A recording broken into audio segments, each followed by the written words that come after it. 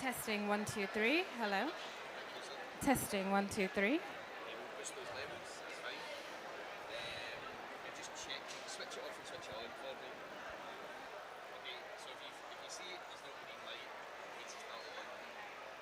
It's simple, but it's something you forget when you're chatting. So I'll leave that mic here. Oh, beautiful. And this one is really nice. My last tip for you. This is off.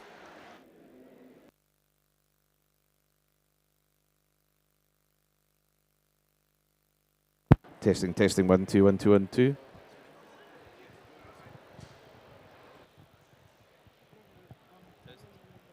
Testing 1, 2, 1, 2. COP Africa 27.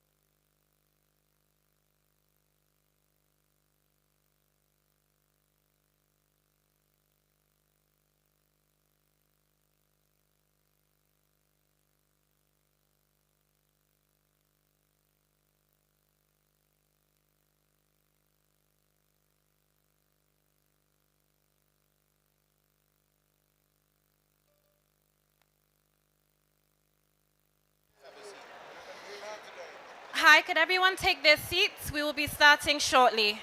Thank you.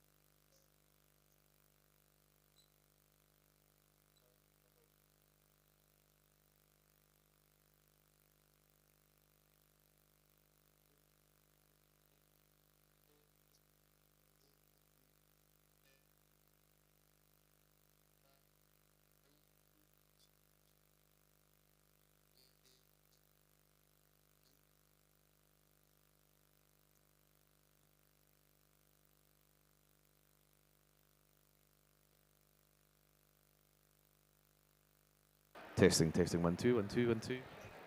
So Grace, so let's come this way. So when you'll say from there, let's.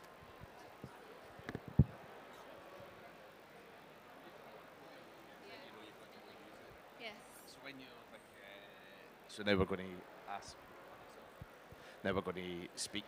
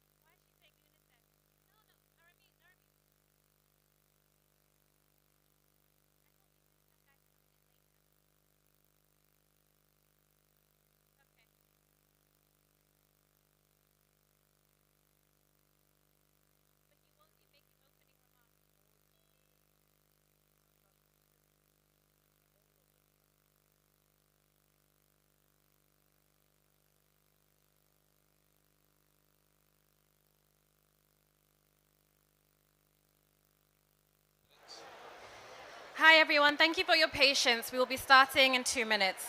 Thank you.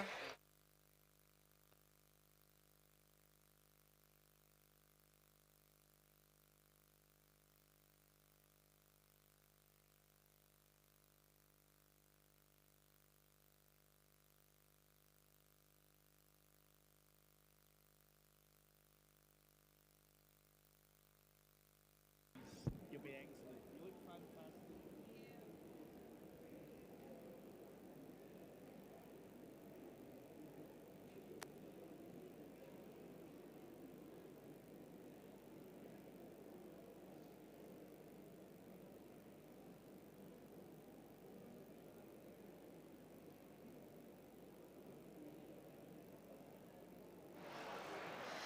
Could everyone please take your seats? We're about to start.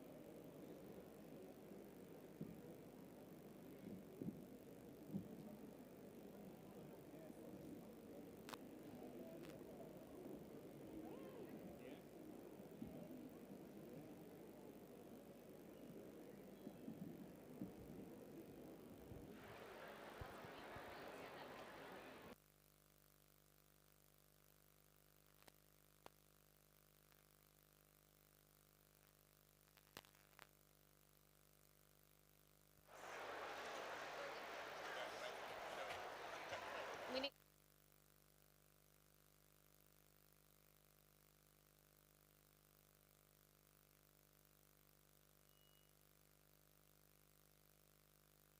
Now?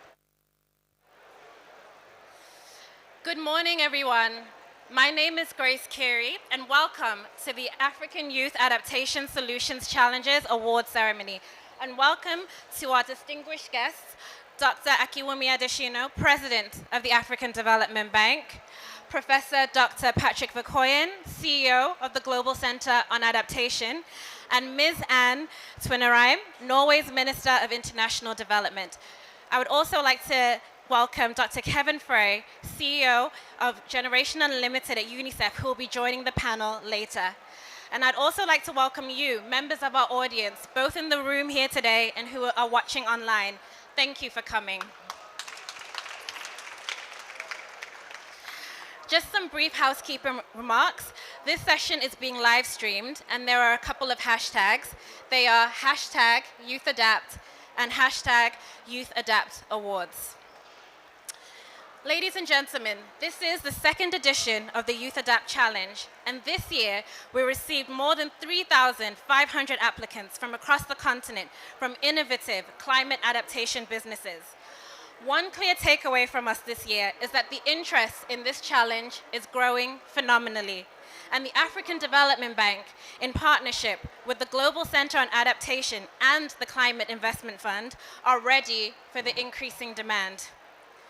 Young people are hungry for change, and they know that change will come from innovative climate solutions across several sectors. The youth mean business, and here today, we also mean business. Last year, we gave young people a total of $1 million, and this year, it just got bigger. I'm so delighted to announce that we are awarding 20 youth-led enterprises $2 million this year. We've doubled our efforts. Amazing stuff. This year's winners are ready, and the funders are ready, so let's get started. Let me tell you how this session is going to run. Believe you me, it's going to be action-packed. Firstly, we will hear brief remarks from the founding partners who are all passionate about young people driving innovations in the climate space. We will then unveil this year's winners, and as they say, experience is the best teacher. So this year's winners will also have the opportunity to hear from last year's winners and get a sneak preview of what they've been up to with the funds and mentorships that they received last year. Finally, we will wrap it all up with an interactive dialogue between our special guests and some of the young people who we have here in the audience today. Let us get started with opening remarks from our two co-founder hosts. I'd be delighted to start with President of the African Development Bank, Dr. Akiwumi Adesina, a strong believer in investing in young people. Welcome, Mr. President. Thank you very much, Grace, and good morning, everybody, and welcome to this session. Let me first welcome my dear sister and friend, Minister Annbeth Tvenerem, from the Minister of Development of Norway. She's such a great friend of Africa, a great friend of agriculture, and a great supporter of the bank, so put your hands together for the Minister. And as you can see, she's also wearing green, which means the future is green, so that's agriculture where she is. My dear brother, Patrick Bakwijian, bundle of renewable energy in everything we've been doing. Please, the CEO of Global Center on Adaptation and the co-founder of this together with us, youth leaders, business leaders, ladies and gentlemen. And we have a very important person also that I should introduce, which is the newest youth leader that we have. She may stand up, Karen Wanjiri Kimani. Come up on stage here. And she wants to be the next Wangari Maathai. So that's it. Thank you very much for coming. Please have a seat, Karen. You know, it's time for us to really continue to speak. So if there's a message I want all the young people today to carry with them, it is this. You know, be the vuvuzelas for Africa on climate change, all right? Vuvuzelas, when you're in the stadium, they can hear you. If you're not in the stadium, they can hear you. Wherever you are, make sure that we hear that Africa's needs cannot be ignored. So I want all of Africa's youth to be the vuvuzela on climate change for Africa. And why? We got 454 million young people in Africa. When we talk about climate change, we're talking about the young people. They will live longer than the rest of us. The world is going to be for them to actually deal with. And therefore, when we save the world, we save it for today's youth. We also save it for tomorrow's youth. The youth, therefore, must be at the center of everything that we are doing with regard to climate change. You cannot ignore the youth and think about climate change. No youth is too young. I just brought up, Karen, for you. No youth is too young to engage on climate dialogue and also to be part of the solution. Why? Africa's youth are very creative. They are very dynamic. They are very engaging. And they're very futuristic. Just look at what has happened in Africa's fintech industry. So the youth are going to be part of the big solution for climate adaptation in Africa. The African Development Bank, together with the Global Center on Adaptation, and also joined by the Climate Investment Fund, set up this Youth Adapt initiative to be able to support 10,000 youth in terms of small and medium-sized youth businesses on climate adaptation, but also empower 1 million youth. That would be 1 million youth with vuvuzelas carrying it around about Africa's needs that are going to be heard around the world. But sometimes when we do all these things, you really ask what's been done. You know, yesterday or 2 days ago, Patrick, we had the African leaders on the African Adaptation Acceleration Program. We had global leaders there saying they hear Africa's needs. And our needs are tremendous. We need about $125 billion a year to adapt to climate change by 2025. And so therefore, we need to have resources on the table. And I was very delighted that two countries, in particular, the UK government announced £200 million towards the climate action window of the African Development Bank. And then the government of Netherlands also announced 110 million euros towards the adaptation acceleration program. At the Global Center on Adaptation and also the downstream facility, the climate action window of the African Development Fund at the African Development Bank. And I know that my dear friend and minister is working very hard in Norway, so give her an advance clap for that. Now, I want to say I also set up a Youth Climate Adaptation Council in Glasgow. And the real reason is because we wanted the youth to be speaking for Africa, but also developing solutions for Africa. And many of the Youth Adaptation Council members are here today. You already heard about what we did last year. We had 10 businesses last year with $1 million. I like everything to be double for Africa, double, double. So turn to your neighbor and say double, double for Africa. Fantastic. So last year we did $1 million. This year we did $2 million. Next year it means we are going to do $4 million. So that's the way it's going to go for Africa. Everything will be doubling up for Africa. Just to close, I want to say that when I was looking through the businesses that will be getting the award today, both myself and Minister of Norway are going to be delighted to see that 80% of them are in agriculture. As you know, yeah, that has been my gospel for the last how many decades, that agriculture is the future of Africa. The lowest bar for Africa is for Africa to feed itself. The high bar is for Africa to feed the world. And we have the land to do that, and it is the youth that are going to do that. Agriculture must be made really sexy, cool. It's a business, it's not a way of life. So if you're a young person hearing me from around the world, just realize agriculture is cool. Today's agriculture, the future is agriculture. Nobody drinks oil, nobody smokes gas, but everybody eats food. So, just to close, we are at COP. Now, I want for all the young people that we are talking to do a different thing. CAP, CAP, CAP, CAP. What I mean by that is create, adapt, and then prosper. Let's prosper. Thank you very much.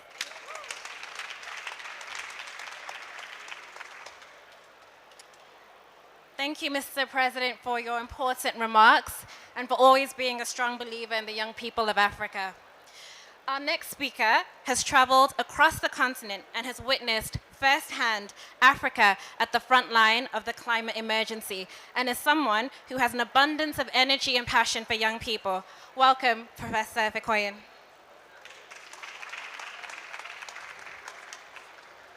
Well, thank you so much, Grace, for this kind introduction. But before I want to share what I want to share, I first and foremost want to thank Minister Trivener. Why? Because Anne, your government, you yourself, has been with us on this journey from the beginning.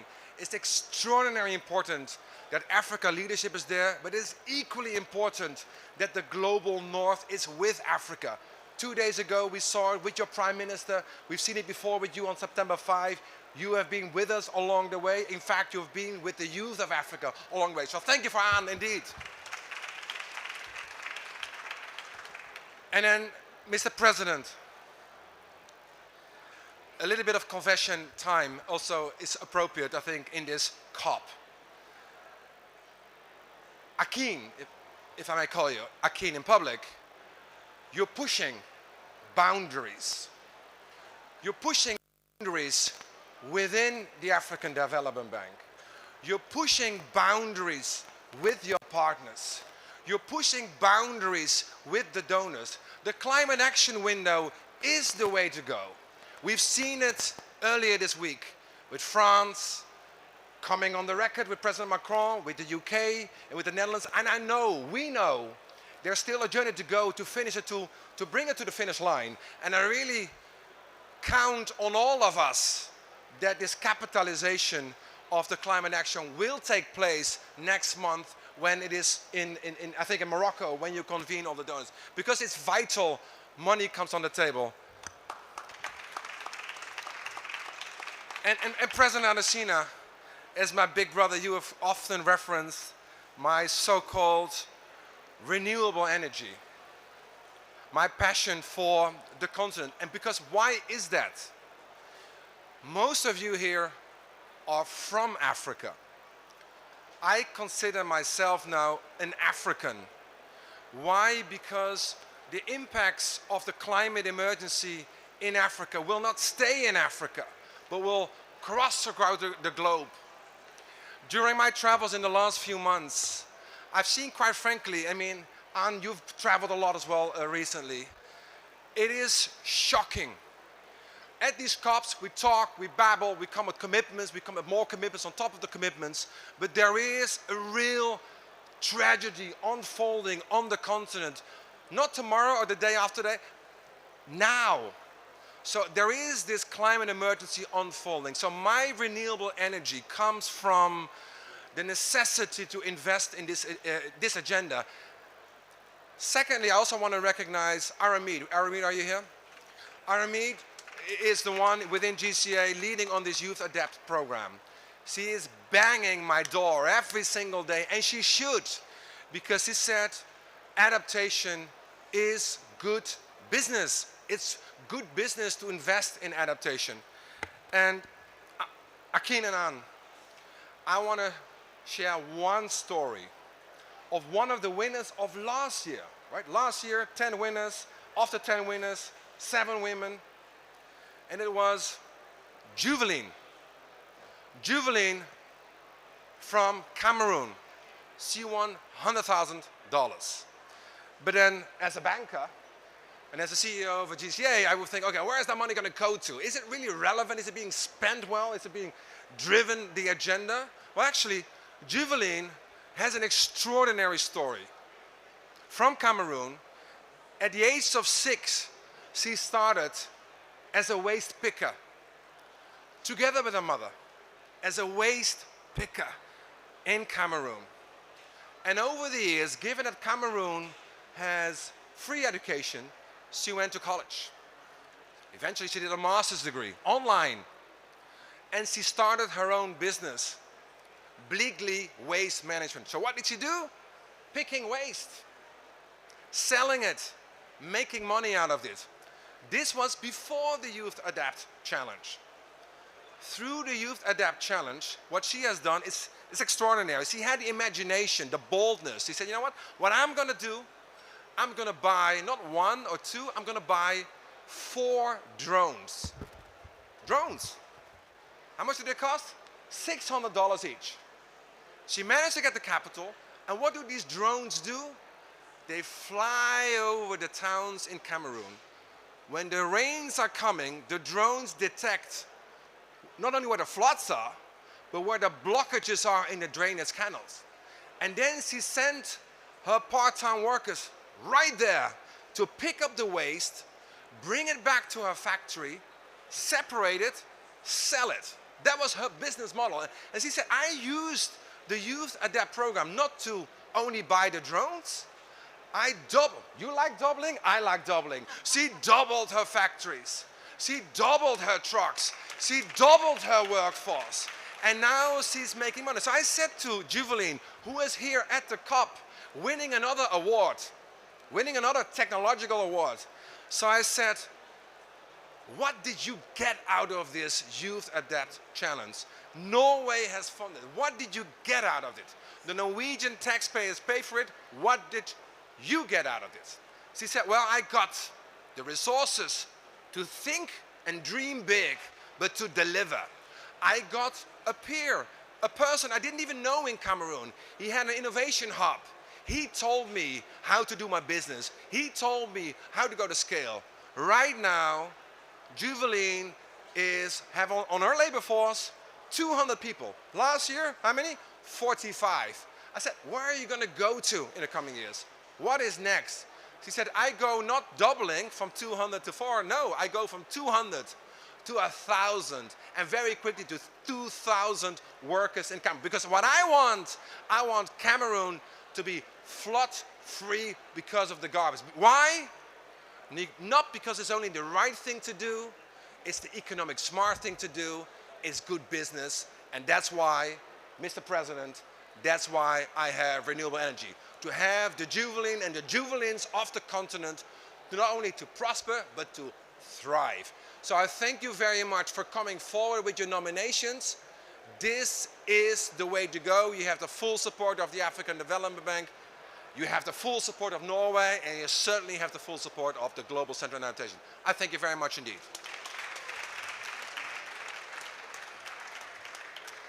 Thank you, Patrick, especially for highlighting one of the incredible success stories from last year's cohort. Congratulations again. And I think the idea of to think, to dream big, and to deliver is something that we should all apply collectively. And finally, last but certainly not least, I am delighted to introduce a friend of the African Development Bank and the Global Center on Adaptation, and a real supporter of the Africa Adaptation Acceleration Program, Minister Swinarame. Welcome. Thank you so much. You know, this is the most inspiring event all week for me. I'm so excited. Thank you, Akin, thank you, Patrick, but most of all, thank you for being here. And thank you for the solutions, giving us the examples of what actually works. You know, it's fun to be at the COP, but I think you all agree with me that what we really want to do is get out of the conference center and get some action on the ground. And it's not easy. And you know, COP after COP, we've been talking about how we need to bring solutions to scale to solve the tremendous challenges that we are facing. And yes, we have to bring things at scale, but on adaptations, the concrete solutions are about tailor-making action on the ground. It can't be up there. It has to be tailor-made for each community. And then we can bring it to scale, but we have to bring it to scale bottom up. And that's where you come in, that's where the youth of Africa come in, because you see the problems and you see the solutions, and you have the energy and the resources to deliver. And we want to help you with that. So I want to thank the bank, I want to thank the center, I want to thank all of you delivering on the AAAP, and also let me mention the gender perspective, because I'm truly impressed by how you're putting gender also in the center of the work that you are doing. And you know what? Adaptation comes from necessity. We have no choice. We have to adapt. We have to become more resilient. We have to find the smart solutions in the communities. But if adaptation comes from necessity, it also provides a whole lot of opportunities. A whole lot of possibilities for jobs, for entrepreneurship, and that's, you know, that's where we're going to prosper. So I'm just really looking forward to hearing the good examples, hearing how we can help each other to scale it up. Best of luck to the winners and to all the others out there who are also winners, because we are going to get that adaptation work done. Thank you.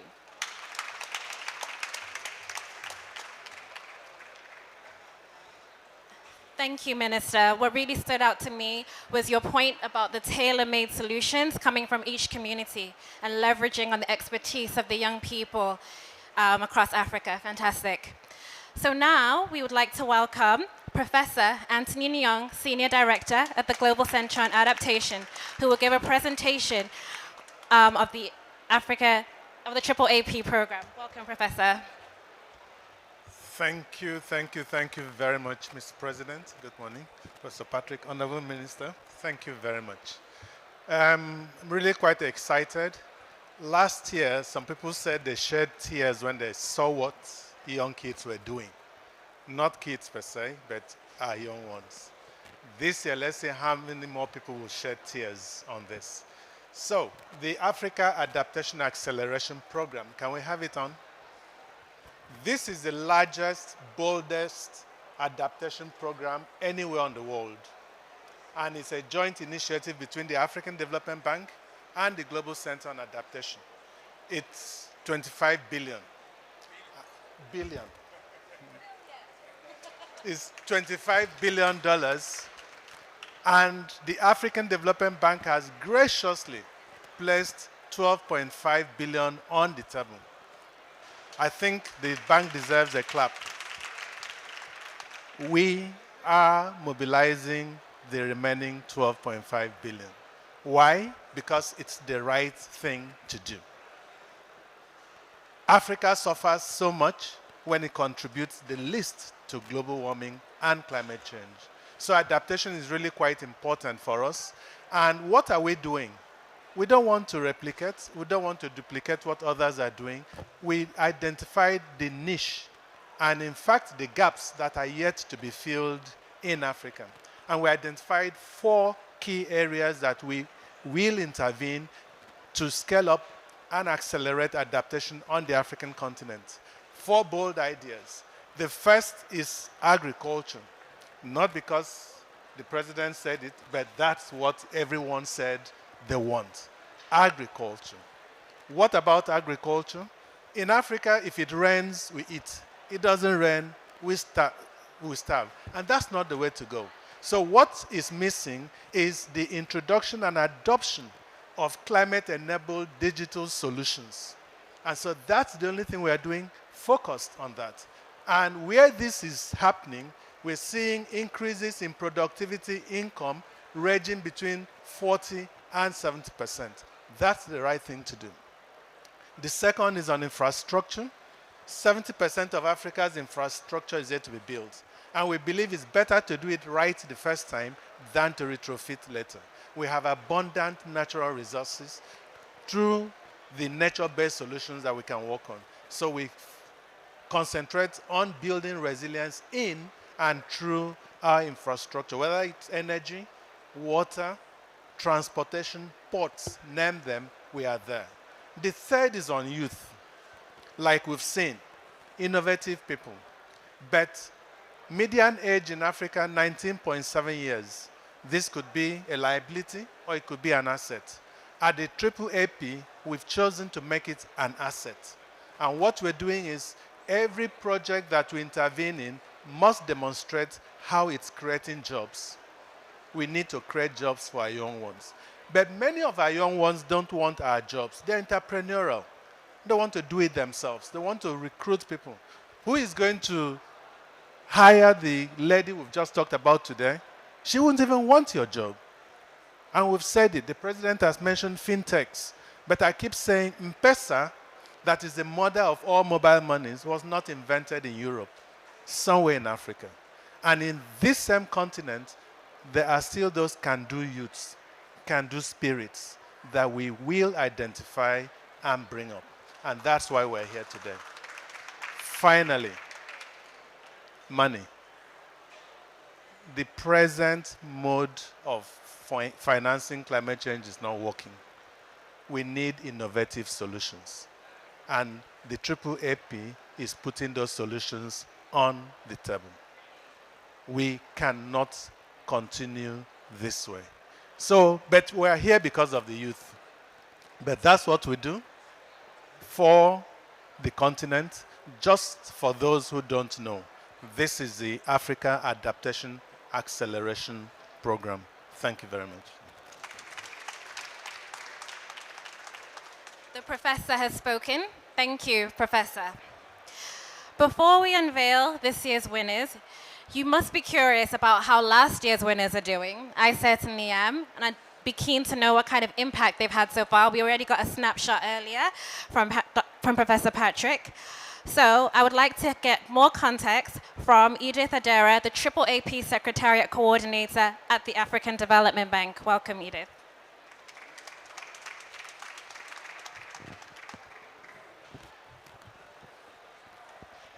Thank you very much. I can tell you I'm also extremely excited to share with you what the winners from last year are doing, to really show that the Youth Adapt program is moving the needle. It's no longer talk. The young people are having action on the ground. With the next slide, please, put up the slide. I like what Mr. President said, create, adapt, and prosper. And really, that's what the young people are doing. Today, we have 2 of the winners from last year with us. We have Eric Bosire from Airy Lab. Eric. We have Jesseline from Mumita Holdings in Cameroon. And as Patrick mentioned, Juveline will be joining us later. She's receiving an award as we speak, which tells you they are winners, and we have many more winners. If you can put up the slide, technical team. These Youth Award winners will actually also, from last year, will be showcasing their innovations on Saturday, the 12th of November, from 3 to 4:30 p.m. at the Youth Pavilion. At the Youth Pavilion, they had a lot of applications, over 500. So these youth were the top 50 to showcase their work, which really shows that they're making a big difference. I'd like to show you, and I hope the slide can come up.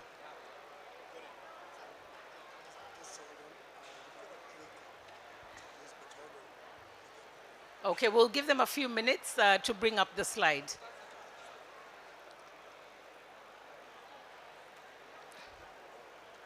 Okay.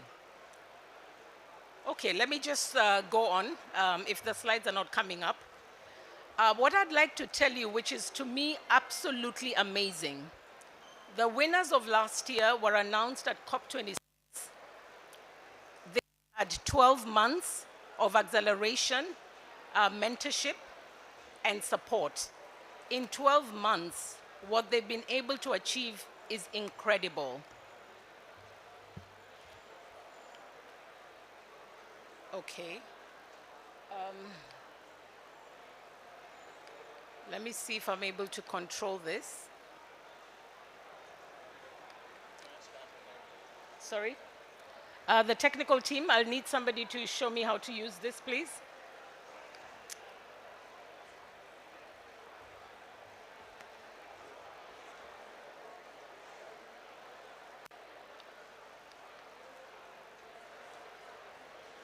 Yeah, I need to show the slides.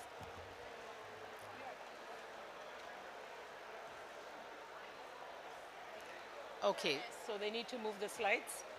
She's gone with it. Can you go left or right? Okay, so the next slide, please. Okay, thank you very much. So these were the winners for last year. As I mentioned, they got business and technical support over the last months and $100,000 of grant funding support. As we mentioned, there were 10 winners, and we had an additional 5 winners from Francophone Africa. So that gives us 15 winners from 10 countries. Next slide. Now, it's very amazing what they've been able to achieve, over the last 12 months. They have created 174 direct jobs, had about over 7,500 indirect jobs, and mobilized close to $100,000 of 4 of the enterprises. What's also amazing is that many of them have mentioned that they've actually been able to increase their revenues up to 50% in that span of time. And it looks like there's this magic of doubling, and many of them have doubled their production capacity. Others are entering new markets, and then they're also beginning to have discussions with equity funders as well, and equity partners who are coming in, and other funders. So they've done incredibly well in 12 months. One of the things I've been telling my colleagues, we have been moving incrementally. You know, 15 years, winners last year, 20 winners this year. We need to double, triple, and get to our 10,000.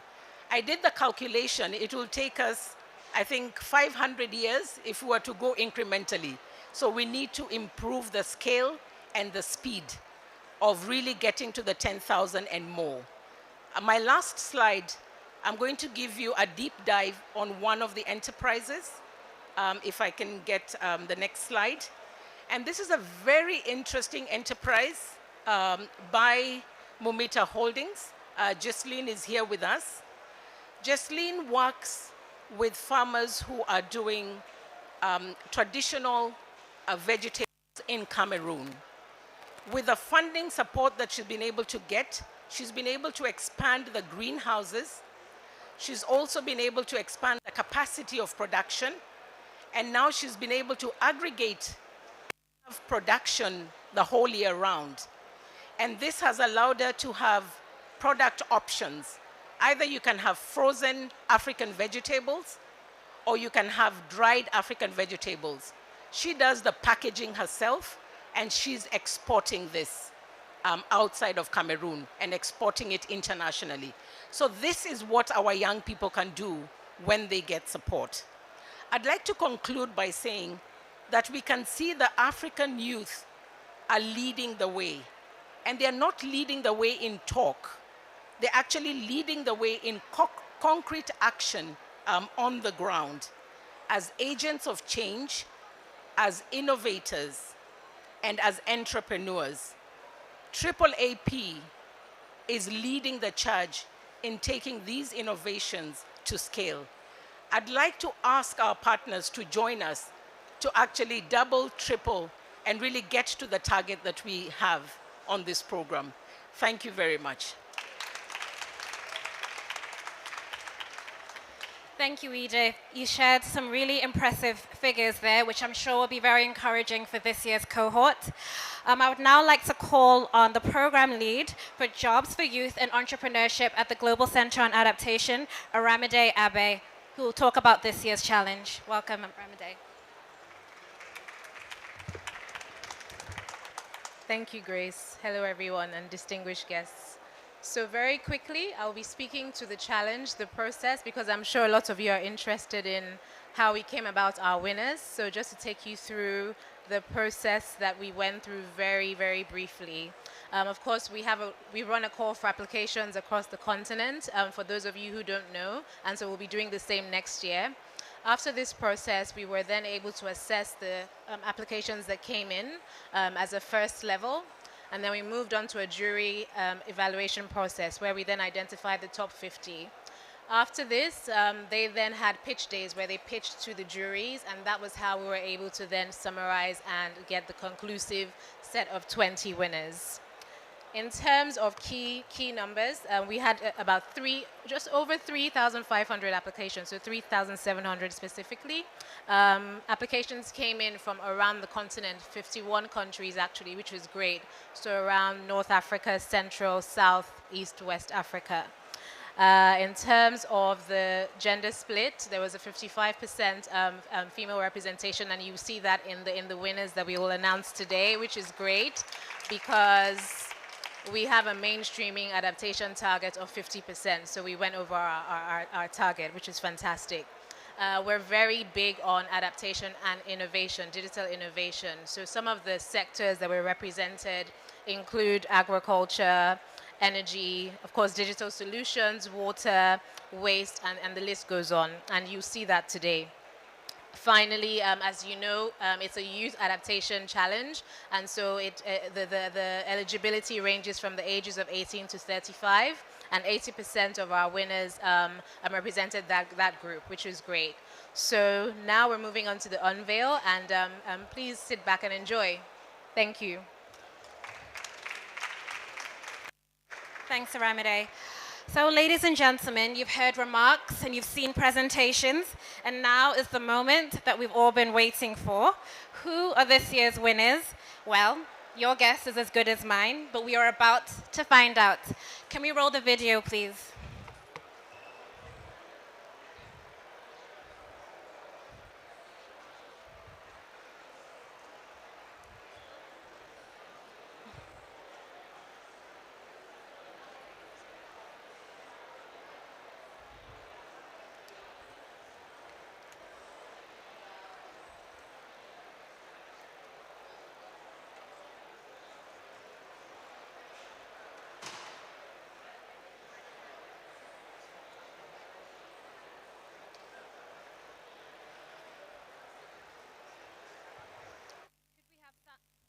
Could we have sound 2, tech team?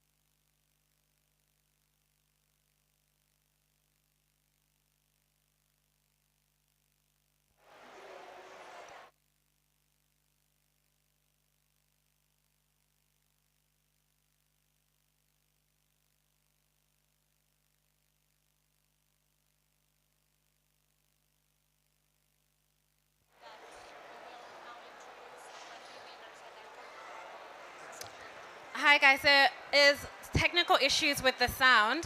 So tech team, could we just show the 20 winners now? Could we cut to them live?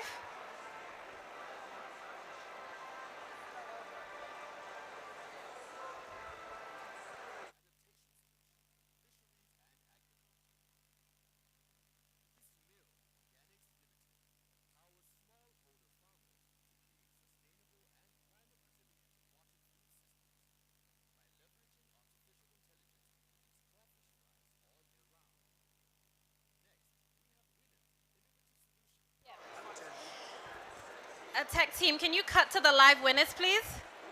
So that we can engage with them.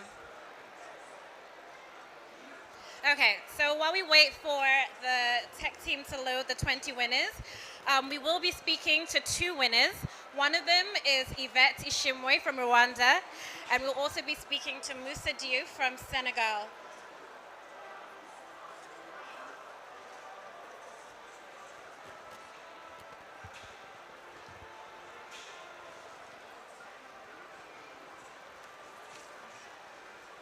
Okay, while we wait for the live to happen, as mentioned, ladies and gentlemen, we will have 20 winners, and each of them will be receiving up to 100,000 USD for their brilliant ideas, and that comes to a total of $2 million through this initiative. And in addition to the capital, they will also be getting 12 months of mentorship, which is incredible stuff. So please join me one more time in congratulating all the winners. And I'm sure this achievement will be an inspiration to many more next year. As you can see on the screen, the 20 winners are shown there. I'll try one more last time with the live link. If not, we'll cut to the dialogue.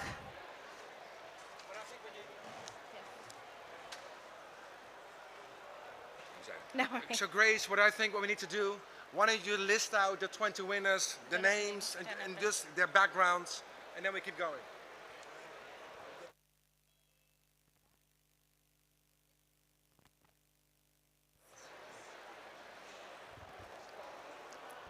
Hello, can everyone hear me?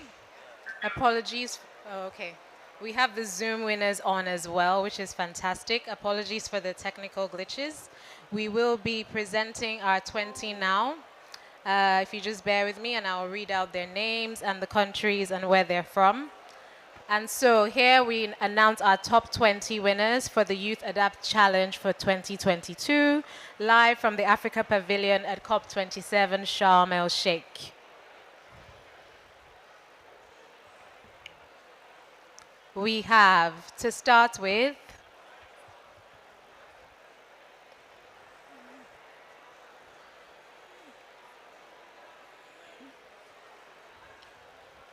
segment Agriculture and Food, Malawi, Joyce Sikwese, Green Impact Technologies.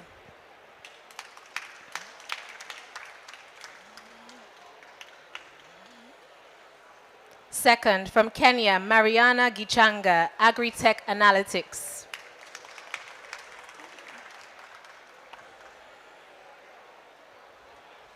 In no particular order as well. Third, from Egypt, Reham Yahia, Baramoda.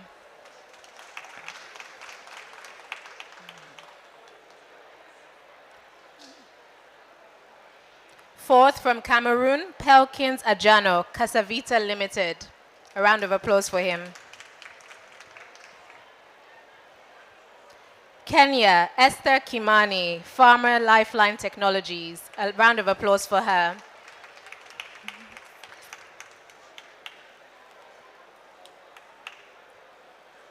Nigeria, Rebecca Andeshi, Grow Circular Agro Services. A round of applause for her, please.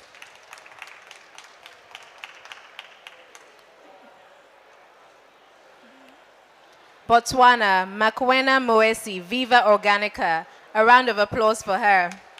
There's quite a few hers here. We're quite proud of our women today. Egypt, Moata's Yusri, Voltex for Engineering and Industries. A round of applause for him, please.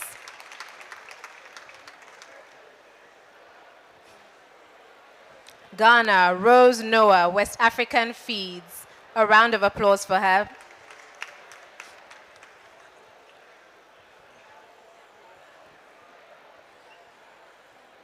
Senegal, Moussa Diouf, agro expert farming. A round of applause for him.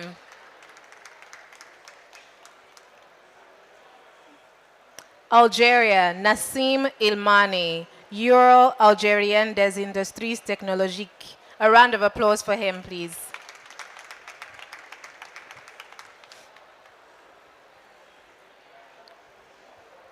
Côte d'Ivoire, Noel Nguessan, Lono. A round of applause for him, please.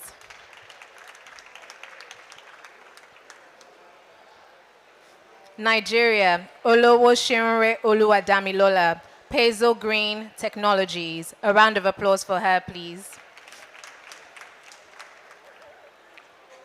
Uganda, Frank Mugisha, Akatale on Cloud. A round of applause for him, please.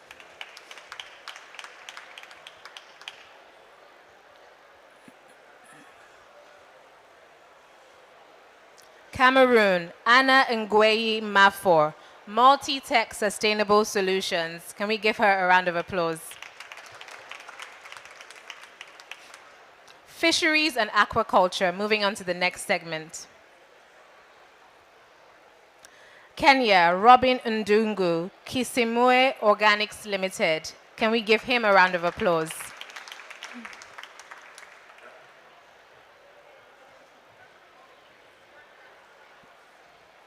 Water resources and sanitation, next segment.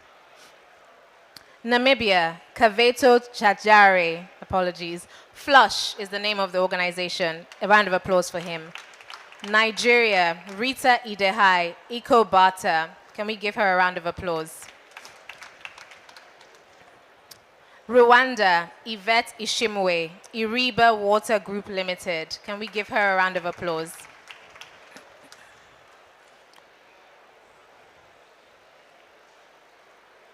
Malawi, Ulaya Mwale, Mpatsa Engineering Company Limited. Can we give him a round of applause?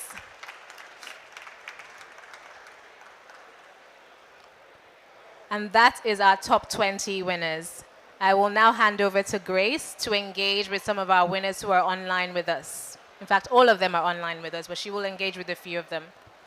Thank you. Thanks, Aramide. I'm delighted to call on Yvette Imishwe from Rwanda. Hello, Yvette. Can you hear me? Hello, yes, I can hear you. Oh, perfect. Congratulations, Yvette. It's so good to have you here together with the other 19 applicants or winners. So now our audience is eager to know, and so am I. Can you tell us briefly in 1 minute, what does this award mean to you? I mean, this award is a huge opportunity, and it proves to us, and myself and my whole team at the River Water Group, that what you're doing is actually important and that we should keep it up. And this is really going to take our enterprise to a whole new level. Plan to use this award money to set up new tap and drink systems in more towns and schools across Rwanda and DRC. And that means more people gaining access to clean drinking water. That means more jobs being created. And that means we're going to be able to have a bigger influence, behavior change around the use of rainwater as a prized resource. And we can't really thank enough the Global Center of Adaptation, the African Development Fund, and Climate Investment Funds for these life-changing opportunities. We are very, very grateful. And thank you so much for this opportunity. That's so awesome. Thank you, Yvette. Keep up the good work. So good to hear from you. And now we're going to cross over to the other side of the continent and speak to Moussa Diop from Senegal. Moussa, vous êtes là? Oui, je suis là, ça va, Oui, bonjour, merci d'être venu. My French is not as good as my English, so I would just say félicitations, Moussa. The same question goes to you. Can you tell us what this award means to you? And again, you have 1 minute. Alors, vous. Ok, merci à tout le monde. Donc, voilà, moi, je m'appelle Moussa Diouf. Je suis le fondateur de AgroSPF Famille. Voilà, donc, je suis très content d'avoir ce financement. Voilà, ça signifie beaucoup de choses. C'est vraiment énorme pour moi, c'est énorme pour mon entreprise. Donc, ça signifie que nous allons augmenter voilà, la capacité de nos notre entreprise a impacté beaucoup plus des agriculteurs au Sénégal. Nous allons augmenter le nombre d'agriculteurs que nous allons servir cette année avec ce financement. Et donc, quand on augmente le nombre d'agriculteurs que nous allons impacter, ça veut dire que nous allons augmenter le chiffre d'affaires de notre entreprise. Donc, nous allons aussi la Mauritanie, donc, qui va nous permettre d'aider encore beaucoup plus de petits agriculteurs en Afrique. Oh, merci beaucoup. C'est génial, Moussa. Félicitations encore. So, so, ladies and gentlemen, we've heard from everyone, and now it's of our audience. Thank you.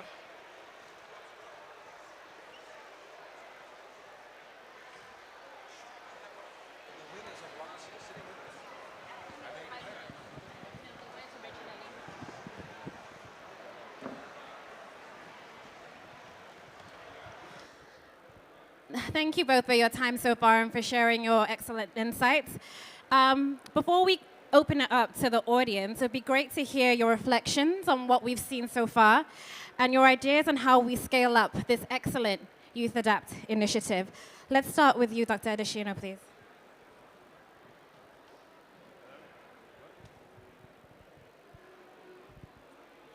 Well, thank you very much. I think first and foremost, I am absolutely delighted with the announcement this year that we are having $2 million for these really very exciting businesses that have been set up. And just listening to what Yvette said, that this is just life-changing opportunities. You can imagine young people changing opportunities for themselves, opportunities for their businesses, opportunities for their own communities, but also having a can-do spirit, can-expand spirit for Africa. That's really what this is all about. So I'm very excited about all the awardees that we have this year, and I know they will do great things. So, let's just keep going. Thank you, Dr. Adeshino. And would you all please welcome our third panelist, Dr. Kevin Frey from UNICEF. Thank you for joining us. And it'd be great to also hear your thoughts on what you've heard so far. It's been, I think we heard from an earlier speaker today, one of the most inspirational sessions of the week. If I was to be totally honest, I've been a little troubled walking around COP the last few days. And one of the things that has troubled me is, in fact, the average age of this conference. But when I looked to the TV screen and those winners, I saw the youth, I saw the future. I saw the entrepreneurs who are going to disrupt, who are going to provoke, who are going to create the small enterprises, the medium enterprises, but also those green unicorns that will actually take us to a green and sustainable future. So I'm so excited to be at this session with AFDB, with GCA, focused on young people. I think COP needs young people at the center, and that's why it's so exciting to be here today. Thank you so much, Dr. Frey. And the work that you're doing at Generation Unlimited is really pioneering. So thank you for being here. And last but certainly not least, Professor Vakoyan, can I invite you to share your reflections? Well, thank you so much, Grace. My reflection is not so much on the scale, because we need scale, but it's on the speed of the transformation which is required. I mean, I know, Professor Adesina, you have not one honorary doctorate or three. You collected them. You're an honorary doctor in this and in that, so you're much better, also a mathematician than I am. So the doubling in and of itself, the doubling will not do this to get to the 10,000. So I think we now need to find a path forward, not just for the future, but for the present, to really speed up this program. I think we need to work with other partners to bring into this, because quite frankly, Grace, we are living in a world of multiple crises. I mean, we're still recovering from COVID. There is something like Ukraine. I mean, there are very progressive development ministers. We had Anne with us as one of those examples. But there are also different forces globally. And the most often question I get from any interview in the Western press: why are we investing in Africa? What is in it for us? And I think the answer is, it's jobs, jobs, jobs. It's not a moral agenda alone. It's an economic agenda. I think that story needs to come out much stronger. And for that, we need examples. We need to, we were just whispering on stage. We need to go to Bill Gates as soon as possible to anchor this program. Not 20 winners next year. I don't want to dare to use a number, but a much higher number. 50 winners next year. And then triple and quadruple. I think that's the challenge, what we need to do. We saw 3,500 applicants and 20 winners, which means there are still 3,500 businesses who want to join this journey. There are thousands of young people who are ready to join the climate entrepreneurship movement. And I think we are ready to support them, but we really need the support of the global community to lift this agenda. He and I were just talking on stage about how we are going to do that. But let me tell you, because in the interest of transparency, it's important to see what our plan is. So let me lay that plan out for everybody. First and foremost is that at the African Development Bank, we will incorporate what we call youth markers into all of our lending operations. Now, today at the African Development Bank, we have something that's called gender marker. You cannot get anything done and financed at the African Development Bank without saying what you're going to do for women in Africa, because we fundamentally believe that when women win, Africa wins. So we have been so successful, 100% of all of our operations at the African Development Bank are gender marked. So that just tells you how, and we are the first institution globally to be that. So when we do that for young people, we will also be the first in the world to do that. What does that mean concretely? For example, you're looking at Global Center for Adaptation. We used, what, $10 million, right, from you to allow us to incorporate in our lending program $1 billion for climate resilient infrastructure. So when we do this kind of gender marking, it can bring in a lot more billions of dollars that will impact on young people, because I want the African Development Bank being accountable for young people in Africa. The second one is all these young businesses, the ones from last year, the ones that are all on the screen, all of you, congratulations. Can you please clap for them once again? We don't want you remaining small, and I think the UNICEF, so what's the name of the place? Kevin said it, the new unicorns for adaptation, we will call them adaptation unicorns. Yesterday, I was speaking to the business leaders in Africa. It's called Africa Business Leaders Coalition. It's a coalition of 50 businesses with a total of revenue of about $140 billion. And they put up a climate action agenda.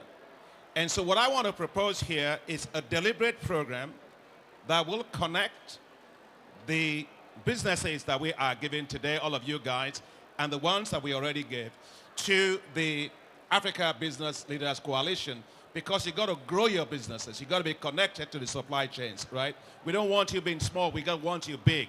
So that is the second action that we are going to take.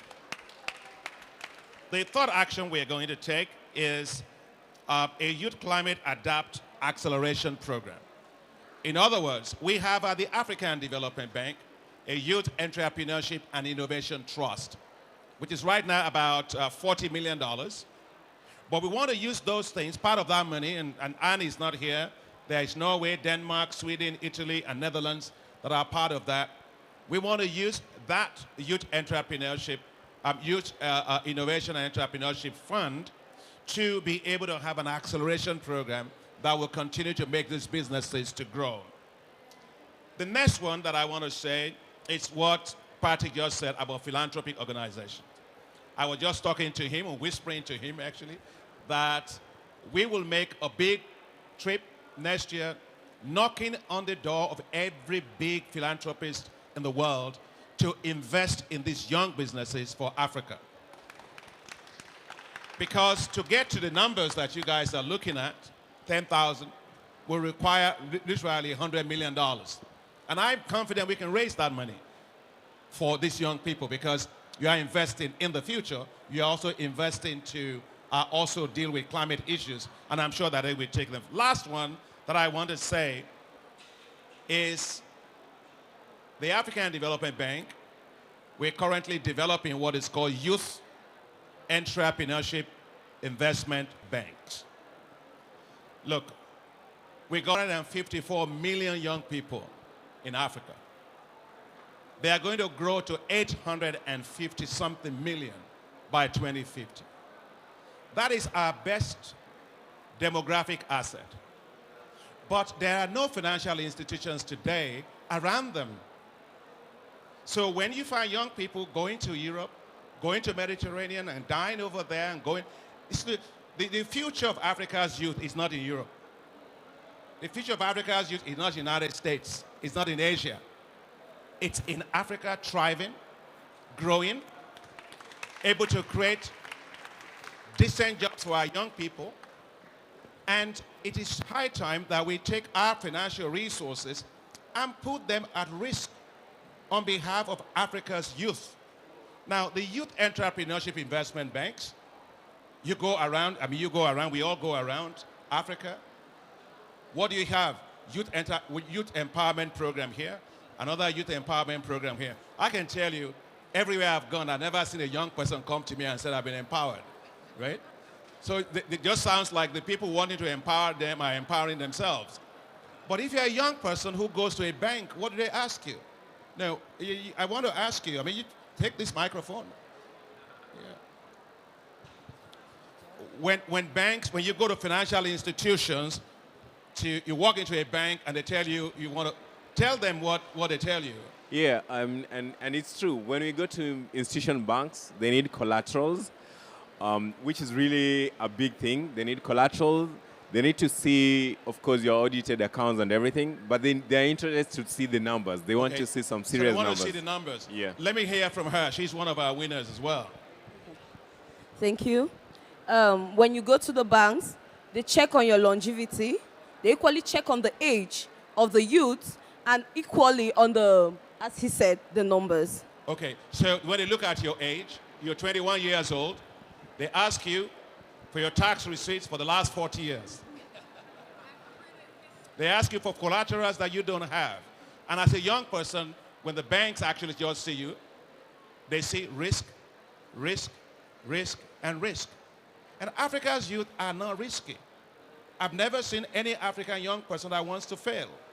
So the financial ecosystem must be redesigned to allow us to create a new ecosystem that supports the businesses of young people to thrive in this continent.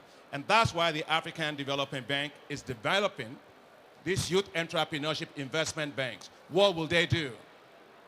They will do the following. They will support businesses like yours in the life cycle of their businesses. It's not just something you do today. They will deploy technical assistance, business development services, business acceleration services, debt finance, de-risk, and equity. Let me give you an example. I went to Cape Verde. I walked into a shop, and there was this business called M&J. M&J. The young people, 25, 26, brother and sister, they have become now the largest, one of the largest businesses, young people in Cape Verde. They started 3 years ago. They grew their revenue to 7.8 million euros in 3 years. They got a grant of 400,000 euros from the Ministry of Finance. The Minister of Finance was in front of me, and they said to him, we pay taxes of 980,000 euros after 2 years. Just imagine what that is. So these youth entrepreneurship investment banks will scale that kind of thing up. So we will be with the young people on this continent with a brand new financial institution that you can walk into, there'll be nobody wearing bow ties and stuff like that there. There'll be businesses of designed only to catalyze, to inspire, and to grow the businesses of young people. So that's our plan. That's our vision. I am very, very confident. I have faith. We have faith in Africa's youth. But now we will make all financial institutions to back Africa's youth because that's our greatest asset. And we must therefore put our capital at risk on behalf of Africa's young people. I have every confidence that Africa's youth will thrive and prosper in this world, but right here in Africa, not outside. Wow. Thank you so much, Dr. Adeshina. As we can all see, so many major things have been done, and we have so many exciting things to come. I think this would be a great window to open up the floor to the youth in our audience right now, or members of the audience generally, to take a couple of questions. Any questions?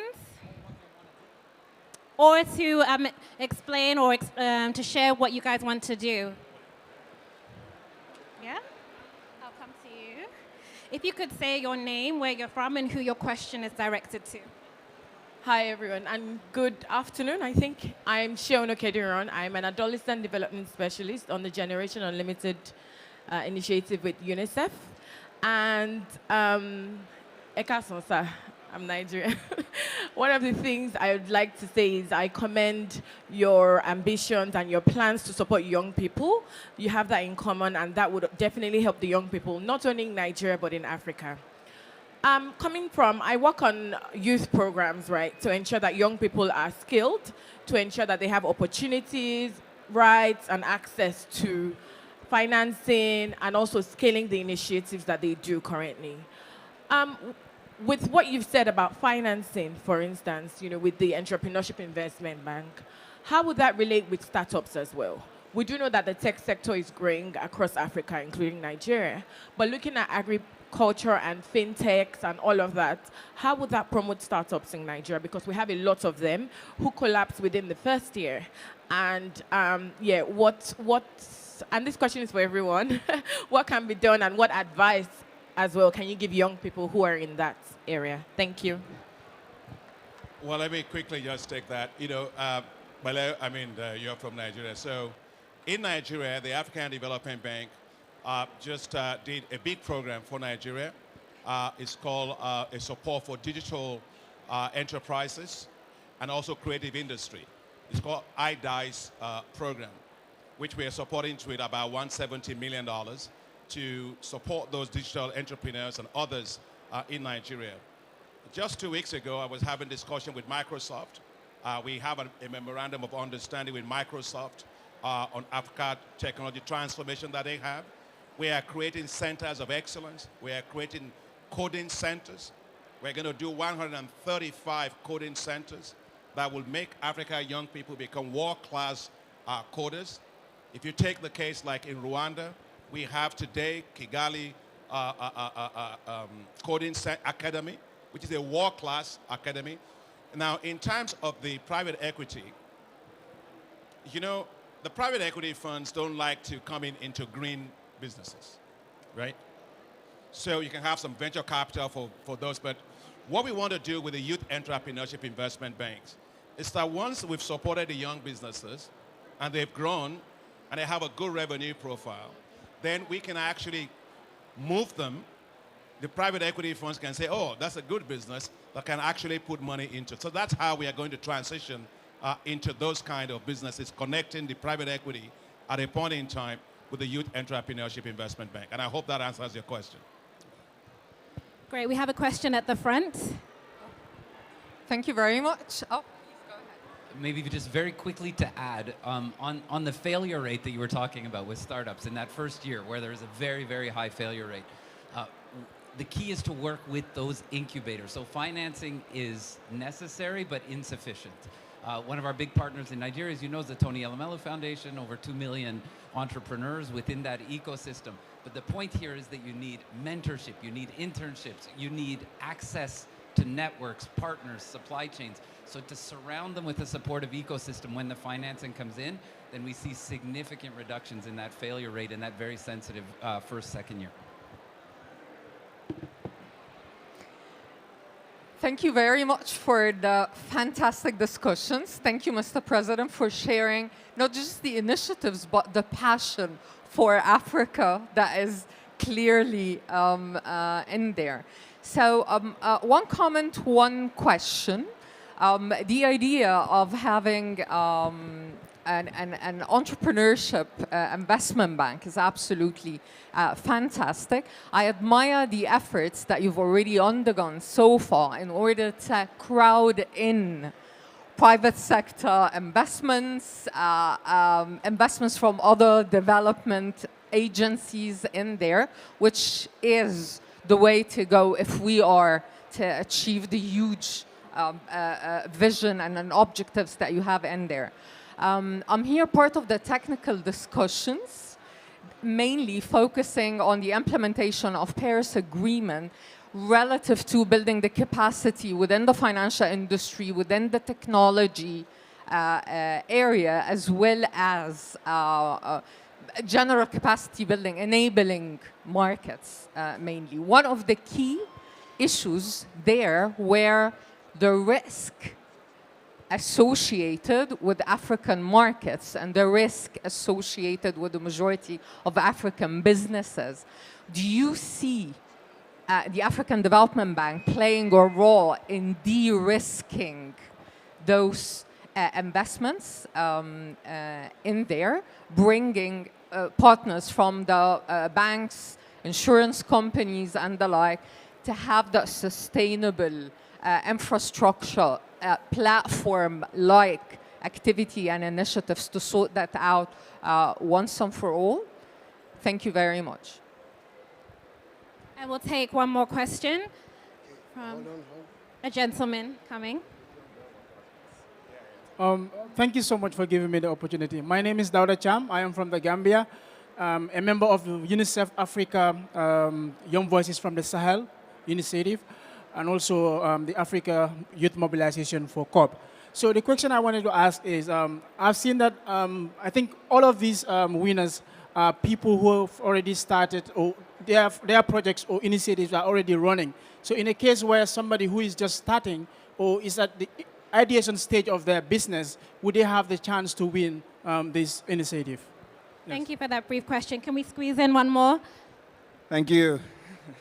Mr. President, a question for you. My name is Mark Watum. I'm from South Africa. I'm the founder of both Vertex Ecosystem and president of the Vision 2030 Fund. Vertex Ecosystem, so you know, is an entrepreneurial empowerment ecosystem. Incubation, acceleration, mentorship, pitching, preparation opportunities all in one space.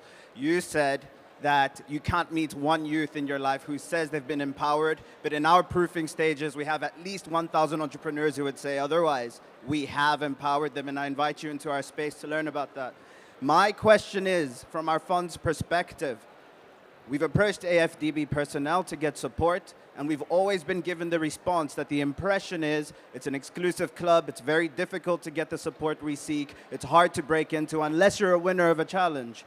How can we get correct exposure to projects that actually empower our youth, our environment, our agriculture, water systems, and all innovations that we're here to discuss in this conference? What would you say to that, sir? Please. Great. And our final question comes from the youngest delegate at COP, Karen.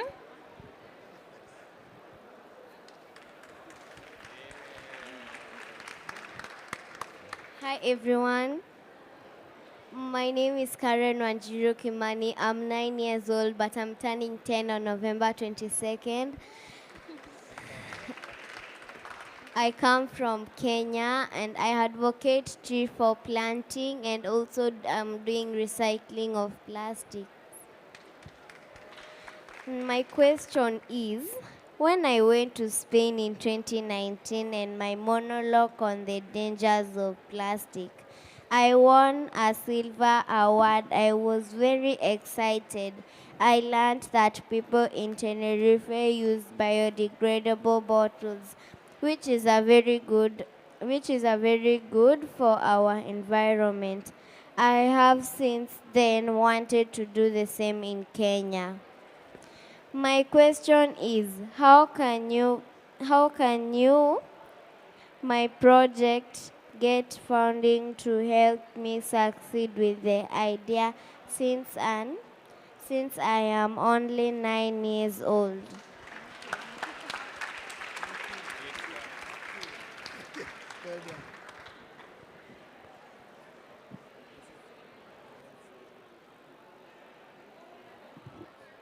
Well, let me say that as a 9-year-old, you're starting a business, that's the way to go. I'll say that to give you an example to encourage you. There was one of the sons of my friend who was a professor in the United States. I went to see him, and he was just 11 years old, just 2 years older than what you are now. And I got into their house, and he had headphones. And he spent hours and hours on the computer. So I was very concerned that he wasn't going to get far by playing video games all the time. So I went to him and I said, look, you should stop playing video games and maybe concentrate on doing something else. And he took his headphone off and he said, I am in a board meeting. And I said, board meeting? What kind of board meeting? At that age, he had created a company. His elder brothers were at Yale and Harvard and so on, and they joined him in that company. Today, that company is called Relief. If you go on the internet, just click it, it's called Relief.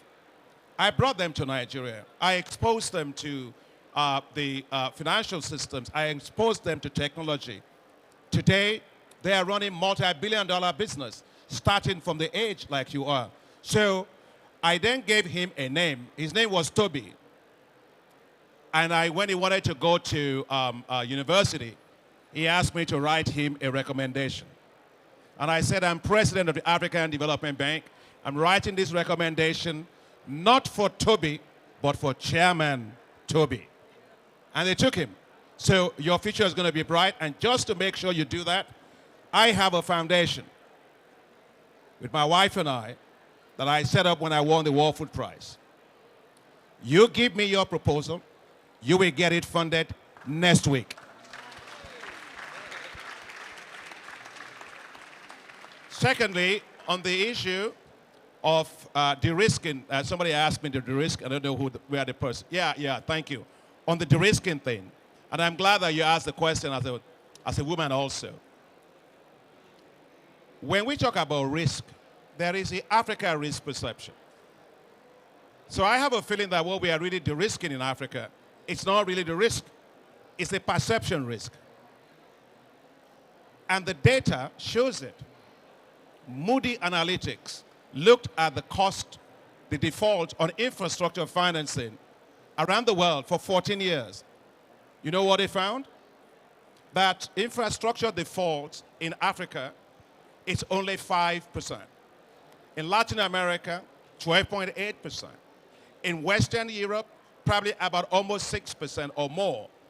If you look at even Eastern Europe, almost 9%. And so Africa is not as risky as you think. We just finished the Africa Investment Forum last week. In less than 72 hours, we mobilized $31 billion on this continent in Africa in less than 72 hours. And when you take that with what we did, even virtually this year, we did the Africa Investment Forum virtually. We raised $32.8 billion of commitments to Africa virtually in less than 72 hours. Does that sound to you like a place that's very risky?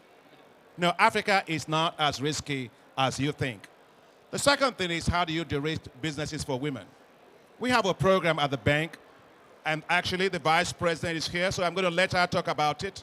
It's called Affirmative Finance Action to Women in Africa, to de-risk the businesses of women.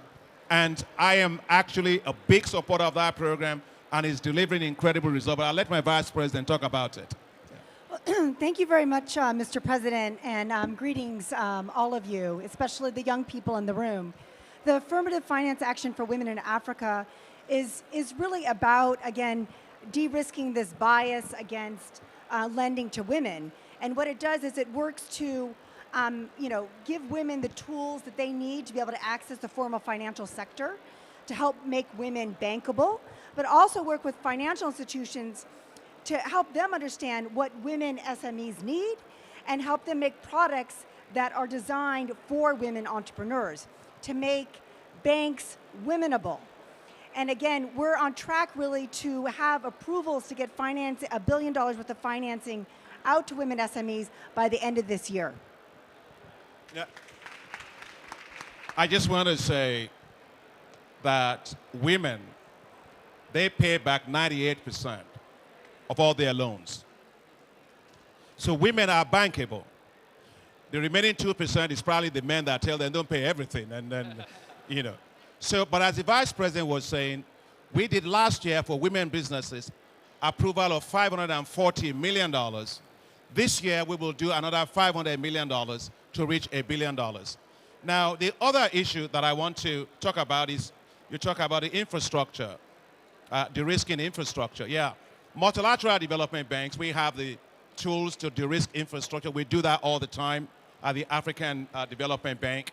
And we just launched, yesterday, what's called the Alliance for Green Infrastructure in Africa to mobilize $10 billion for infrastructure in Africa.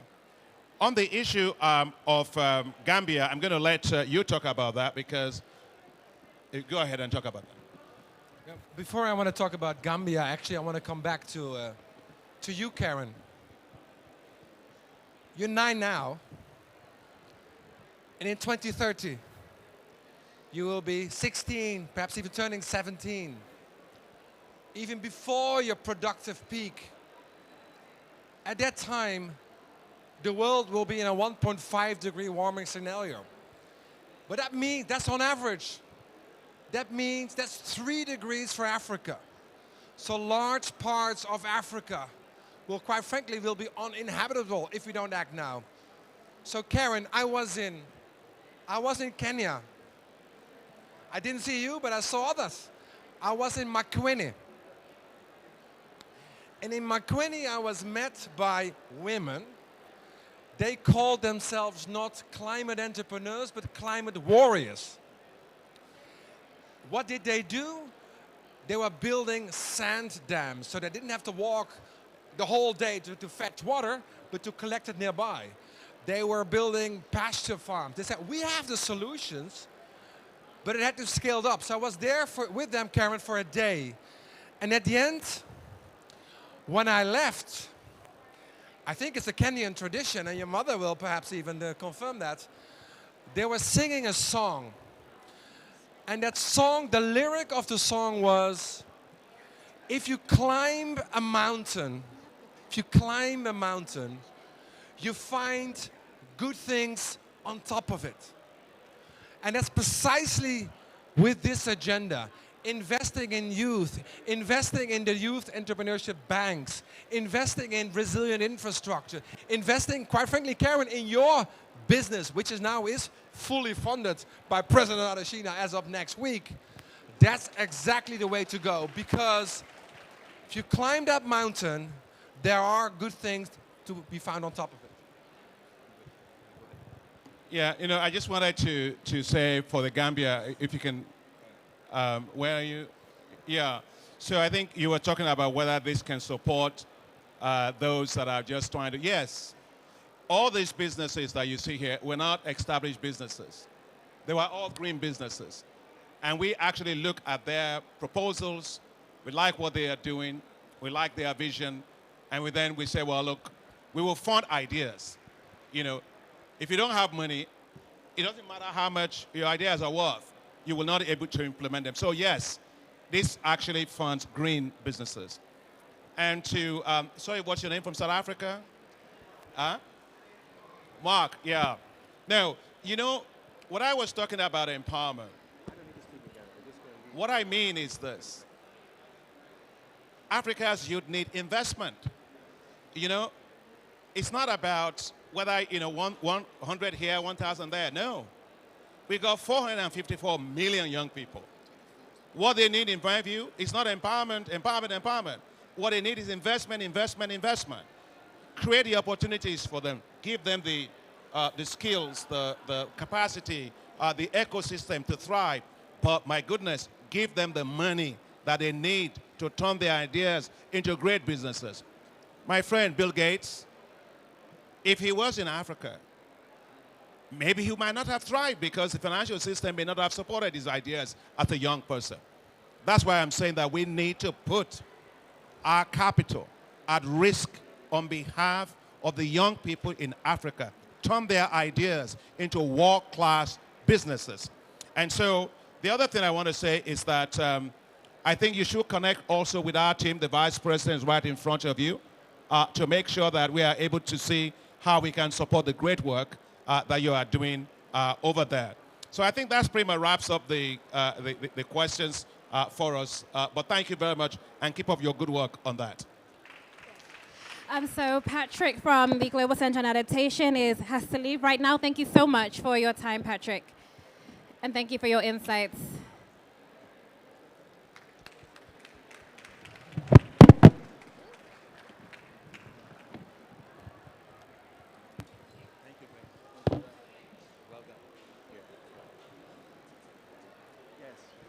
So we're going to take a quick family photo with our distinguished guests and the winners.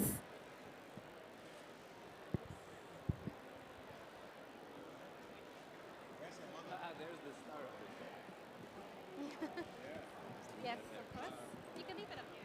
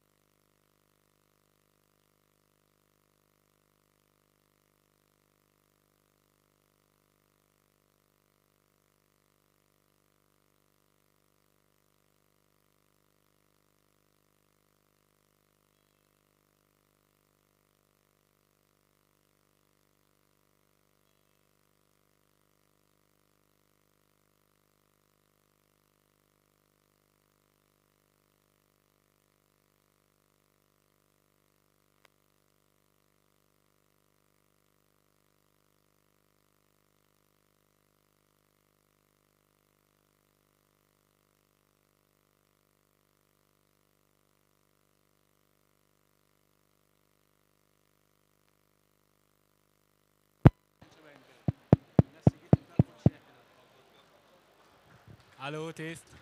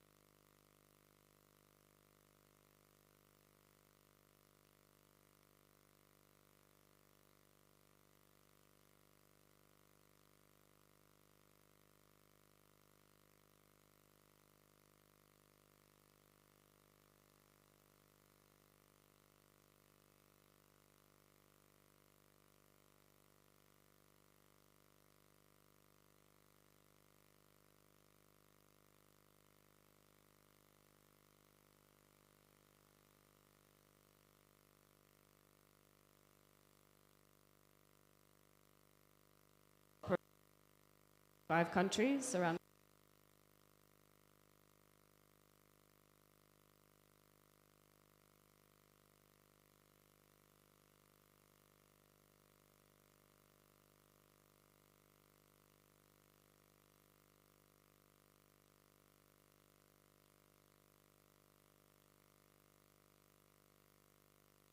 And we have a partnership office. Beautiful.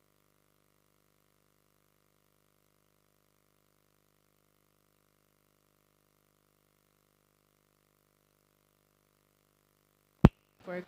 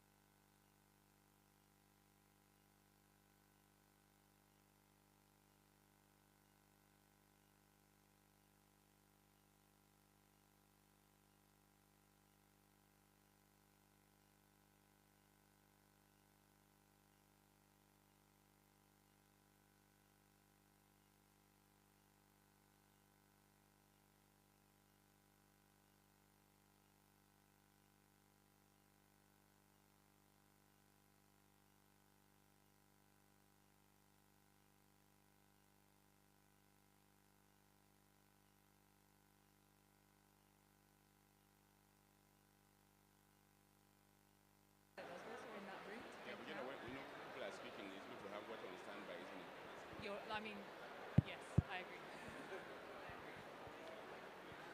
But I think there's something very exceptional about this Egypt COP27. Things are very scarce. Things are, especially food. Exactly. So I It's hope very that strange. I hope that everyone is getting enough sleep when they can and getting enough food when they can, Yeah, because yeah. this is a Good afternoon, ladies and gentlemen. Welcome to this the Africa Climate Resilient Investment Facility event here at the Africa Pavilion. We are about to start. I would like to welcome our key speakers for the opening remarks to come on stage, please. May I call on Dr. Kazura Kamugisha from the African Union Commission, please, to come on stage. May I call on Dr. Simeon Ehu from the World Bank, please, to come on stage. And Mr. Henrik Franklin from the Nordic Development Fund, please, to come on stage.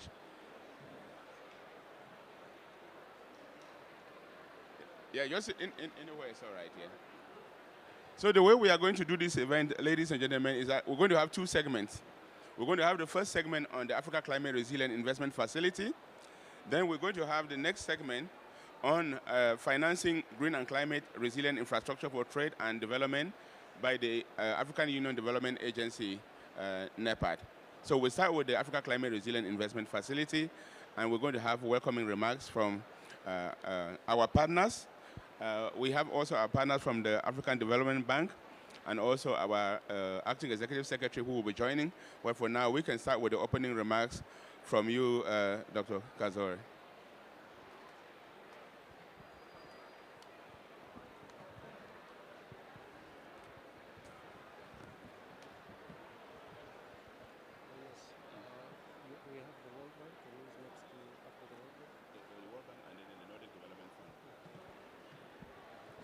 Thank you very much, Linus, representative from the World Bank, the representative from the Nordic Development Fund, colleagues from the Pan-African institutions, ladies and gentlemen, good afternoon. First of all, I would like to take this to extend my gratitude to our key partners, including the United Nations Economic Commission for Africa, UNECA, the World Bank, and the African Development Bank, for coming together to create the Africa Climate Resilience Investment Facility, AFRIRES. I would like also to thank the Nordic Development Fund for their continued efforts towards funding this facility. The AFRIRES is coming at a crucial time when Africa is currently faced with twin challenges of addressing its infrastructure deficit and climate change at the same time.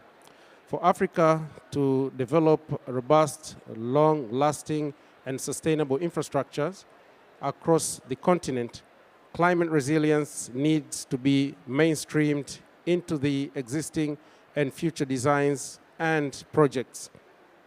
We are all aware that climate change is already impacting negatively on key areas and sectors in Africa, including agriculture and food security, water supply, healthcare, energy, and regional security, biodiversity. For example, in terms of agriculture and food security, over 90% of the population in sub-Saharan Africa depends on rain-fed agriculture. Extreme weather conditions such as persistent drought and floods are projected to compromise agriculture productive in terms of yield potential, length of growing season, and arable land resources. Ladies and gentlemen, currently Africa stands out as the most vulnerable region to the impacts of climate change, despite accounting for less than 4% of the global GHG emissions. One of the major reasons for the high vulnerability in Africa is low levels of development and infrastructure to adequately adapt to the impact of changing climate. To address the climate change problem in Africa, there is a vital need to mainstream climate change into development policies, which will provide opportunities for designing climate resilient and low carbon development path for Africa. There is no doubt that increasing weather events across the world, drought, floods, cyclones, severe storms, heat waves, etc., indicate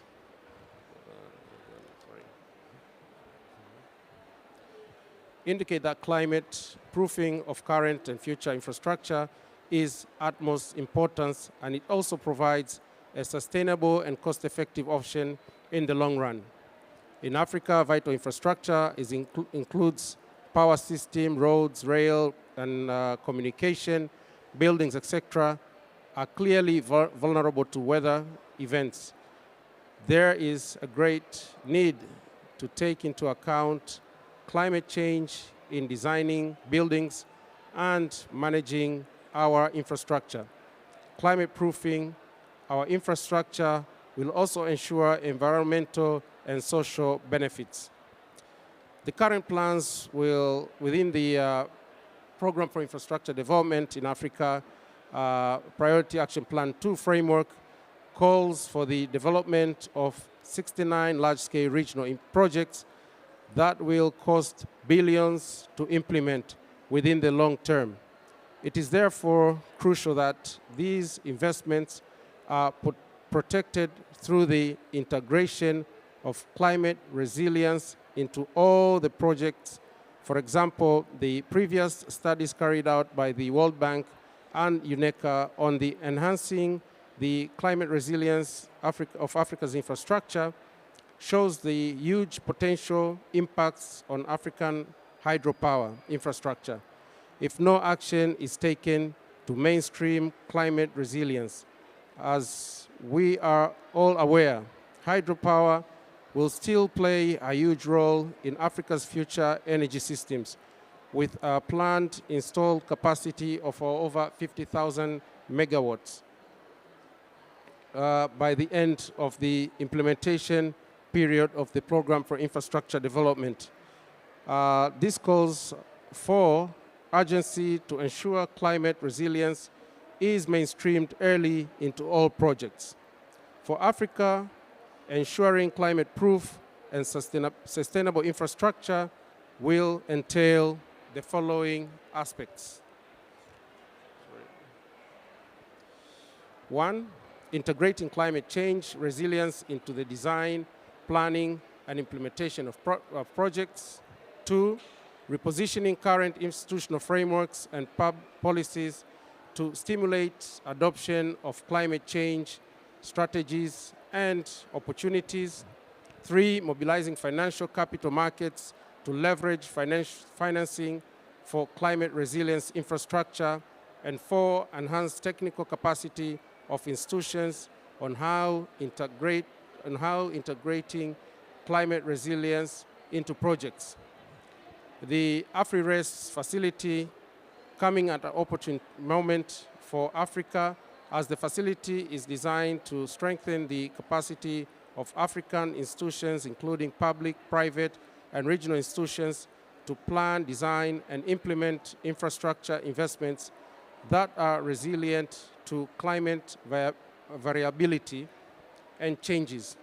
I also believe the AfriRest facility will serve as a platform of consensus among all institutional stakeholders and decision makers to take note of the climate change impact and consider climate resilience on all our existing and planned infrastructures in various key sectors in Africa.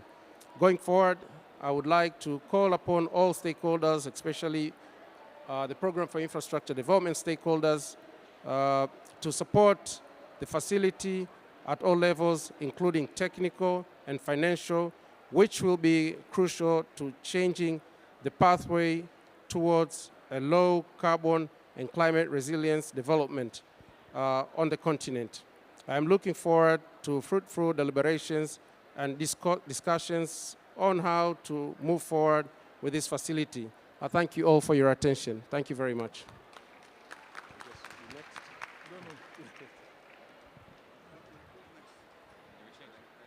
Did we change?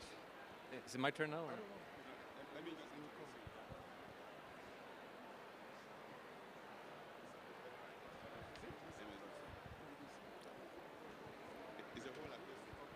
Thank you very much, Dr. Kazura, for those wonderful opening remarks that really make the case for the Africa Climate Resilient Investment Facility.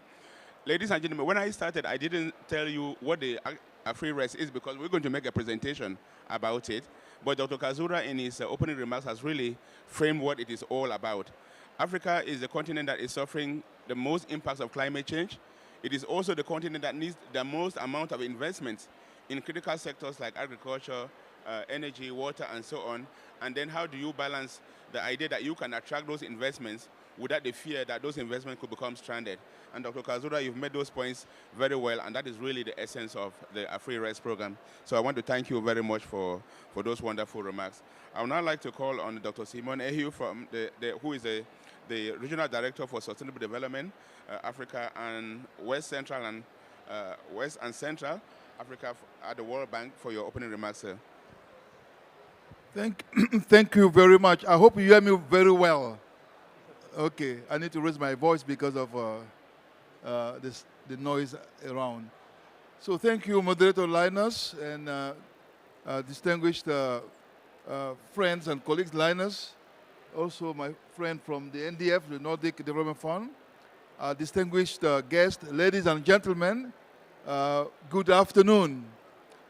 It's a pleasure to be here with you to highlight and discuss the innovative work that our organizations are doing to promote climate resilient investments. This work is a vital part of the efforts to achieve sustainable development goals in the face of multiple global cities.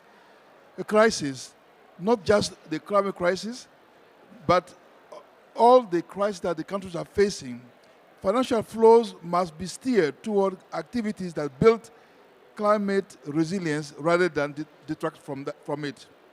Investment in infrastructure today, for instance, can lock in climate-related risk for decades to come.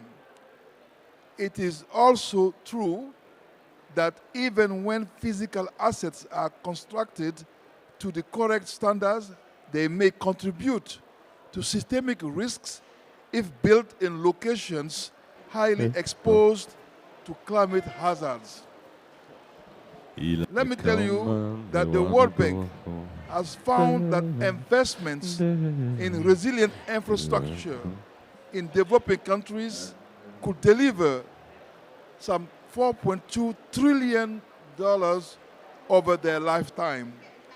Each dollar invested yields on average $4 in benefits.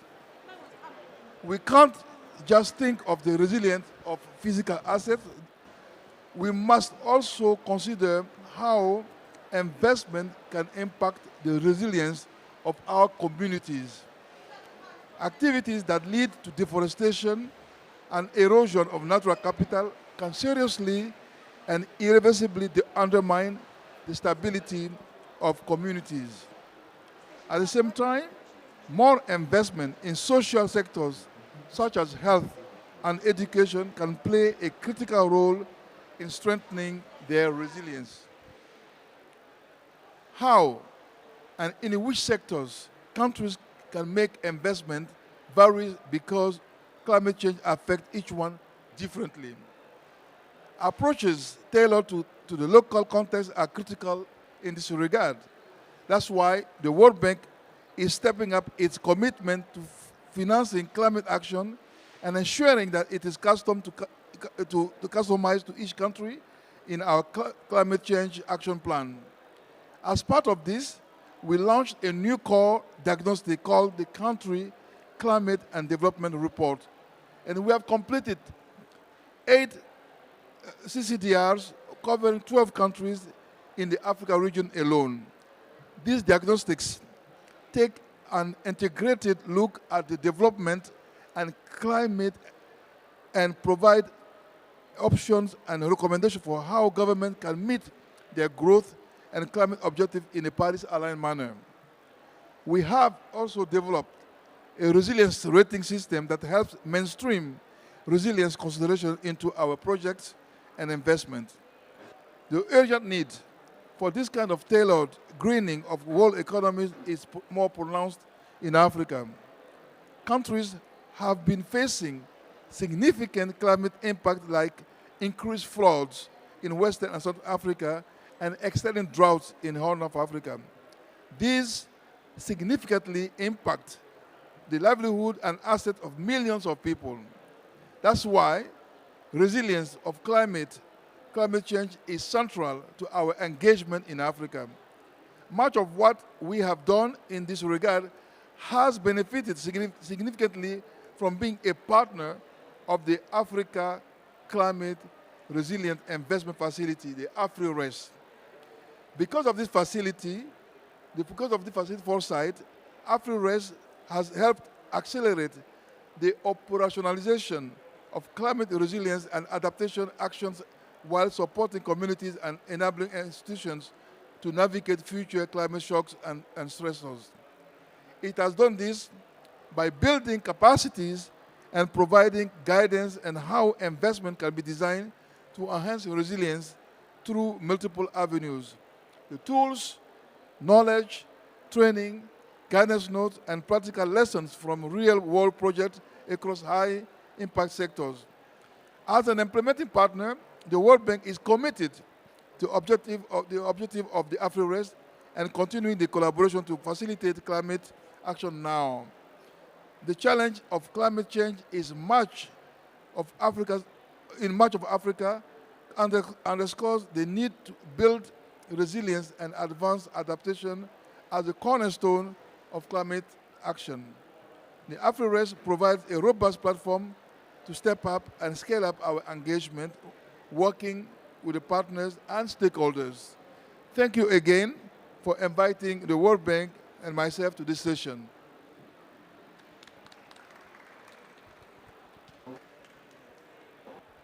Thank you very much, Dr. Ayu, for those great remarks, and thank you for reaffirming the commitment of the World Bank on this very important initiative. So thank you, and for highlighting that when we started with enhancing the climate resilience of Africa infrastructure that Dr. Kazora mentioned, we were focused on physical infrastructure.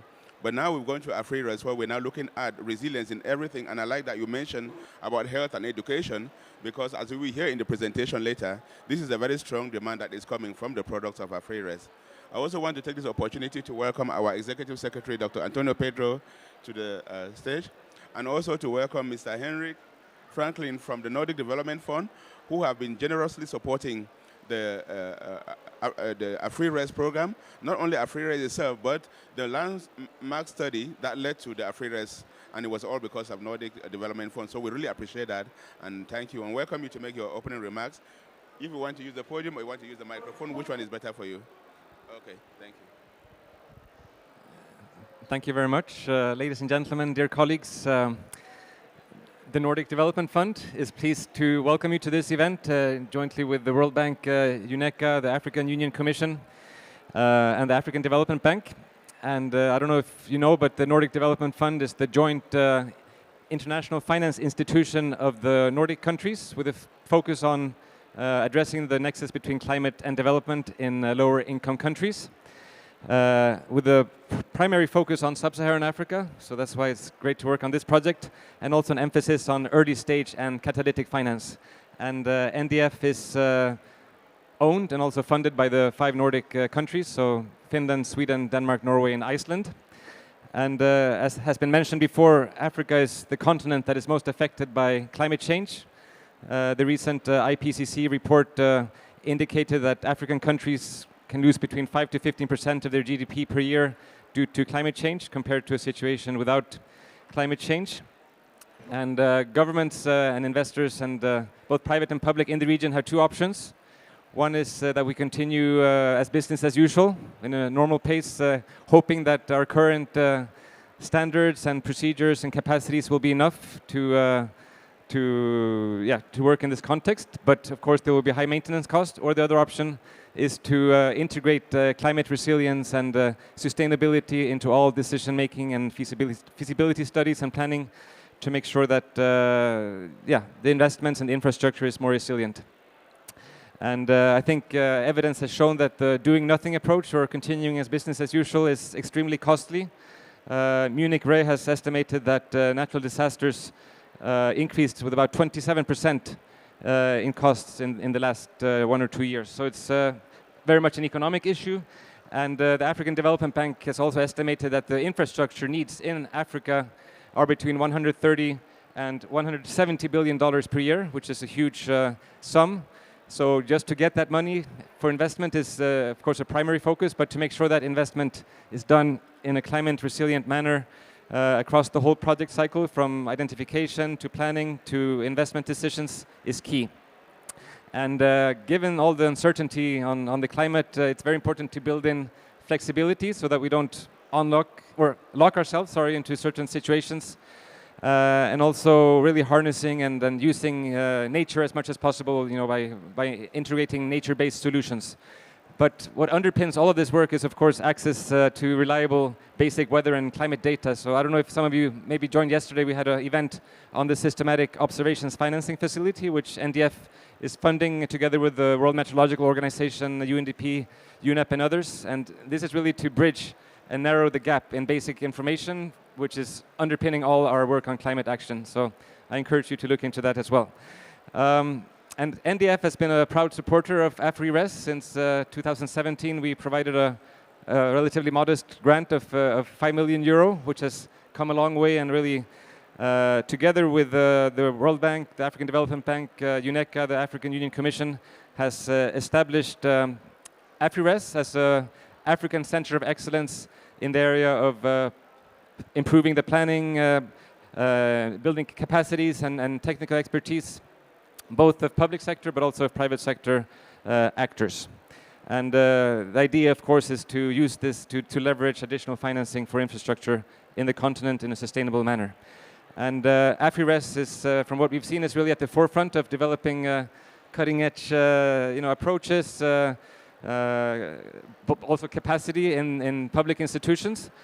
And also working together with our partners like the World Bank and the African Development Bank to co-design and make sure that the investment projects that they will ultimately be financing together with the governments incorporate climate resilient measures.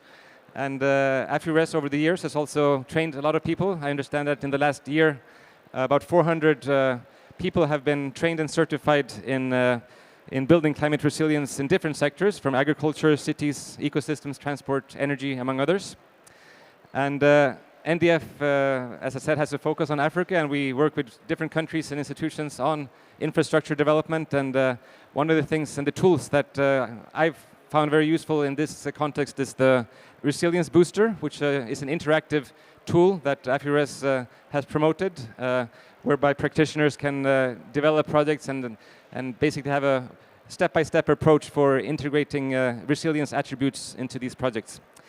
So, as we've heard, climate change impacts will continue to increase, and initiatives like AfriRes will be more and more important moving forward. And NDF is very happy to support this very important initiative. Thank you very much. Thank you so much, Mr. Franklin, for your kind words. And again, thank you so much for the support that NDF has been offering. You said a modest support. It wasn't modest because it has done a lot. And we are so pleased that NDFC sees the importance and relevance of AfriRes going forward, and we look forward to that. I'm hoping that you will be pleased to see the massive results that your modest 5 million has produced, and we look forward to more results that will be produced. So thank you very much for that. And I'd now like to give the floor to our Executive Secretary, Dr. Antonio Pedro, for his welcome remarks. Thank you, sir. Okay. Yeah, you can use that one. Hello. Good morning. Sorry I came late. As you know, in this COP, we jump from event to event. I think there's a couple of things that you said at the end, which is about resiliency boosting. And because you would recall from the opening ceremony how dramatic the impacts are. And the scaring thing is that they will be even more dramatic, requiring a need from us to always adapt to resiliences that is stronger, too much capable of responding to ever more complicated challenges. So I think that's the nature of the facility that is being established here. It's a dynamic, it's a living process, and I'm very happy to that of the quality of this partnership. So these were supposed to be the welcoming remarks, and of course it starts by welcoming all of you to this special event that highlighted some of the successes and lessons from the Africa Climate Resilience Investment Facility. As a first phase of the program draws to a close, and we look forward to the next phase. And I hope that in the course of your stay here and the networking that is certainly happening, that we can mobilize more support to this initiative. It's critical, it's important given the capacity inadequacies that we have on the continent, our inabilities of our member states to have their own resources to respond to this huge challenge. So there is an urgent need to close Africa's infrastructure deficit at scale and at speed if the continent is to meet its development objectives, as stipulated in various national development plans, the UN 2030 Agenda for Sustainable Development and Agenda 2063. I mean, one of our offices for West Africa is specialized in population dynamics. And then if we incorporate that into what could become the world of tomorrow, then we'll have about 2.5 billion people or more on the continent. That's the combined size of China and India. And so it means, therefore, that we will have even more problems in meeting the challenges that will be before us. Dwindling resources, much more people, the potential for more conflicts is huge. So how we can navigate all of those pathways is complex. So this requires investments in the order of $170 billion per year in sectors such as energy, transport, water, sanitation, urban ecosystems, based on current data. Again, as we look forward, this has become even huge. These are sectors that are sensitive to the adverse impacts of climate change, including more frequent and intense floods, droughts, and heat waves. Against a background of increasing climate change impacts that are already costing Africa an average of 5% of GDP per year, it's important to boost the confidence that infrastructure investments will deliver services and return on investments in both today's and tomorrow's climate. So what kind of design alternatives are we looking? Where are we going to locate this infrastructure? We need to be able to identify where the more vulnerable locations, utilizing all sorts of data points with a view to designing and locating this infrastructure in the best possible place. Because otherwise, what's going to happen is that infrastructure is going to be washed away. In 2015, the World Bank and the United Nations Economic Commission for Africa published a landmark study on enhancing the climate resilience of Africa's infrastructure, ECRE, that of course underpins everything that we are doing today. That study showed that some river basins, such as the Orange River Basin and the Congo River Basin, could become wetter under certain scenarios of global emissions pathways, while others, such as the Zambezi River Basin, could become drier and lose up to 60% of hydropower production potential, with resulting huge increases in energy costs.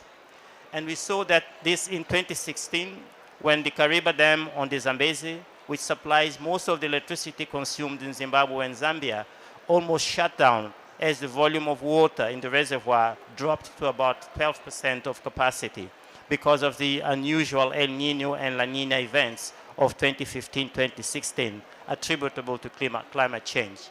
We're very happy when the government of Zimbabwe launched with Sky Power from Canada, a power plant to produce 500 megawatts of solar energy. I think we need to do more of those investments as technology now is advancing on the storage capacity that our batteries can store. It means that perhaps some of the problems compounding the deployment of base load energy on the continent can be addressed by having more and more of those solar power plants on the continent. So those are some of the pathways, the trajectories, and infrastructure development and deployment that we need to take into consideration. Thanks to the vision of the Nordic Development Fund, the profound findings of the report led to the establishment of AFRI-RES to support countries, regional entities, such as river basin commissions and project developers with the capacity and tools to integrate climate resilience in investments in key sectors. Here, I think institutions like the African Development Bank, it's a pity Kevin is not here, I think a project preparation facility needs to take into consideration all of those elements. AFRI-RES is a joint initiative of the ECA, the African Union Commission, and the African Development Bank that has already delivered so much in the first phase, where the ECA and the African Union Commission have been leading the component of training and advocacy, and also the development of a climate knowledge and information portal. The products delivered by AFRI-RES to date, which will be presented shortly, have been well received, and the feedback from beneficiaries is that more is needed. And I think the arguments that you're making today are quite compelling. We need more of this. Africa can take advantage as a latecomer in infrastructure development to make sure that it builds quality climate resilient infrastructure. And what that constitutes, what will become, we don't know. Perhaps is infrastructure that can be resilient to both, cold, wetter, drier environments, because you don't know exactly what the trajectories are going to be. The capacity and tools provided by AFRI-RES are critical inputs into this agenda. We therefore look forward to strengthening our present partnerships with the AUC, the World Bank, the Nordic Development Fund, the African Development Bank, and new partners to move to the next phase of AFRI-RES. Thank you very much. Thank you. Thank you so much, Dr. Pedro, for those great remarks, and for again reminding us about the importance of this initiative and setting the scene again about why we're here. And you mentioned about now the presentation of the results. So I want to thank all of you for your great welcoming remarks. And then we'll now call on my colleague, Dr. Kanta Komari, to make a presentation of what AFRI-RES has done so far. Thank you very much, sir.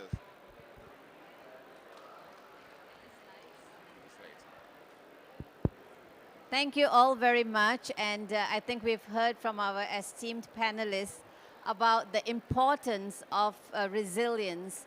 What I'm going to share with you is what have been the results and the impacts, and really trying to go to scale as part of that program. So I'm going to come down here because I can hardly see the slides. Okay. So it's not here. Is it moving? Okay, the technician will be here. So I think what we've heard from our panelists so far is the importance of resilience, why we cannot ignore it, why we have, and while we have a huge portfolio of investments in the context of Africa, we must make sure to embed resilience from the start in the design. So as we heard, the AFRI-RES was really set up as a program to build the knowledge and then to build the capacity within the African constituencies to make sure this is done. And that's really what the program has been looking to do. And while the slides are not here, let me talk to them without the slides. The program was really conceived, as mentioned, as a partnership, and it has 5 components. The first component was to give just-in-time grants to investment projects that the multilateral development banks support. And these were small amounts, anywhere between 30,000 to 100,000, with a view to both help them to embed resilience, but also to learn from that experience. And to date, we have supported 30 projects with this input and infusion of funds. But these 30 projects actually across 10 different sectors. So you can imagine it's agriculture, water, transport, health. In fact, we went beyond the traditional sectors to really look at the non-traditional sectors. But more importantly, what I wanted to say was that these small grants of anywhere between So we'll skip that a little bit because this is what I wanted to talk about. The vision, which has been set very eloquently. The knowledge agenda is what I'm going to talk about. What exactly have we done? And then to the capacity building program that we already have, and there's a very strong platform of capacity. But now how do we build on that success to look ahead? You've heard about all those foundational studies that were really instrumental in drawing attention to the facts. And this is not now. This was 7 years ago that we recognized this and realized that we needed a capacity that was dedicated to building that. And that program cannot be done by one constituency. What we recognized was that we really needed to take what is in the climate science community. And now we've already reached the 6th assessment report that clearly says, look, we need to do this and we need to do it fast and at scale. The second important part is the project developers. All of you who probably work at some level within investments, we need to make sure that they are designed differently and delivered differently and monitored well. But then we also need the financiers, you know, whether it's the MDBs, bilaterals, and others to come together. And that's really the core of the AfriRest facility. And the idea here was really to support African countries themselves with the tools and the instruments and to build that into a partnership. And so as I mentioned, there are 4 components and the core of it. The first one was providing the technical assistance, the just-in-time assistance. And I'll go through that in a minute, and then the second, third, and fourth component. But I want to move quickly to that first component where I was saying that the 30 projects with just about $2 million have been able to inform and influence a portfolio of $8 billion working across the sectors. And we've gone beyond the traditional sectors to really also look at health, look at finance, competitiveness, and innovation, and others to bring that to the fore. And the idea here then really is to develop that learning and lessons. So getting the climate-informed resilience is key. And that portfolio of projects, coupled with other knowledge products, we've developed this, some of the sample of things that have come out. The first one is really the LiveWire. This is the set of energy-supported projects that we did to understand how we can actually embed resilience into energy. Most of the time when people think of energy, they think of mitigation. But the reality is it's important to build resilience in the transmission system, the distribution system, the location system, because ultimately energy is also about resilience of people and communities. And so there's a whole set of lessons that have come out from that. The second one, going down, we coupled with the International Hydropower Association as they were working on the hydropower sector guidance. And what AfriRest did was offered a pilot, the first one in the African context, where we applied the climate resilience hydropower sector guidance. And this was to the project in Malawi, the Mapatanga project, that has been very informative together with other global pilots in Nepal and Tajikistan. And that learning is important. As we said, water is an important issue, particularly in the terms of large investments. The third was really, we did a knowledge piece that looks at the heat stress. We know how temperatures are going to rise, and we're going to have unprecedented warming in the context of sub-Saharan Africa, as well as other countries, particularly actually in West Africa, but also the rest. But what does that mean in terms of labor productivity? What would it mean in terms of ripple effects through the economy? And that study has been very insightful in sort of going beyond a single sector to look at the impact of economy at large. But more importantly then, we've also, through the small grants, really worked on the health sector, because the health sector is a cross-cutting sector like climate change. And what we found through this sort of 4 focused climate health vulnerability assessments that we really have in the context of addressing resilience in the health sector have to look across the sectors. So that's really a set of a glimpse of the kind of knowledge. Now, I know the NDF representative referred to this resilience booster tool, and I understand why actually even in our training courses it's been so successfully or well received. We all talk about resilience, But when we ask for a minute, what is resilience and how do we make sure that our project is actually delivering on resilience? What the Resilience Booster tool does, it is unpacks the concept of resilience into a set of 9 attributes. Not that every project has to address all the 9 attributes, but you begin to think about resilience. Is my project going to be more robust in terms of the infrastructure? Is it going to help me to diversify the livelihood options? Is it building a certain redundancy so that if a certain road is inaccessible in extreme weather, you have an alternative road? So it really is a self-paced online tool, and I invite all of you to look at it. You can use it to make sure your project is actually advancing the cause of resilience. And then it has qualitative ways of looking at it that you can actually measure that your project is more resilient.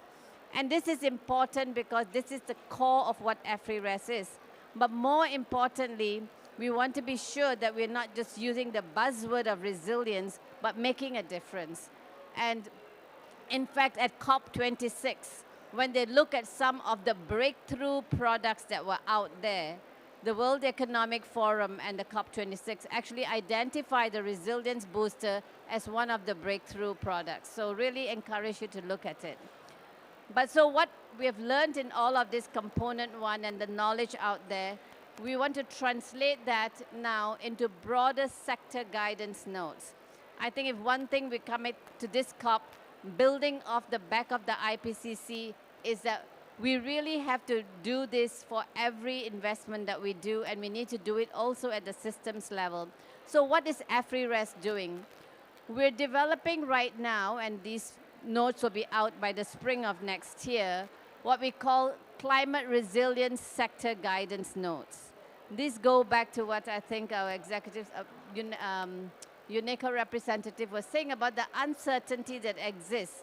You know, whenever investment has to be made, oftentimes practitioners are stuck. Which global model should I look at? Which one should I choose? Which one should I not choose? And what is most appropriate for my locality? This is what these knowledge products are going to do. They help you to think through what are the climate modeling aspects you need to consider. What is climate resilience? We unpack it as I just mentioned. But we have dedicated sector guidance notes that we are doing where practitioners can really be guided through the kind of decisions they need to make in the design of their project. We illustrate it with examples that can really show you end to end how this knowledge can be applied. And you'll see afterwards in the training module that we do this as a modular approach that people can use. But we think communications is also important, so it's a separate part on that, and finance. And all of these will be really brought together like a compendium of for practitioners as they go into the development context. You know, we have PIDA too coming up, and we have the MDBs that have huge investments, but all countries are also putting forward their investments as part of their NDC plans, and this will be really useful. Let me pass it over to my colleague, if Yes, so thank you very much, Kanta. So we've been developing this program with our partner, Industrial Economics. So Ken, are you online? Can you come on and speak to the next 2 slides? Okay, thank you. Can you hear me okay? We can hear you very well, sir. So I'm on slide number 9, component 3. Correct, yeah. Yeah. Okay. So one of the things that, as Kanta has said, what this work has been is to design something that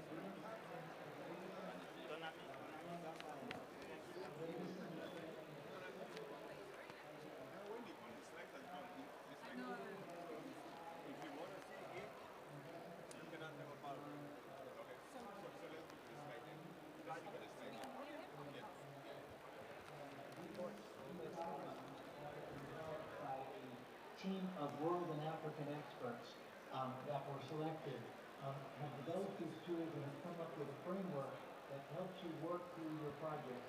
Ideally, as you come into the early stage of the project, in the pre-design sector, that you can come in at different sectors along the way. And this schematic on the side is just an example of the steps that you would take when you're guided through doing this project. This work is still based on solid engineering and analytics that are used in the design of infrastructure, but what it's focused on is how to bring in the unique aspect of climate uncertainty in decision-making under uncertainty to build resilient systems as we move forward. So it takes you through that part, and one of the most important aspects of this is as we look at these projects, we have to identify how important resilience is to the project. And so there is an idea of what is the level of activity that should be employed on looking at a project. So one of the things here is this matrix that people look through is what is the length of the life of the project? Is it short-lived, where we won't see much climate change, or is it a long-lived project, 50 or more years? And then how critical is that project to your country, to your economy, to this, the safety of that area? And you then will do different analysis and different investments need to be made. An example is if you're looking at a small pumping of groundwater that will come to last for about 10 years, and there's a low criticality, you do a quick tier 1 analysis, where if you're looking at something like the Purple Gorge Reservoir in the Zambezi, which was mentioned, that has high uncertainty and high likelihood of up to 60% loss, we have to do a very detailed study, a lot of money to go in to do that in a detailed way because of the importance of the criticality in the effect that infrastructure will be living through a much changed climate. Do you want me to continue, Linus, or are you going to take over now on the next section? No, thank you, Ken. Let me continue from the next slide then. Thank you. Thank you so much, Ken. So as Kanta mentioned and Ken mentioned, we developed a very comprehensive training program for the AfriRes, which is being delivered through the United Nations Center for Economic Development and Planning, EDEP, in Dakar, which is our training institution. All the materials have been developed, and as Kanta mentioned, sorry again, we'll get the slides to work.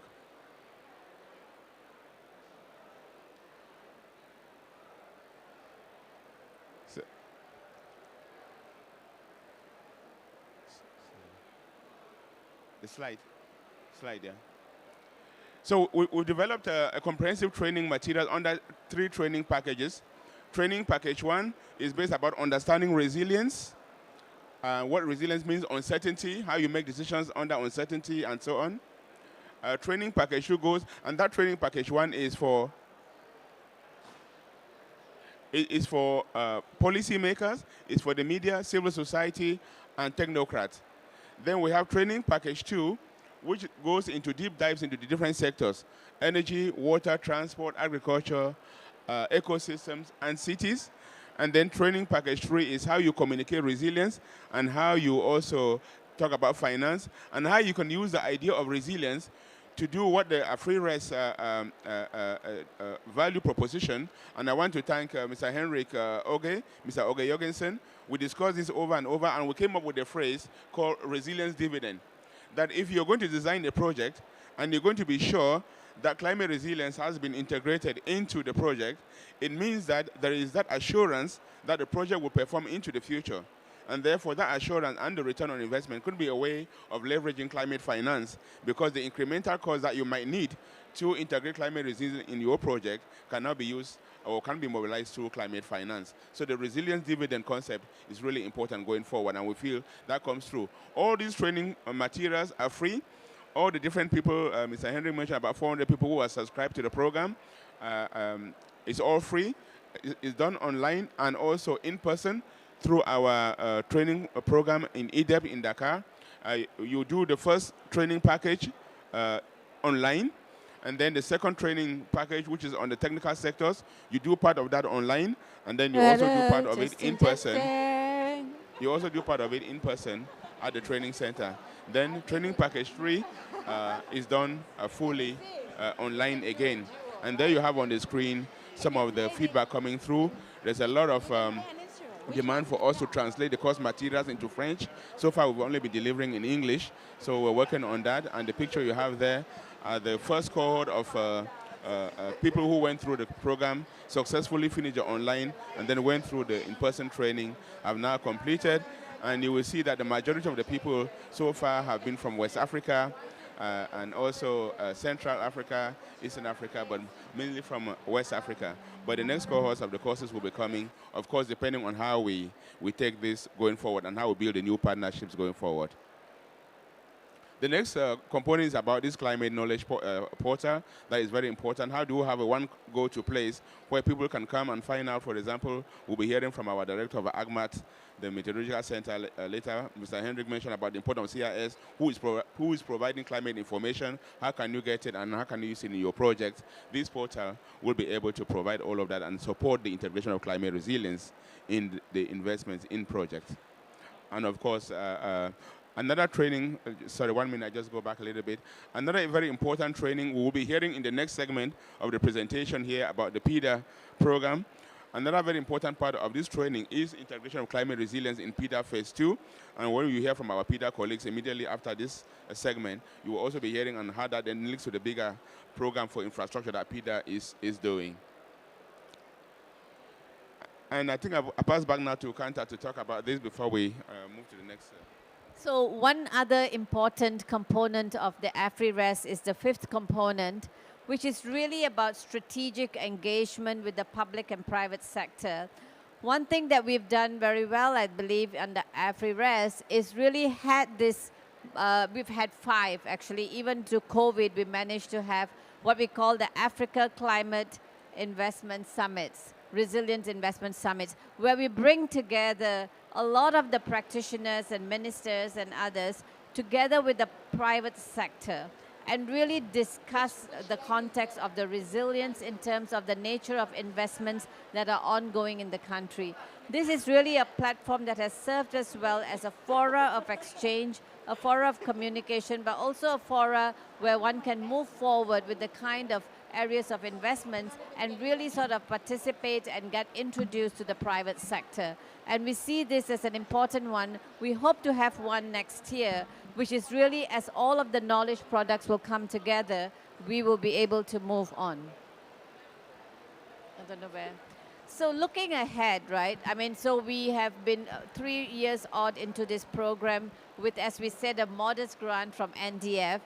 But we believe that we've built some really strong foundational things. So there are 5 takeaways that we really want to look forward. Clearly, there is a growing demand for AfriRest, the type of knowledge and training products that we have. And there is a need, as we say, you saw we have all these targeted sector guidance notes. I don't know, the screen has gone off again. But there are a few that are coming up. We talk about climate change and health. We're able to address that. But there's climate change and education. Education and human capital development is so key. Good afternoon and that is welcome something to that we all need of to us look here at. from But the broader COP27 issue is about live. climate change We are and super trade. excited. We have an amazing speaker anyway. To present on Okay. child rights. As you will be I'm not aware, quite sure what we're today's supposed to theme do. is youth and resilience. And in honor of that, we have invited UNICEF to give us a perspective of child rights in the context of climate action and climate change. I'm super excited and honored to welcome Emilio Machiana, who is advocacy and policy at This UNICEF. is called Emilio, if you don't mind utility of the introducing platform yourself and then progressing give you with the guys a presentation. little bit of a rundown. So bottom line, I think for us is that the last slide was really talking about how to make this program more sustainable and to have more partners coming to the fore because the demand is exceedingly high, the urgency and need are exceedingly high, and we do believe that we do have a program in AfriRest where we can now take it from AfriRest as a proven platform into what we call the AfriRest Plus. So let us stop there, I think, and see if you have any questions for us.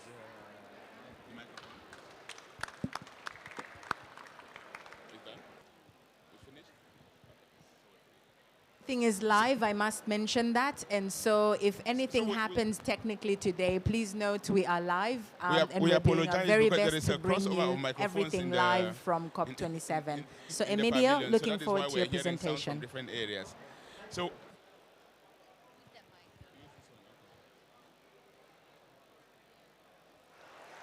okay.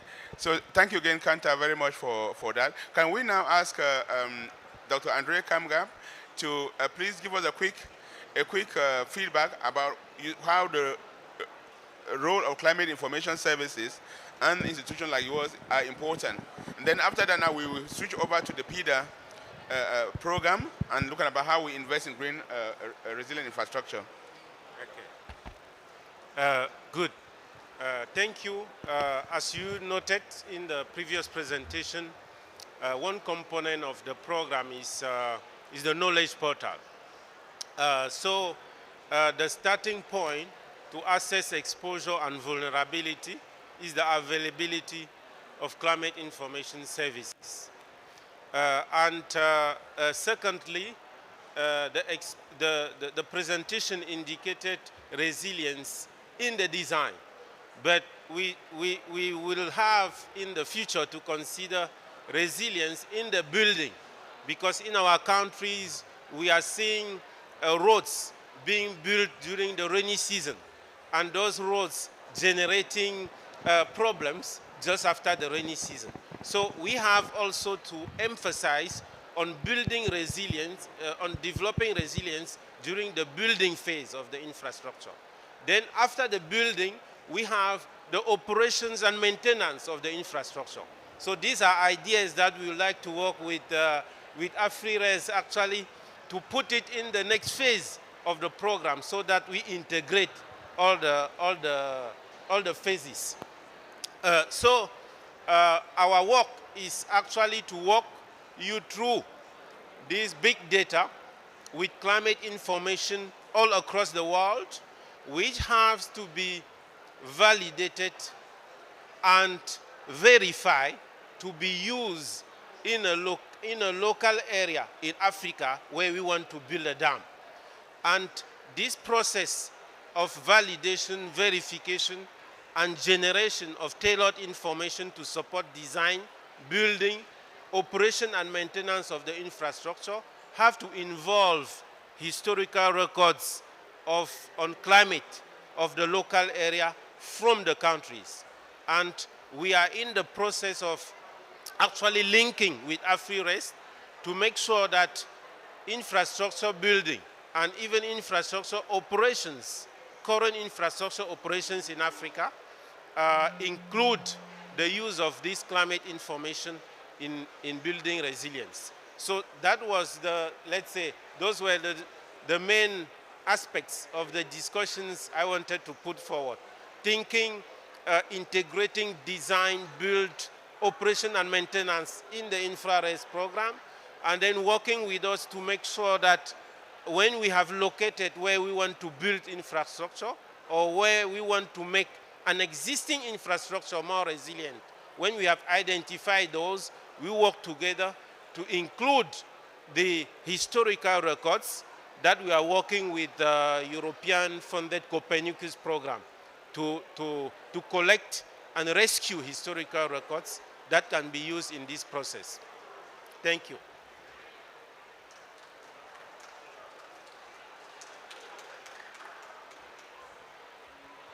Thank you very much, Andre, for that, and we look forward to the support of AGMAT, the African Center for Material Application and Development, which actually was a creation of the United Nations Economic Commission for Africa. And thank you for the great work that you are doing at the center in providing climate information and early warning systems. So we will talk about the AfriRes, and we heard mention about PIDA and so on. And we have our PIDA colleagues now. As I said earlier, we're going to have the next phase, which is now looking at the PIDA Green Infrastructure Mechanism and also how it links to the AfriRes program and how we bring all of this together. So I would now like to call on my colleague, Chris Pinzana, to come and give us a presentation. And then at the end, we'll do general questions on all the things that we've heard.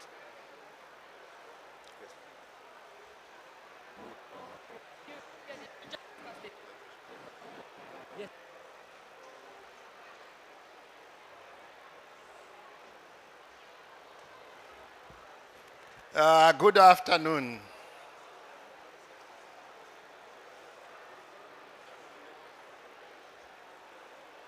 I don't know whether you still hear me. I know that most of you might wonder whether we are having a break or not, but we are afraid if we say let's go for a break, we might lose a bit of time. This is a program which is managed from the African Union Development Agency, AUDA NEPAD, based in South Africa, together with the African Union Commission, the United Nations for Economic,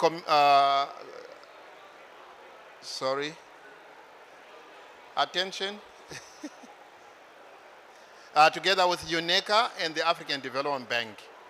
So while we are waiting for setting up and putting everything together, I just want to understand how many people understand about the PIDA, the Program for Infrastructure Development in Africa. Yes, there is one there. Anyone else? There is one there. Ooh, very few people. Okay, let me ask the question the other way around, so that at least I know where we are starting. Those who do not know about the Program for Infrastructure Development in Africa, please show me by your hands who do not know. Okay, seems to be the majority. Let me maybe start from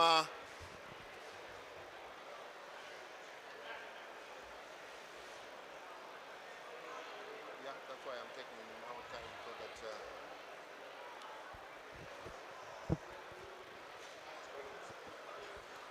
okay, let me start explaining what this program is all about. I know that you might be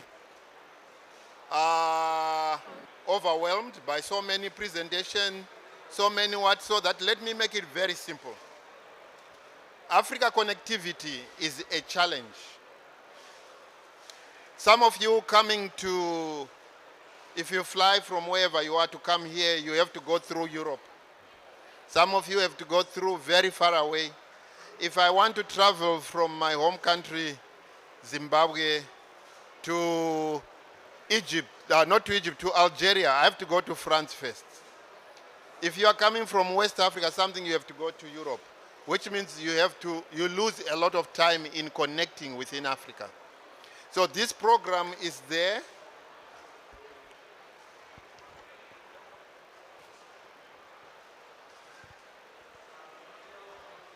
So while they are setting up, let me keep on explaining.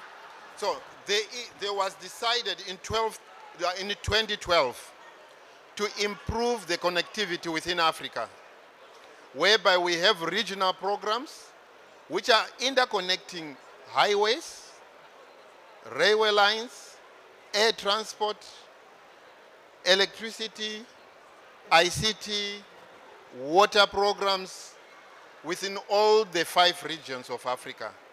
Northern region, Western region, Southern region, Central region, and Eastern region. This is meant to make sure that the connectivity of these countries, of our countries, are so put together that Africa should start acting as one. If we don't do it, the dream for the, what we call Agenda 2063, that Africa will be one of the most developed continent in the world, will never come true. If we continue to act individually with our national programs without looking at the neighboring, I don't think we'll reach there. For our children, it will be a big, big trouble. Today, we see that most of the population in Africa divert and go to Europe. I lived in Europe for some years as a student and as a professional. When I see the number of professionals who divert, running away from Africa, you wonder why. When it comes to tourism, those who are there, they want to come to Africa. Africa is very comfortable, that we should agree. but poverty is what chases us from Africa. So, now coming to our subject of today, which we are going to be given by the Auda NEPAD, we want to see how we can link the infrastructure programs, what has been discussed by our colleagues from UNECA nicely. How do we put it on the ground? How do we put this on the ground so that we are aware that Africa is the one suffering? I think the whole discourse here was about the climate effects in Africa. If we do not do something from the climate change angle, we are running out of time. In as much as we can conclude Africa is not giving enough carbon into the atmosphere, but the effects on Africa are the ones which are devastating. I'm worried about my children. I'm worried about my grandchildren. What are they going to do? I had a comfortable life. When I grew up, I could go out and pick up fruits, but I've never seen how we are developing when our population is uncomfortable with our own nation. Right, to come back to where we are with the PIDA, the Infrastructure Development Program, which was set up 2012, 10 years ago, started with a series of 433 projects. A bit too much for a 10-year program. So towards the middle of the project, they realized that we cannot drive 433 projects at the same time. They were then streamlined to be a smaller number. As we moved to this phase of 2021 to 2030, which coincides with the SDG, the UN SDG period, now the projects which have been selected are 69 projects. Of these projects, they are comprising of ICT, water, energy, and transport. So, what is the problem we are seeing is that most of the projects, 60% of them are inadequately planned, that they are not attracting investments. This is our biggest challenge. The biggest challenge we have, we are not able to attract enough investment in such a way that in the end, we have projects, but no financing. We are afraid of even financing from within because we don't know whether this is not risky. So the Auda NEPAD has now started a program which is known as the service delivery mechanism of infrastructure projects. What does it mean? Those who were here yesterday, when you listened from the African Development Bank, I understood from when they were describing the infrastructure, the climate resilient infrastructure projects and their challenges, it's the bankability aspect. And they hope that if we bring in the climate resilience angle, we might bring these projects to more bankability level. So the SDM is meant to facilitate the quality of our bankability. With that, let me... Yes. Yeah, thanks. Well done. The idea is now to have a bankability level enhanced. So let me call upon the director of the African Union Development Agency to give us opening remarks. Madam, if you can come front, please.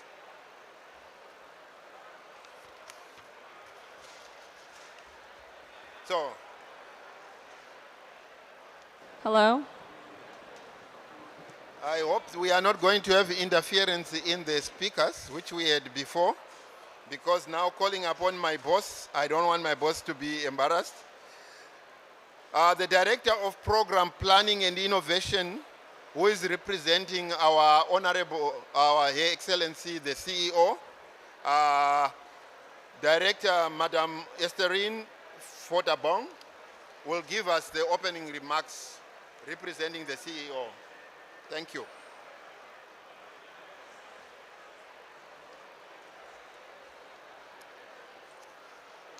Thank you, moderator.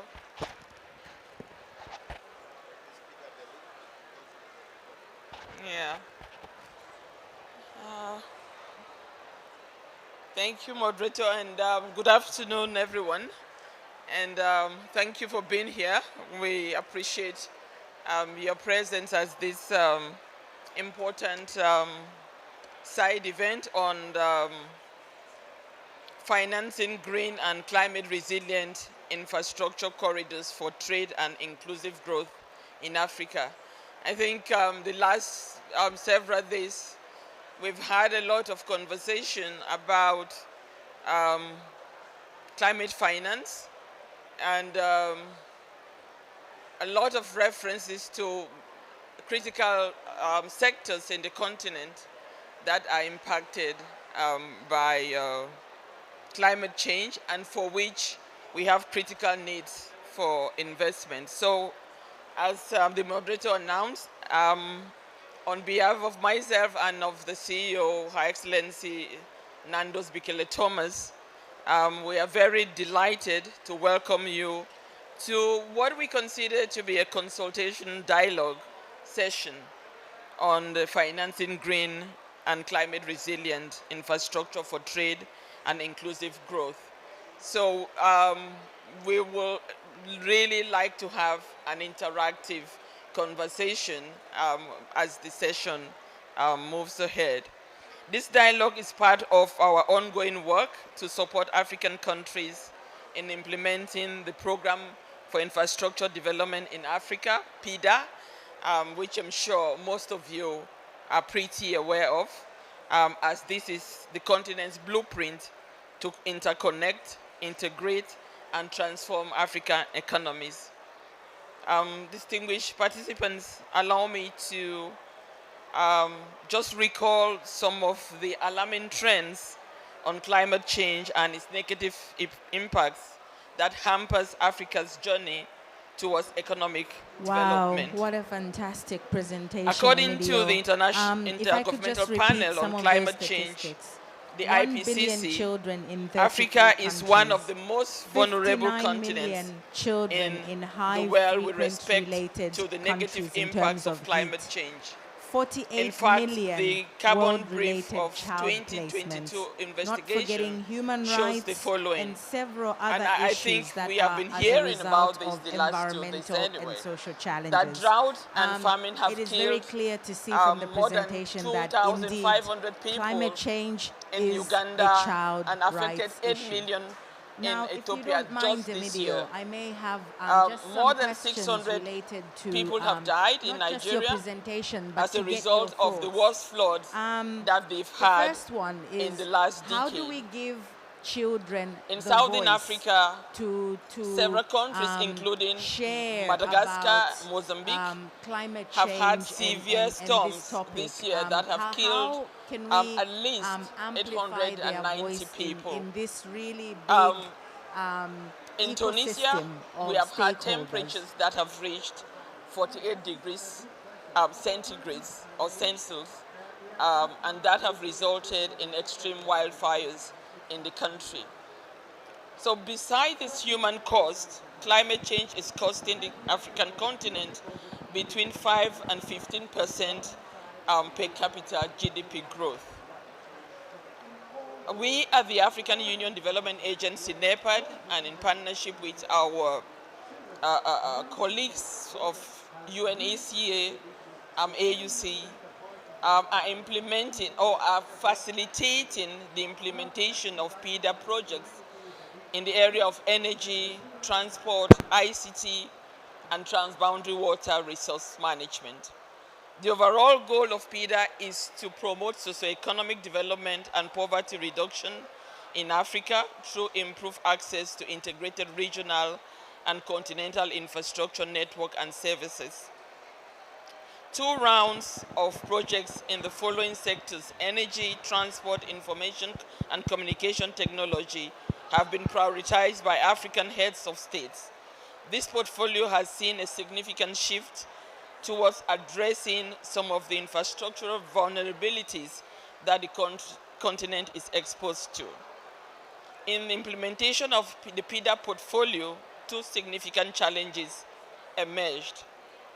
First, more than 60% of the PIDA portfolio contains projects that are in the early stage development phase, for which little resources are available to move them forward. 80% of these projects without resources or good project design are bound to fail at the feasibility stage.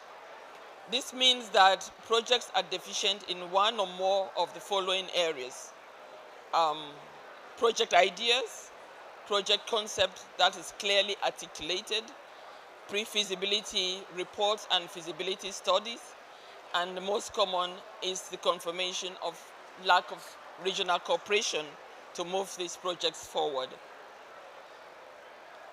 Billions of dollars and euros have been earmarked and announced, not only at this COP, but at previous COPs as well.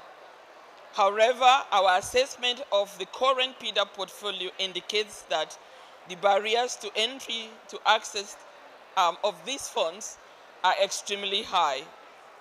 When this is juxtaposed with the African continent's demand for investments of a massive shortfall is evident.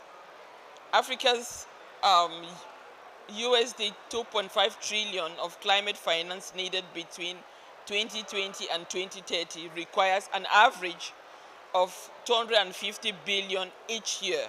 Again, I think we have been hearing these numbers the last 2 days of the amount of resources that we need to be invested in infrastructure, but all the critical economy sectors in the continent, including, for instance, in the agriculture and food system sectors.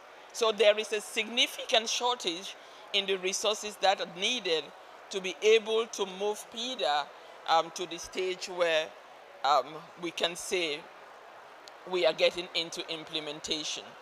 The financing gap is significant. All African countries together have a GDP of USD 2.4 trillion dollars, implying that 10% of Africa's current annual GDP needs to be mobilized above and beyond current flows every year for the next 10 years if we are to meet the infrastructure or the financing gap for infrastructure development in the continent. At the AUD and NEPAD, we acknowledge these challenges, but we are trying and doing what we can to help to address some of these issues. So in 2019, with the support of the German government via GIZ, the AUD and NEPAD operationalized the service delivery mechanism that assesses regional, economic, environment, technical, and social aspects of each project and identify the gaps that require attention to advance projects to the next stage of development. This intervention so far has screened 204 projects, 86 of which have advanced to further assessment and have resulted in 41 projects getting to the final stage and receiving technical advice. As a result of the SDM, 8 projects received further project preparation financing from external sources, leveraging about 20 million euros. We have demonstrated that we have a robust and efficient early stage preparation facility, which has a successful track record. This has now created the PIDA quality label that produces produces projects that can be benchmarked with international indicators. What we now require is to bring more partners on board to scale up the activities of the service delivery mechanism so that additional projects can move closer towards implementation. Given the global hurdles for climate funding, again, with support from the German government, the AUDA service delivery mechanism has supported analytical and diagnostic work to upgrade various programs. To respond to the challenges placed upon us, providers of climate finance, I can now confidently announce that we have dedicated a green climate appraisal tool for regional infrastructure projects that certainly will help PIDA project assess global finance sources. And I think this will be part of the conversation here today, where my colleagues will be presenting some of the methodology for assessing the readiness, climate readiness of PIDA projects. And we really look forward to your full engagement and participation in giving us feedback on this methodology and tool so that we can make it available for member states to use and increase the possibilities of accessing all the different global financing windows that's out there. So in conclusion, allow me to, AUDA, to call for adaptation and resilient funding to be scaled up rapidly so that we can close the investment gap in Africa. We at AUDA NEPAD, working with our champions, His Excellency, who has just come into the hall, are ready to support member states to ensure that we support through technical expertise using this methodology to help design bankable programs that can stand the test of time and meet the criteria that are necessary for securing investment for infrastructure development in the continent. I thank you very much.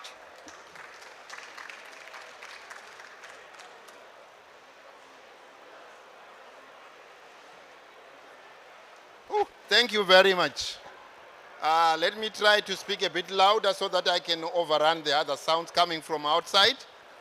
This was a powerful opening remark on behalf of the Madam CEO of the AUDA NEPAD.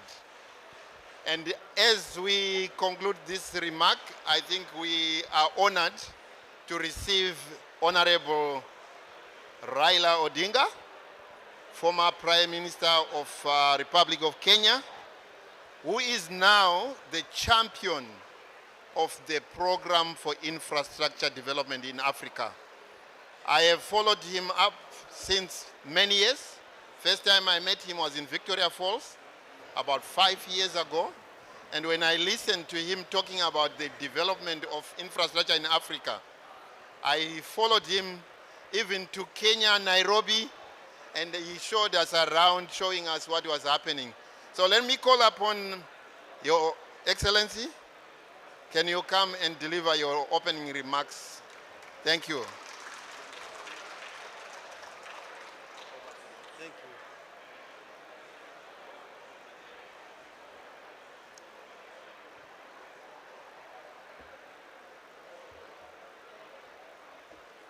Thank you. Thank you, Mr. Chairman. Distinguished guests, ladies and gentlemen.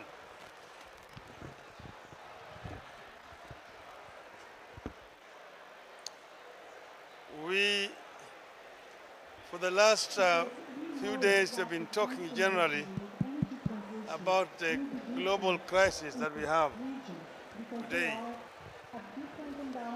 We all know that we are in a crisis. But they also say that a crisis always offers opportunity. And I believe that we in Africa have an opportunity today that we need to take advantage of in order to be able to green Africa. Because there's a green fund that is available, and we can use this green fund to green Africa. Today I'm talking about a few remarks about climate resilient infrastructure. Now you ask, What is climate resilient infrastructure? The discourse on our climate resilient infrastructure focuses on anticipating, preparing for, and adapting to changing climate conditions, as well as withstanding, responding to, and recovering rapidly from disruptions caused by climate conditions. You know that the changing climate conditions, the floods, the waves, the weather, other varying weather conditions basically affect infrastructure. Emphasis is placed on proactive adaptation through changes in road designs, the standards, more resilient construction, and adequate road maintenance. Overall, the need to fully integrate climate risk analysis in the project cycle and in the pre-feasibility studies of individual investments is generally acknowledged.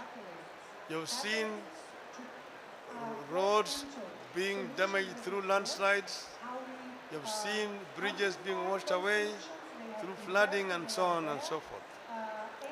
Ensuring climate resilience is a continual process throughout the life of an asset, and efforts to achieve climate resilience can be mutually reinforcing with effort to increase resilience to natural hazards. Why is climate resilient infrastructure important for Africa? One, there's need to preserve existing infrastructure on the continent. Africa's infrastructure is inadequate and lags behind that of other regions of the world. It is therefore critical to adapt the continent's infrastructure to climate change. Africa's road network is about 2.8 million kilometers, while that of the US exceeds 6.5 million kilometers. Yet, Africa is far much bigger in area than the United States. Huge infrastructure financing needs on the continent is number two. It's estimated that 69 projects adopted by the African Union heads of state with the second priority action plan with the Program for Infrastructure Development in Africa, PIDA PAP2, would cost about 160 billion US dollars. Sustainability is important as it reduces the overall cost of investment by avoiding climate-related disruptions. It reduces the disruption time of road networks, prevents shortening of rehabilitation life cycle, and minimizes repair and rehabilitation costs. 4. Climate change could increase road maintenance by up to 270%, and proactive adaptation is a cost-effective option in response to anticipated higher temperatures and in many countries in response to precipitation. 6. Rather than a reactive response, sustainable investment is about financing proactive adaptation that involves changes in road design standards and investment in more resilient construction. What actions could be taken to enhance the sustainability of transport infrastructure in Africa? 1. Adequate road maintenance. Effective functioning of road funds in Africa is critical in this regard. 2. Fully integrating climate risk analysis in the project cycle, in the pre-feasibility studies of individual investments. 3. Developing technical guidelines on the integration of climate change in the planning and design of the infrastructure. 4. Establishing climate resilient projects, the preparatory facilities. 5. Launching training programs for climate resilient infrastructure. I recommend the ECA and the World Bank for their effort in this regard. Really commend them. Sustainability of regional infrastructure in Africa. Green financing of PIDA projects. Although the Program for Infrastructure Development in Africa, PIDA, is regional in nature, its projects cut across individual countries that are ultimately responsible for their implementation. PIDA includes rail and inland water transport projects known to be environmentally friendly. A shift from road to rail transport is widely considered as a credible strategy to mitigate climate change. Most countries with PIDA projects have prioritized the transport sector in their nationally determined contributions, the NDCs. PIDA, therefore, could provide a pipeline of projects to be implemented in the context of NDCs. This is an opportunity worth exploring, as all rail projects in PIDA have been assessed by the African Development Bank to have high potential to attract green finance. The potential of inland waterway projects in PIDA to attract green investment is also rated as high. Challenges to adapting sustainable infrastructure practices. Limited dissemination of best practices and tools for sustainable infrastructure. 2, inadequate capacity of infrastructure practitioners in Africa. And 3, lack of universal standards. Now, way forward. What is our way forward? Number one, all infrastructure policies, plans, and projects should build in resilience to the risk of climate change projected during their lifetimes. Number 2, all infrastructure policies, plans, and projects should be consistent with the country's adopted climate targets and policies and their long-term ambitions, and able to be justified in the context of the global long-term goal of holding average global warming under 2 degrees Celsius. 3, harness the green funds to implement projects of the Program for Infrastructure Development in Africa. So, ladies and gentlemen, in conclusion, I just want to say that we have a challenge as Africa, but we have also an opportunity that if we come up with proper, bankable projects, we will be able to come up with the infrastructure that is resilient to climate change.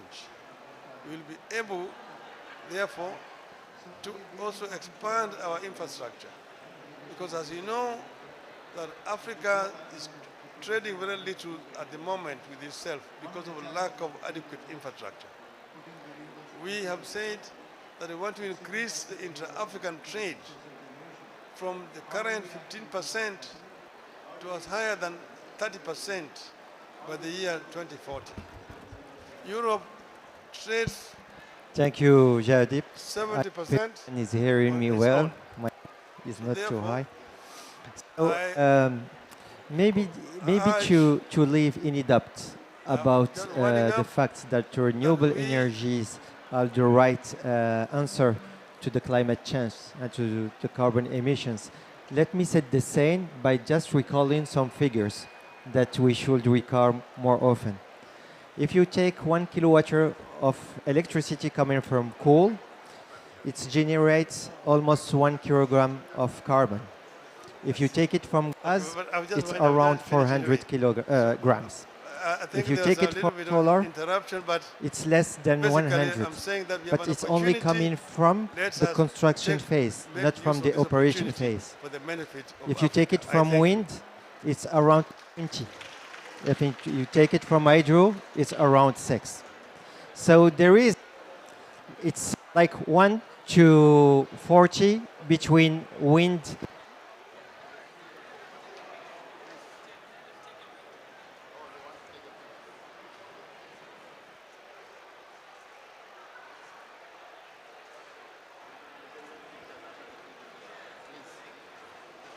Thank you very much. Oh, okay. When I speak, it becomes louder.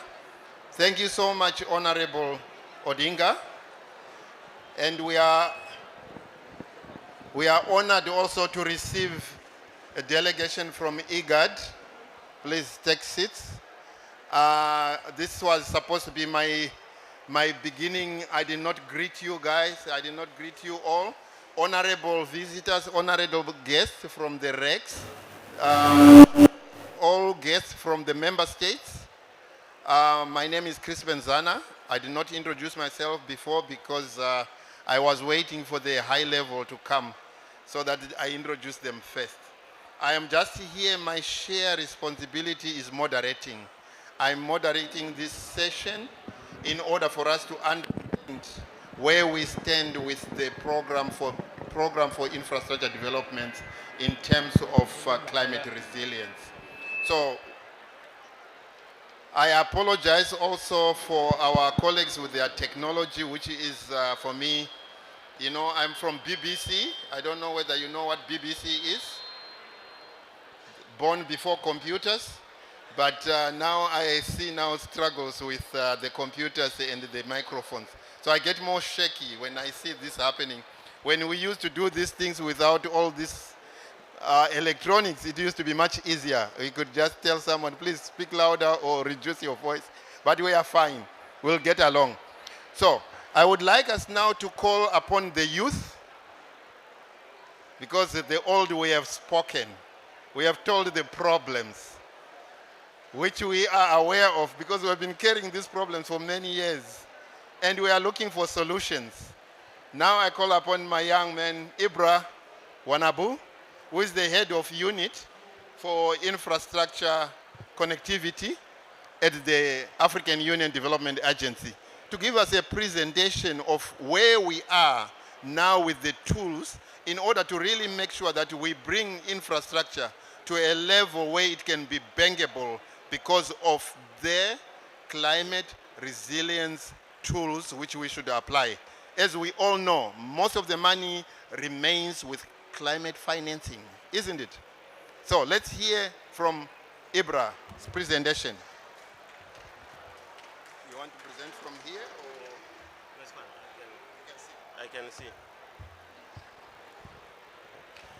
Thank you very much, Mr. Zana, and Your Excellency, Honorable Raila Odinga, Director Madam Fotabo, and all the participants. All the protocol is observed. Mine is really to highlight on the solution aspect of the conversation on how can we climate-proof infrastructure project, and what is the best approach for transboundary infrastructure project to be aligned with the global providers of finance of climate financing. My presentation will be in three parts. The first part is this one. I will present the program for infrastructure development in Africa, its portfolio. Secondly, I will present our effort for project preparation, and I will conclude by presenting the climate proofing methodology for regional infrastructure project. So what is PIDA? As you can see on the screen, I think the second line clearly highlights the ambition of PIDA, which is to interconnect, integrate, and transform Africa's economy through regional infrastructure project. PIDA was established in 2012 with the main objective really to boost regional economic integration on the continent through infrastructure development. We have two priority action plans. The first one ran from 2012 to 2021, and the second priority action plan kick-start in February 2021.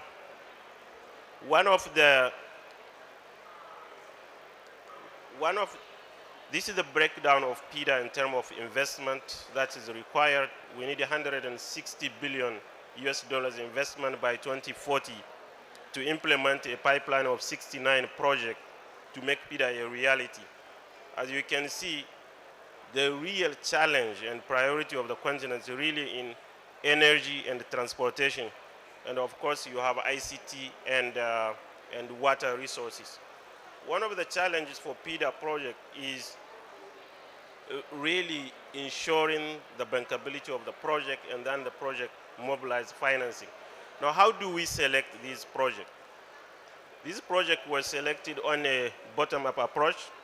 We first look at the national priority, national infrastructure master plan, and then we look at the regional infrastructure master plan, which lead us to the development of a continental infrastructure blueprint, which is PIDA, based on these 6 criteria that you have. The first one, we have a continent that is over 70% under 25 years of age. So job creation is very important for any transformative infrastructure project. Number 2 is the issue around urban area and rural area connectivities. In selecting the project, we have to ensure that this project can facilitate the connectivity between our urban areas and rural areas. The third dimension, which is very fundamental for this conversation, is the project needs to be climate friendly and indeed climate resilient. Then you have traditional consideration like the economic viability of the project, but also the economic equitability of the project. And then financial viability, I think, is obvious, but more important, we have the gender consideration when designing this type of infrastructure project. Now, for projects that are transboundary in nature, you have some specific considerations that need to be looked at when design, planning, and implementing this project. Some of the considerations that you have on the left side of the screen are clear in terms of the financial constraint, the regulation the regulatory framework that need to be harmonized, particularly for projects that involve more than one country. And then you have the traditional technical readiness challenges. But you have softer issues for PIDA projects, like governance, capacity for the preparation of those projects at national level, and indeed some cultural consideration. Like I said, most of the PIDA projects involve at least 2 countries. Now, what is the solution if you want to bring such complexity towards bankability? The solution is to design appropriate mechanism at continental level that can address this. And that's why the African Union created the service delivery mechanism for project preparation in 2015. The core objective of the SDM is to look at PIDA project and to ensure that 3 dimensions of their bankability are met. Number 1, the project technical readiness in terms of feasibility and environmental and social governance, etc. Number 2, you have to ensure that the project is economically viable, and that is also self-evidence. But the last 3rd dimension is you need to ensure that the project is politically acceptable. Many of those projects, if they are not politically acceptable, they can hardly move. In her opening remarks, our director mentioned that 80% of infrastructure projects on the continent are bound to fail at feasibility studies. And the issue of political acceptance combined with the economic viability and the technical readiness are the main reason for such bottlenecks. Now, in order to accelerate the preparation of this project, we have identified the early stage project preparation as the main challenge. By early stage is definition of the project, conceptualization of the project, and the pre-feasibility of the project. If we fail at the project design and the project definition, there's a 4th chance that the project cannot move further to feasibility, bankability, and financial close. We have designed a quality level for project preparation that specifically aim to provide an objective framework for project appraisal to support our countries and our regional economic communities, but also to provide comfort to providers of project preparation funding that these projects are very well prepared. Now, this PIDA quality level is based on a screening methodology that look at project on 5 main dimensions. The first dimension is the issue around political acceptance. is this project a regional priority? Is this project aligned with regional and national policies and the regulatory framework? Does this project contribute to the continental and regional development goals? And the second dimension is the sector readiness. Because we are dealing with projects that involve so many countries, we need to look at the maturity of the sector. We need to look at the governance around the sector where the project is established.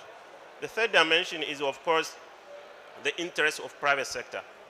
Among all the infrastructure projects on the continent over the last years, only 12% are funded by private sector. So there's a lot of debate around public-private partnership, private sector participation, but the reality is 80% of projects on the continent are funded by public funding. It can be debt or another mechanism.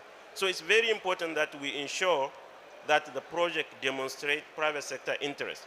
And the fourth dimension is indeed the project technical readiness in terms of feasibility, in terms of environmental governance, in terms of risk assessment. And the last dimension is the PPP attractiveness. We cannot continue with the trend whereas government fund 80% of the project, private sector fund only 12%. It's not sustainable. So it's very important to explore a PPP model for regional infrastructure development. Now what you can see, obviously from this different dimension, the missing link is climate and environmental consideration. And that's why we update the methodology, we update the peer quality level with a climate dimension, what we call the green appraisal. And the following slide will present that green appraisal, and our objective is really to get the feedback of the audience on how we can fine-tune this climate appraisal methodology to better support regional infrastructure development on the continent. So like I said, the green methodology will come in to complete the appraisal methodology I just presented. Now what is the objective? The objective is really, as Honorable Raila Odinga mentioned, that there is a lot of potential in terms of climate financing. But the challenge is how can we make our infrastructure project ready and compliant to attract those climate financing that is available. There's a lot of commitment that has been made for green infrastructure financing on the continent. But when you approach the provider of such funding, they will look at and say either the project is not bankable or the project is not compliant to the sustainability goals. So the objective of this methodology is really to find a framework that can provide comfort to the financiers that these projects are indeed compliant with the sustainability and environmental goals. Now, how does the process evolve? The process evolved in terms of, first of all, looking at the eligibility criteria of the project and then assessing the project based on some objective criteria that I'm going to present now. So similarly to the non-green approach, the green appraisal methodology is based on now 6 dimensions. The first dimension is climate policies mainstreaming. So when we look at an infrastructure project, the first thing we look at, what is the policy environment where the project evolves and how does it mainstream with global, regional, and national climate policies. The second one is what would be the interest of climate funds or green funds or provider of climate financing for the specific geographical region where the project is located. And the third dimension is climate risk mitigation.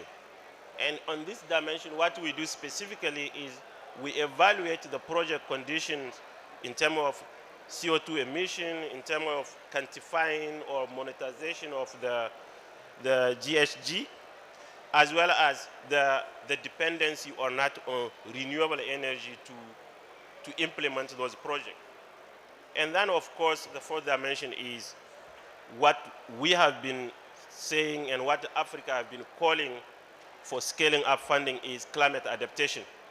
And then, of course, we have the last two dimensions in terms of green funds attractiveness as well as economic contribution. So what do we do? What we do is that we have a set of considerations, questions that we submit for the project owners that look at all these 6 dimensions, and we attribute some scores, because ultimately our objective is to identify where the project has weakness and how we can provide assistance to the project owners so that the project can be compliant with the climate funding requirement. The next following slide, I will go on each one of the dimensions and highlight those considerations and questions we asked. Yeah. So the first one is, like I said, how do we mainstream climate policies in the framework of the project? So for example, we have 2 components in this dimension. The first one is regional climate interest and commitment. How committed is the geographical region of the project for climate mitigation or climate adaptation? And secondly, what is the governance framework for climate change in the geographical region where the project is located? And we have a set of 10 questions that we ask. For example, if some of the involved countries have not joined the Paris Agreement yet, then technically that project in terms of climate policy mainstreaming will have 0 as score. And the last one is if all the countries involved have adopted a national climate change policy, they have a clear climate regulatory framework together with adaptation planning process where the climate finance is consistent with national policy, then the project will have 10 points. Now, our objective is not to audit the framework or the policy or the region. No, our objective is to identify the gap, and as the AU Development Agency, work with the government and the regional economic community to assist them to ensure that the climate mainstreaming policies are achieved so that the project can have a better chance to access financing. The next dimension is the green fund interest, and one of the components we look at there is the climate investment. I don't know if I can see. I'm not sure if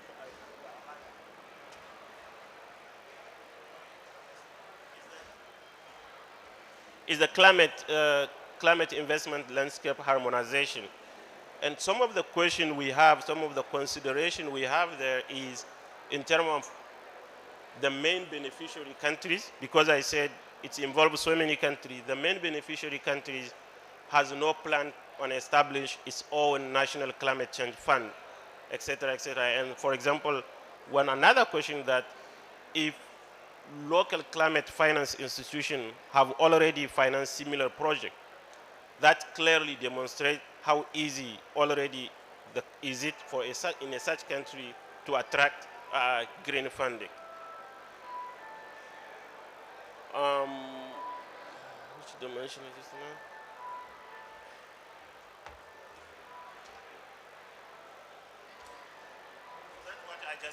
That's what I just presented. The interest from green fund providers. And then the next one is, the next dimension is indeed the volume of green funds and hosting countries. So you look at the investment flow from a green fund to the geographical region of the country, and that will give you an indication how easy it is for any project in such country to attract funding. But also, you can look at the national performance in terms of the sustainability issues. Like if all countries involved have defined API score greater than 30, or if the main beneficiary country has API score greater or than 30, but the rest involved of the country have not achieved that. So the idea is really to look at the geographical landscape of the project and have the country profile in terms of compliance and attractiveness of green investment funding. The last component in the green fund interest dimension is access to green energy. So when you take an infrastructure project, for example, a road, you may assess what kind of energy need for the implementation of those projects.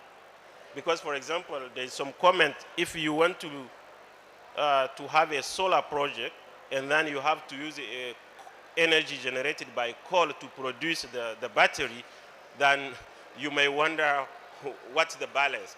So we look at the energy that is used to design and implement that project and to score the project in terms of access to green energy.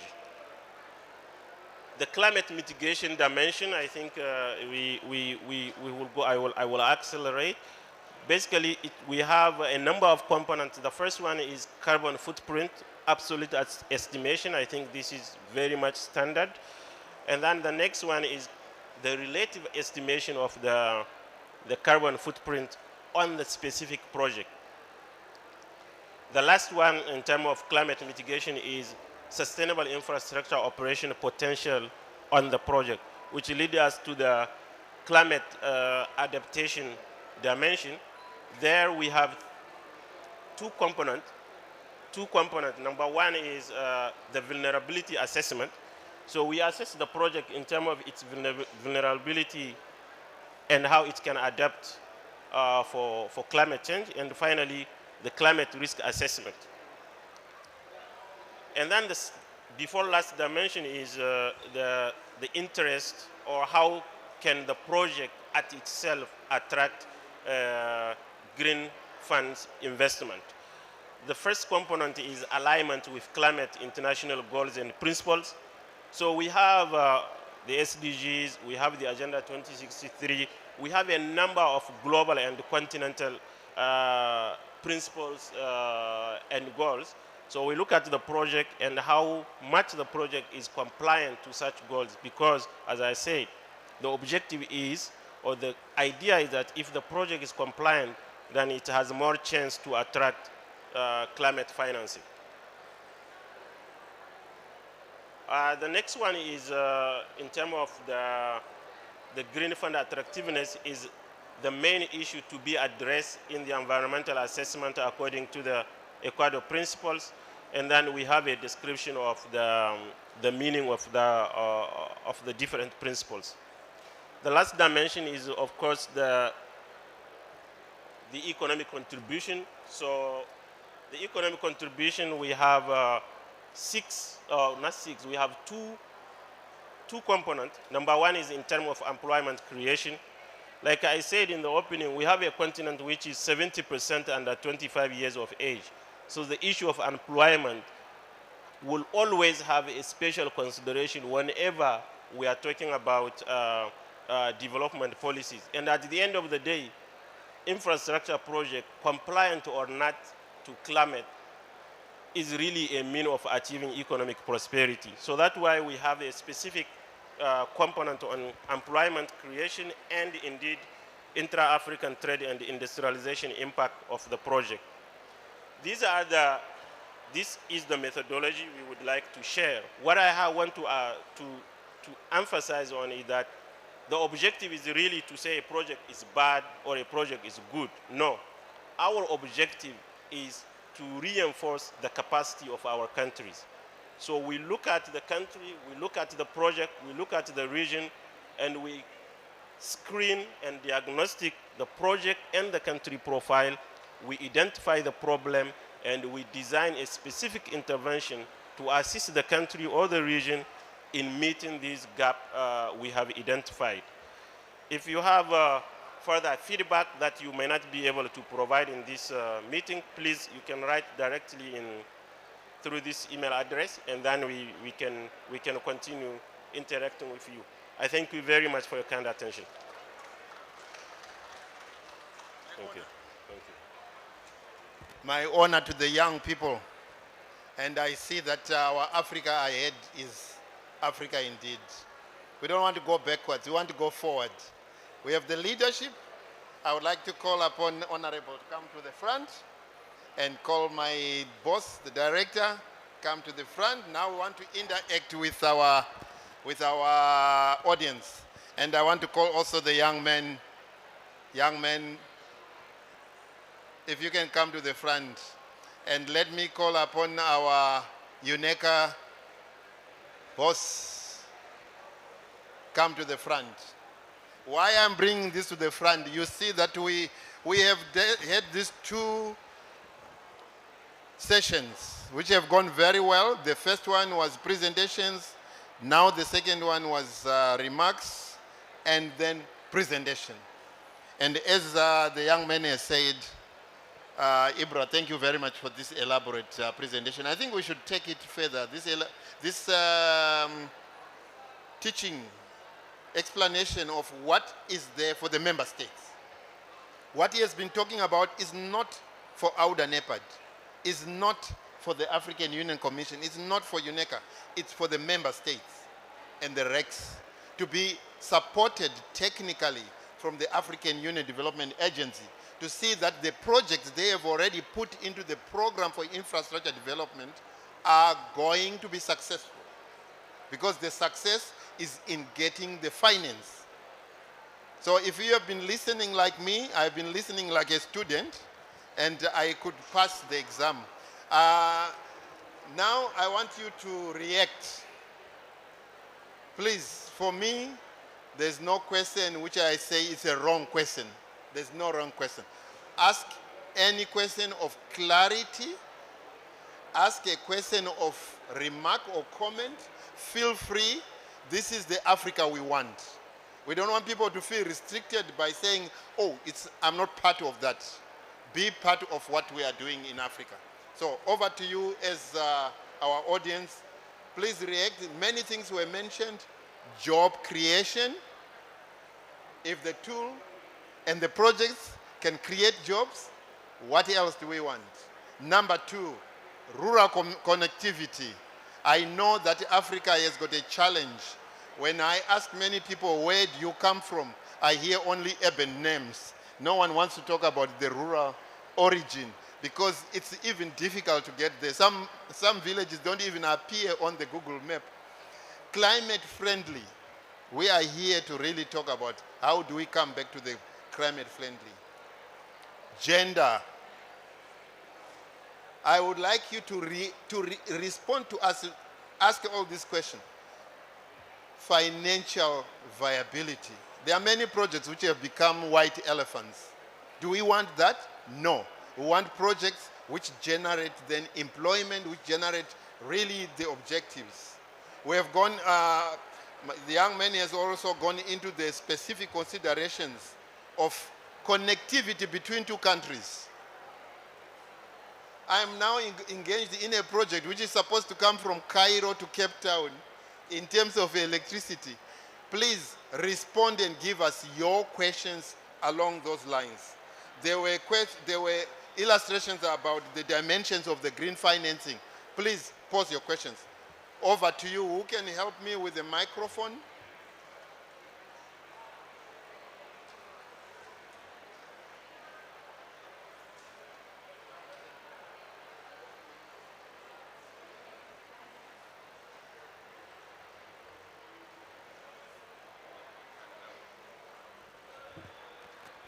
So, we will take, let's just take questions as they come and we see whether the question we can accumulate. Yes, I want, especially from the young men, young people, young ladies as well. Hello, thank you. My name is Colin Sofula. I am from Kenya and I represent Nuclear for Climate. Yeah, I had a question. Africa currently has an energy demand of 700 terawatt hours per year. So that's the demand every year. And in the agenda to bring in energy, I mean, in the future, the demand is expected to be 2,300 terawatt hours per year. So I do not know how Africa is going to bring implementation of projects which can at least cover this amount or energy demand at the same time decarbonize. Because when we use coal, we will as well serve this energy demand, but we will not decarbonize. And when we use other energy technologies, we will as well decarbonize and at the same time provide economic, will provide economic activities to the people who are graduating and just everything that is sustainable. So I do not know how Africa is tackling this and what are the plans so far. Thank you so much. Very rich question. Thank you, young man. Maybe you should have introduced. I'll give you another chance to introduce yourself again. My name is Collins Wafula Haemba. Yeah, I'm from Kenya, Bungoma. Actually, Bungoma, my rural village is Bungoma. So I represent Africa. I represent Nuclear for Climate. And yes? Thank you. Yeah, thank you. Thank you. I think why I asked him to introduce himself, I think all here we know Honorable Odinga. We all know him. This young man, no one even knows him. But the question he has raised is a question to lead us into the future. So I want to note that one. Can you prepare while I ask for some more questions? I don't know who is going to respond to that question. I think I'll ask our technical authorities here. Another question, please? Or you want us to deal with one question at a time? All right. So let me now start with...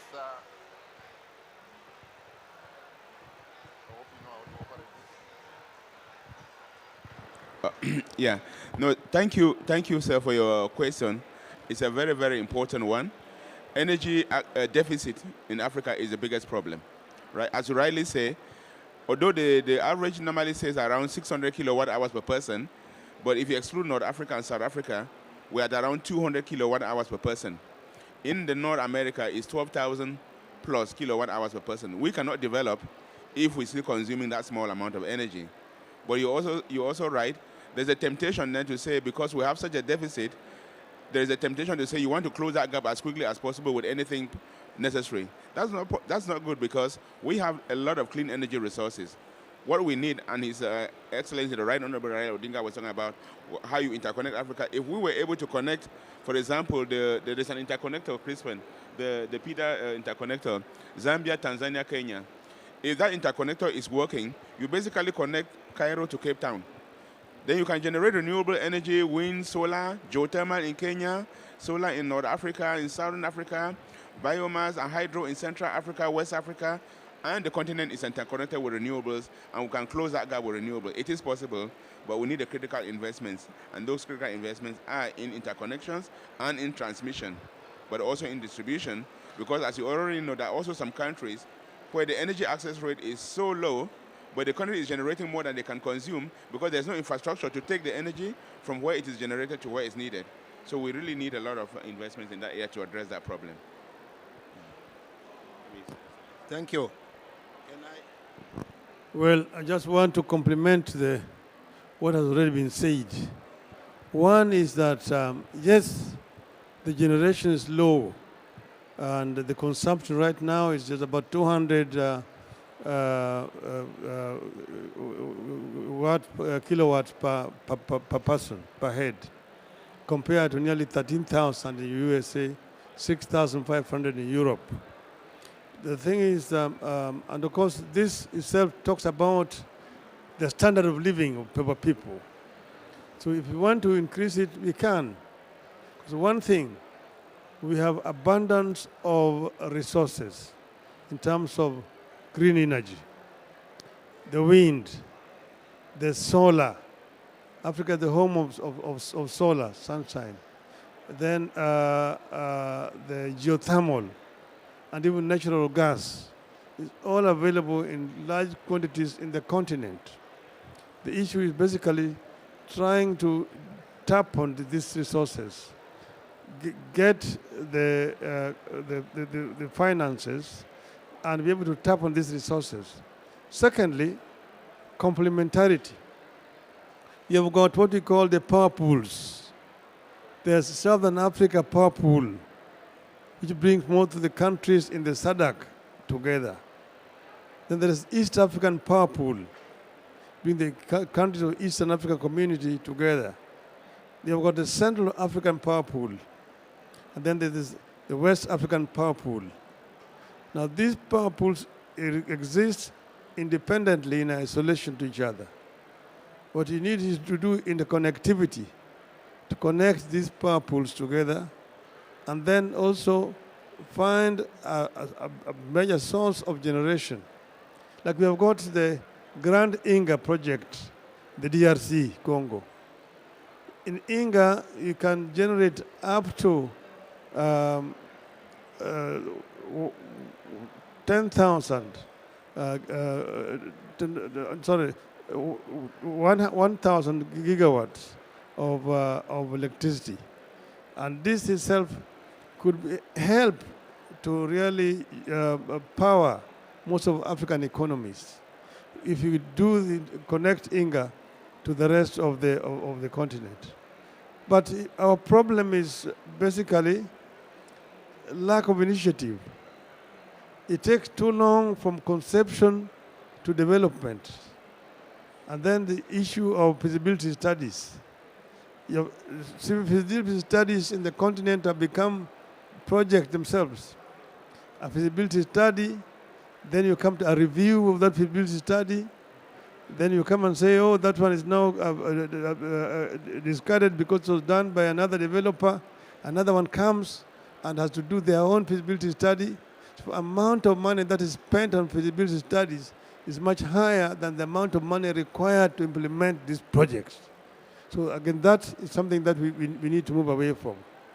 Thirdly is de-risking the projects so that they become attractive to private sector investors.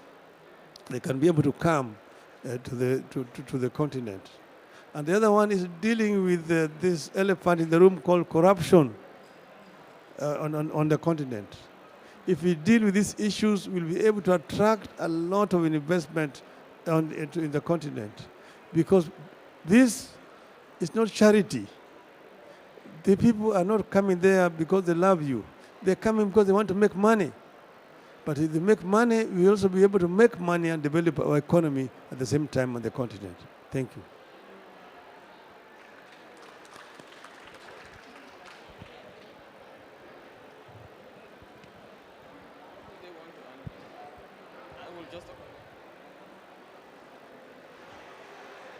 You want us to add? Yeah.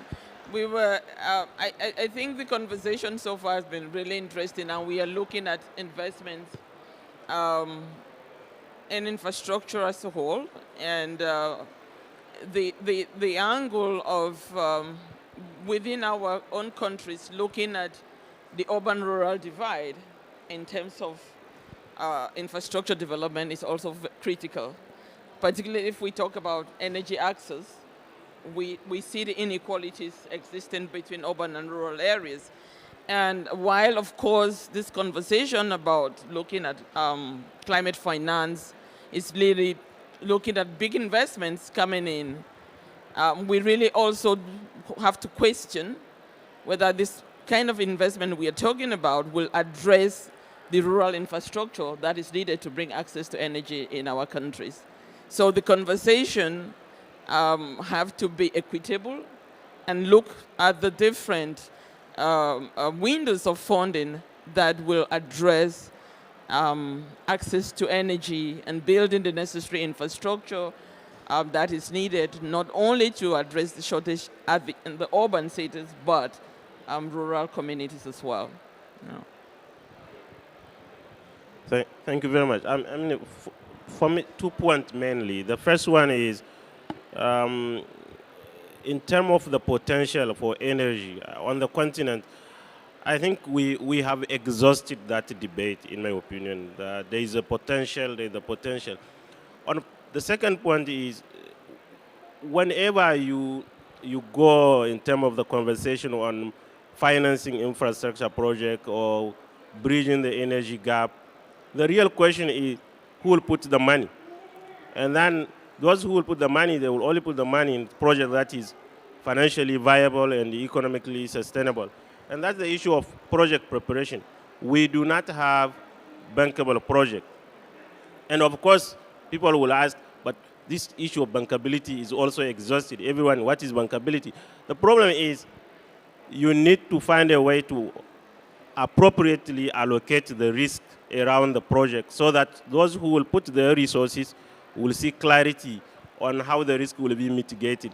So I think the issue of project preparation and risk mitigation, that would be the solution for bridging the energy gap or any other infrastructure gap, I think, on the continent. Thank you.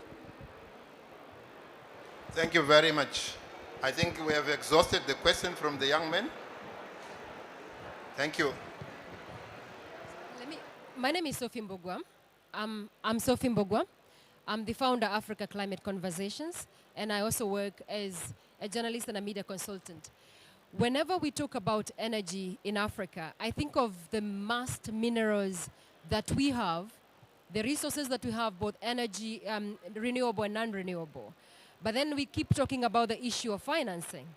But then when you look at the oil and gas that we've had for years, how much has the continent benefited from those resources? And Africa has been talked about, it's the frontier in terms of moving to the whole issue of clean technology.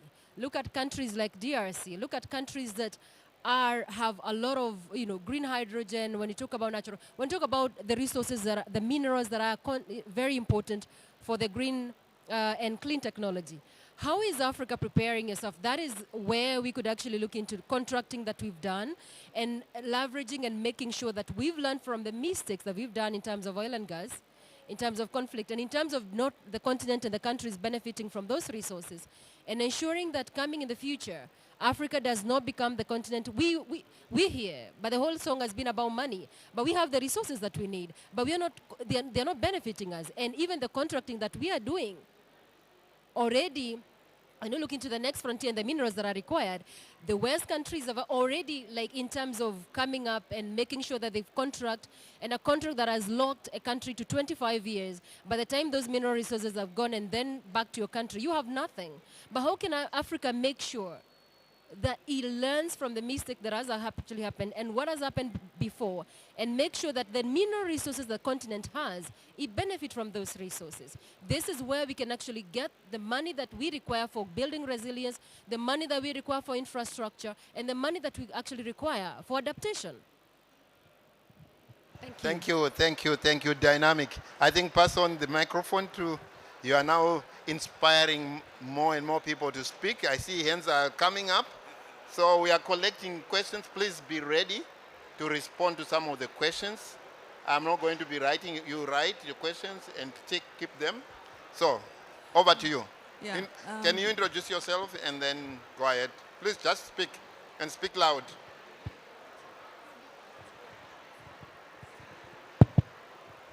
My name is Terhas Hagos. I'm from Eritrea. And I think it's a bit louder. My name is Terhas Hagos. I'm from Eritrea.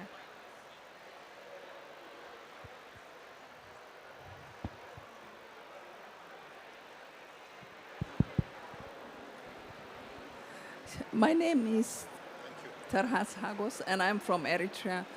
Regarding, I'm just adding to the point where my sister had said, we have all the resources, and we are also able to finance ourselves. We don't even have to go to World Bank, IMF, and all that, all those organizations. We can finance ourselves. And, we could also look at where Morocco is in terms of energy. It is doing so well in renewable energy. And you go to Mauritania, what Mauritania is doing in green hydro. We can use this as synergies. And what we need to do is to just stay away from those money mongers organizations. That's it. Thank you very much.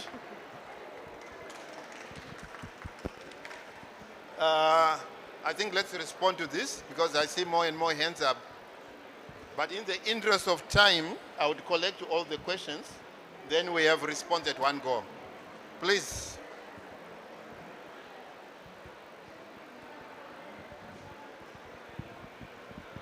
Good afternoon.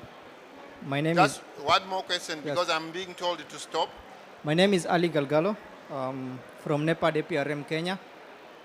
Mine is a compliment and a recommendation that there is need also to enhance and leverage on the public-private partnerships to support the integration of climate resilience of the PIDA projects on the continent.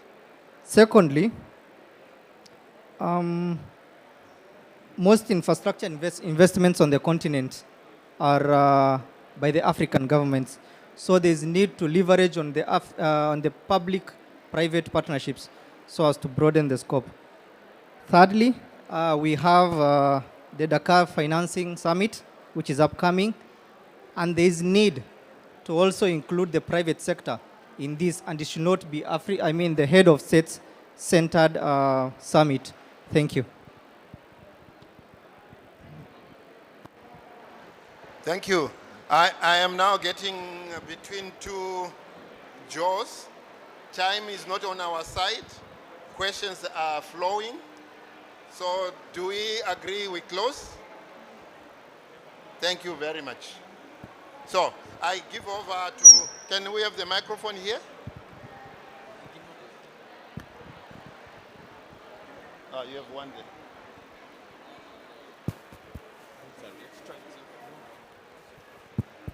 Thank you. Let me, the interesting comments from my young sister on beneficiation. You're right that we have a lot of mineral resources in the continent. And some of the contracts that our member states have signed have not been optimal. So what are we doing at AUD and NEPAD? We have a program called Regional Dialogue and Training on Complex Contract Negotiations, basically working with member states to look at, the extractive value chain and see how they can build elements that support beneficiation and optimal royalties from their mineral resources. But also the whole extractive space and financing for extractive is quite complex. So building the capacity to identify the loopholes that encourage illicit financial flows from the continent is critical. You might know that the illicit financial flows from the continent to date exceed what we receive as aid from developed countries. So it is one of our flagship programs to work with member states to train on complex contract negotiation so that we can increase the potential of royalties from our mineral resources, but also prevent illicit financial flows from these sectors. Thank you. So, we are dealing with the post-colonial economy. So the colonial economy basically was based on extraction of raw materials from Africa and being processed in the metropolitan colonial countries in Europe. So Africa basically then became a market for the manufactured goods made out of the African raw materials. Africa is the richest continent on the planet Earth in as far as resources, mineral resources are concerned. It is a paradox that the richest is also the poorest in terms of living conditions of these people. So now you cannot depend on the industrial countries to come and build industries in Africa, because that will not work in their interest. Their interest is to basically develop their economies, provide employment for their people. So a deliberate effort must be made by African countries themselves to add value to the raw materials coming out of Africa, beneficiation. And in order to do this, you must first put up the proper infrastructure. You must have the proper energy, because these materials require energy to be able to process them into finished products. So you need sufficient energy to be able to come up with these big industries, so that in the future, instead of Africa exporting iron ore, we should be exporting steel from Africa. Instead of exporting copper ore, we should be exporting copper cables and sheets from Africa. Instead of Guinea exporting bauxite, we should be exporting aluminum products from Guinea. This is how Africa is going to develop. But then we require a lot of energy to be able to process those raw materials. This is the secret. And that's why we are addressing the issue of green energy. We have abundant resources. It's plenty of solar. We have got plenty, as I said, of hydro. That the ink alone, I've told you, is enough to temporarily satisfy the needs of Africa. Then you have got Nile, you've got the Limpopo, you've got the Zambezi, and so on and so forth. So hydro is very big on the continent. Then you have got wind. See, Morocco is right now has signed an agreement with Britain to generate power out of wind and solar and connect through transport to Britain through underwater submarine cable, 3,800 kilometers to Britain. So Morocco is going to be supplying nearly 8% of British energy requirement shortly. So market is available also for African products. So you must just think out of the box. If you think out of the box, we'll be able to realize the dreams of the founding fathers of the African continent. The last question is the issue of infrastructure, the public-private partnership. That is really the way forward. You cannot depend purely on the public financing for these major infrastructure projects. If you go to the United States, you find most of those interstate highways are basically PPPs built by private sector. They are toll roads. People pay money to travel on them. We can do the same thing in Africa. And that is where, again, thinking out of the box comes in. That first, you must become attractive for the private sector to risk bringing their money into the continent. By first coming up with bankable projects and also dealing with what is actually scaring private sector. The bureaucratic red tape, the continent, the corruption, as I mentioned, is another one which is scaring the people. Then insecurity. If you address these issues, we will be able to attract very many private sector companies to come and invest on the African continent. Thank you. Thank you. If I could just quickly add something to what what His Excellency the Right Honourable has said. The issue about the critical minerals is extremely important. The future is electric, and it's now an opportunity for Africa to strategize on how to do it. That is why last year, President Tshisekedi reached out to the Economic Commission for Africa and said, how can we go forward?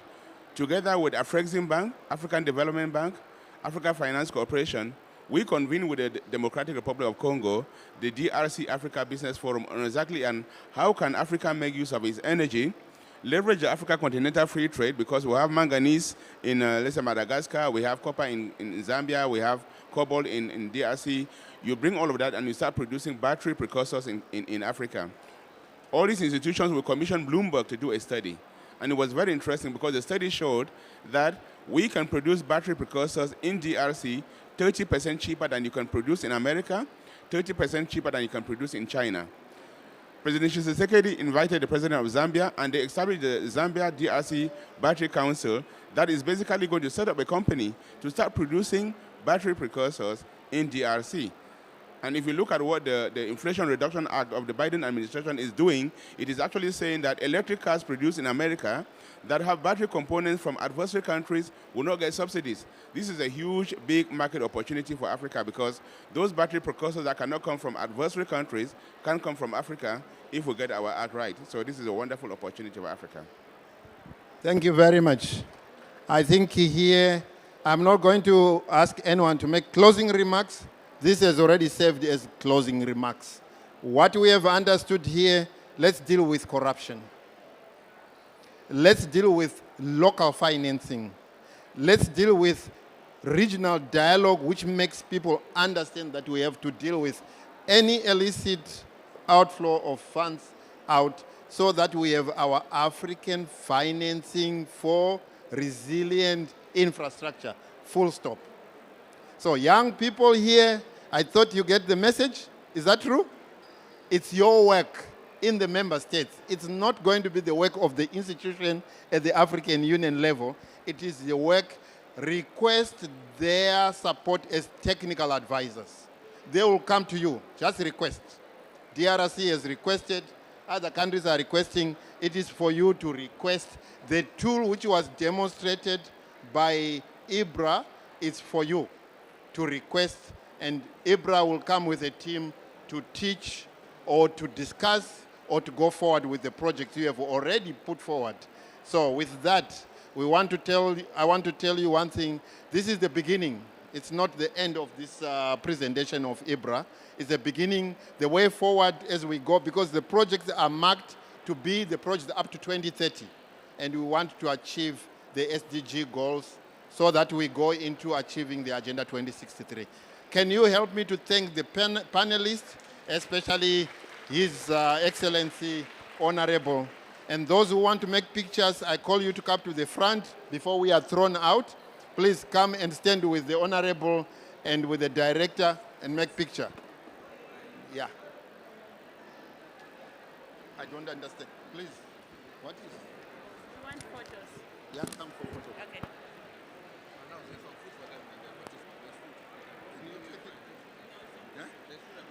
Where? Do I know? Okay. So, those who want to come and make pictures, to come to stand to the front, please come to the front as well. Don't be shy. And after this one, you are honored with a beautiful lunch, which is put outside the curtain, the green curtain on my right. There's going to be lunch for everyone. Don't go away. Please, let's have more talks as we eat outside. This is Africa. Africa, we talk together and we eat together.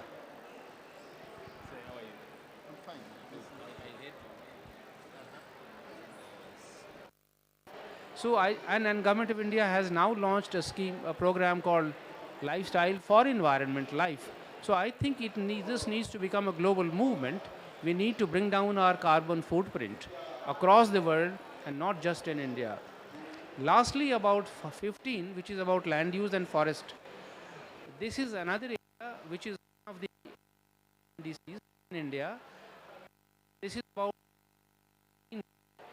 we need to again have campaign agroforestry in the forests.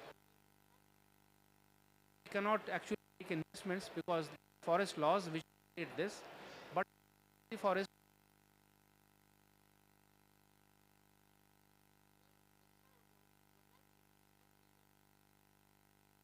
things.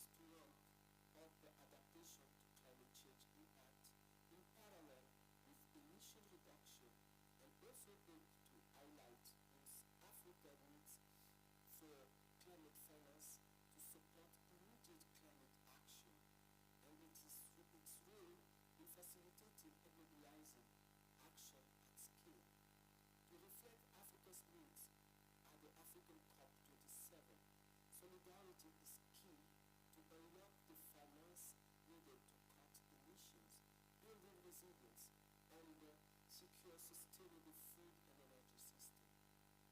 COP27 must deliver ambitious outcome guided by the principle and the provision of the Convention and the Paris Agreement, particularly on finance, adaptation, loss and damage, and mitigation. I am very pleased to share with you Africa's key priority in this COP. Number one, enhance climate finance.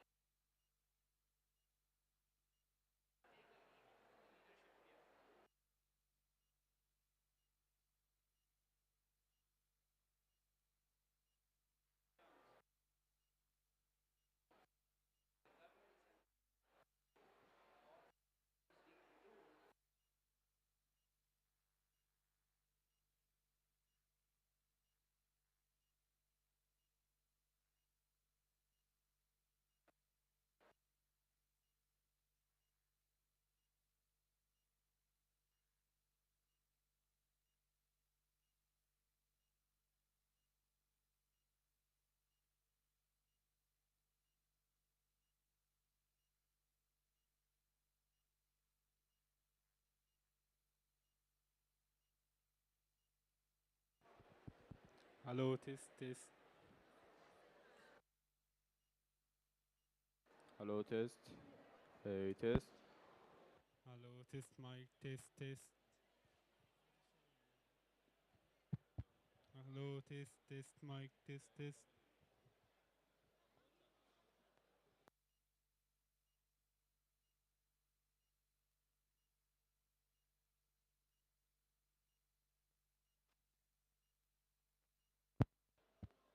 Hello, test, mic, test, test.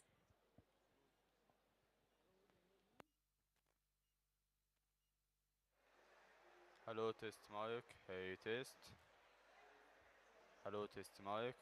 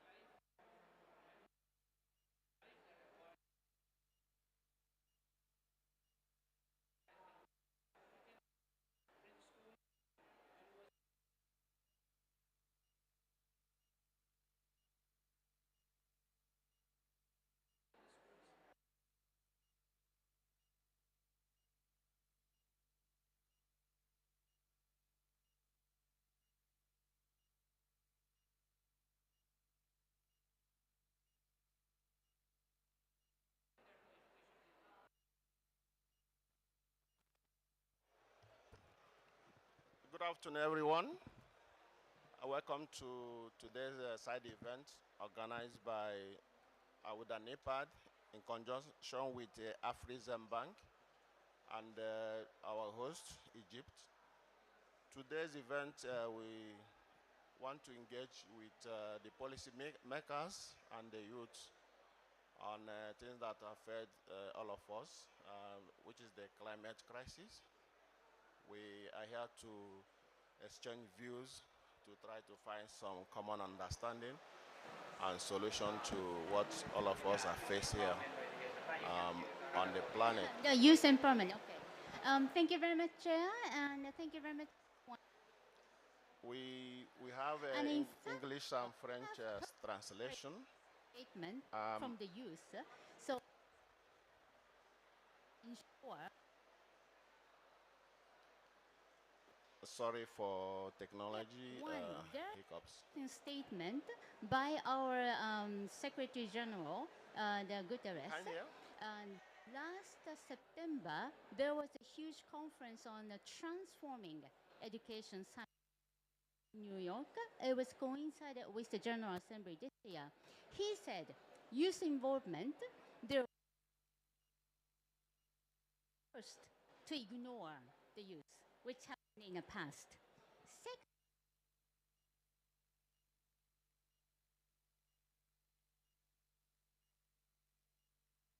is right now. Okay, we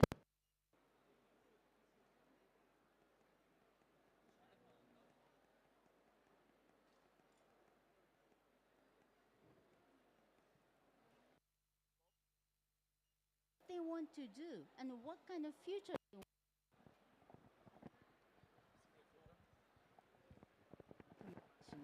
That Test.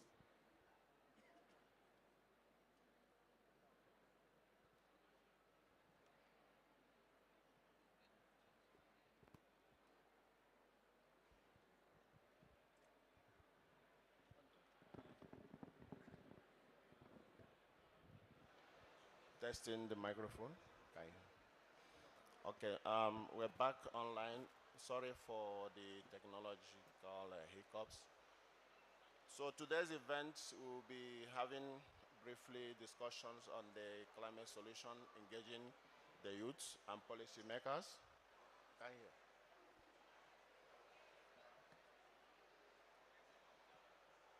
We have the youth network here in our gathering.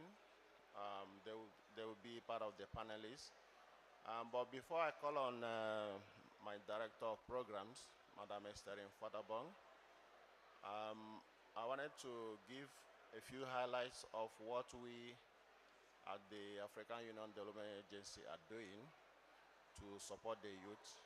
But the challenge is also the technological issue that the organizers didn't put the right presentation. However, I can talk briefly on top of my head on what we're doing in the rural youth sector.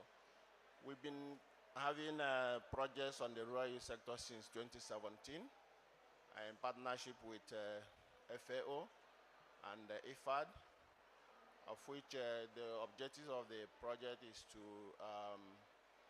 get our rural youth, give them the capacity to engage in the rural economies. First of all, we want them to have the skills to work in the rural enterprises. Secondly, for them to be agripreneurs and entrepreneurs in the rural youth sector. We also want them to be able to employ other youths.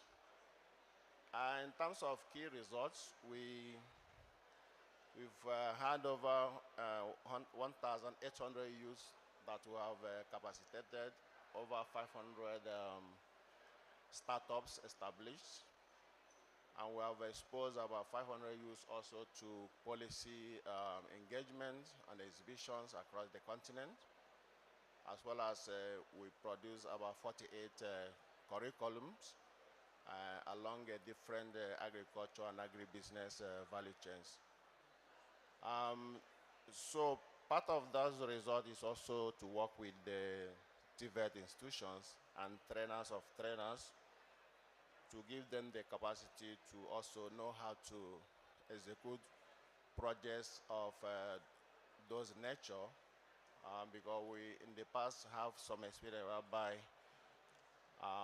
some institutions will receive donor funds, but at the end of the day, it becomes a challenge for them to really execute the projects. So today's program is to engage all of us to explore different ways of engaging our citizens. We're also hoping to identify some funding opportunities that could help to create green jobs in the rural sector and in the youth in general. Also, we also want to share experiences.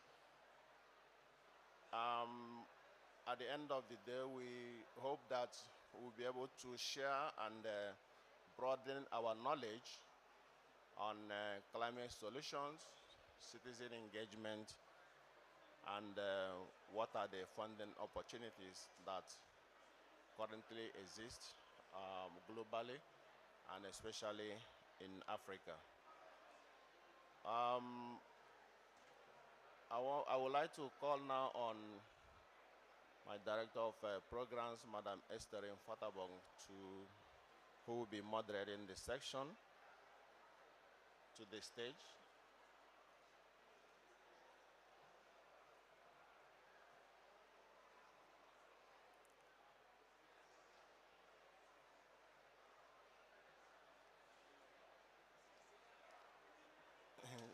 Sorry.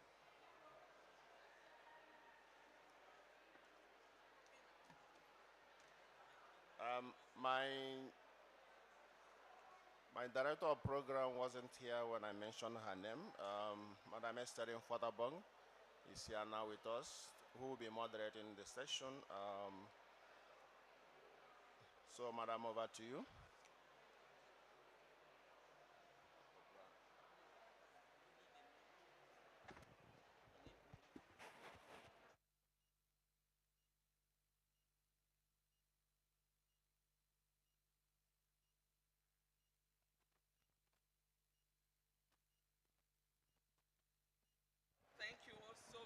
This technology today is this afternoon is a bit challenging. Can you hear me? Because I feel like I'm shouting. Is it okay? Okay. Good afternoon, everyone.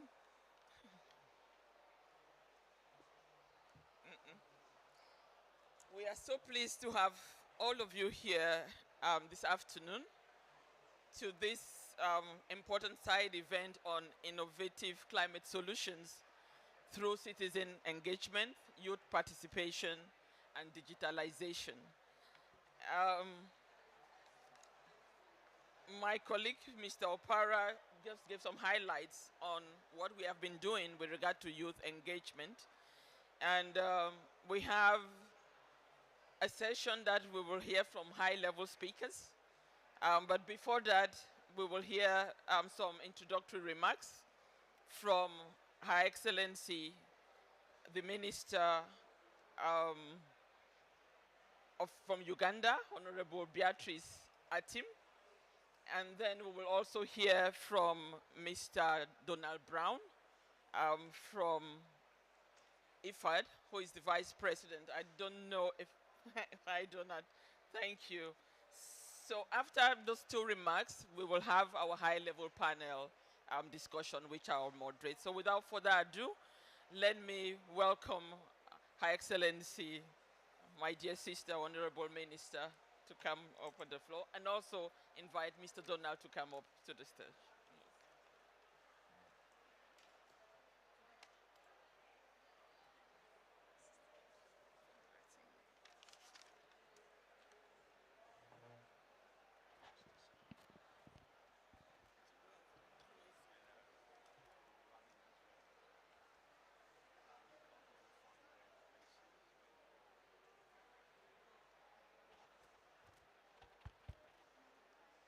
Can I be heard? Why that mic is this afternoon is giving so much trouble. We shall go with it. Thank you. Thank you, my sister, for inviting me. Good afternoon to everybody. Distinguished participants, Your Excellencies, ladies and gentlemen, it is a pleasure that I join this important meeting and give an opening remark.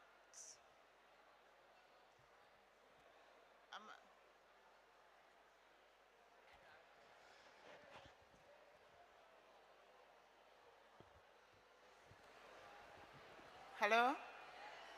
Oh. Thank you very much. I'm sorry that the technology is giving us some little bit of a problem. I'm happy to be here for this forum and discussion.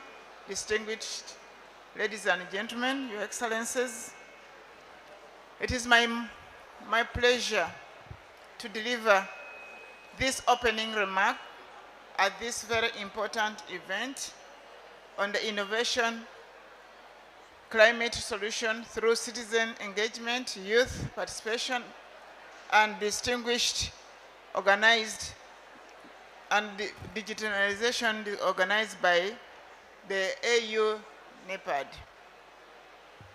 So, can I be heard?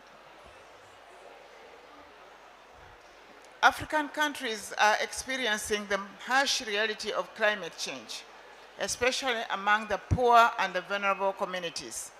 Case in point are the unfortunate events that have happened recently in my country, in eastern part of Uganda, where we also suffered the loss of lives and properties, infrastructure, and the livelihood of many communities due to floods and landslides.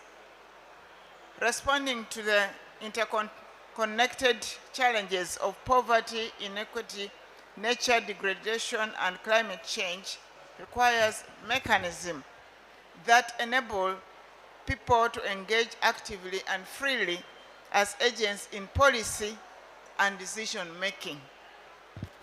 And that's why for us in my country, Uganda, we look at the future of the country into the youth, and the youth have been facilitated, they're engaged, that are involved, from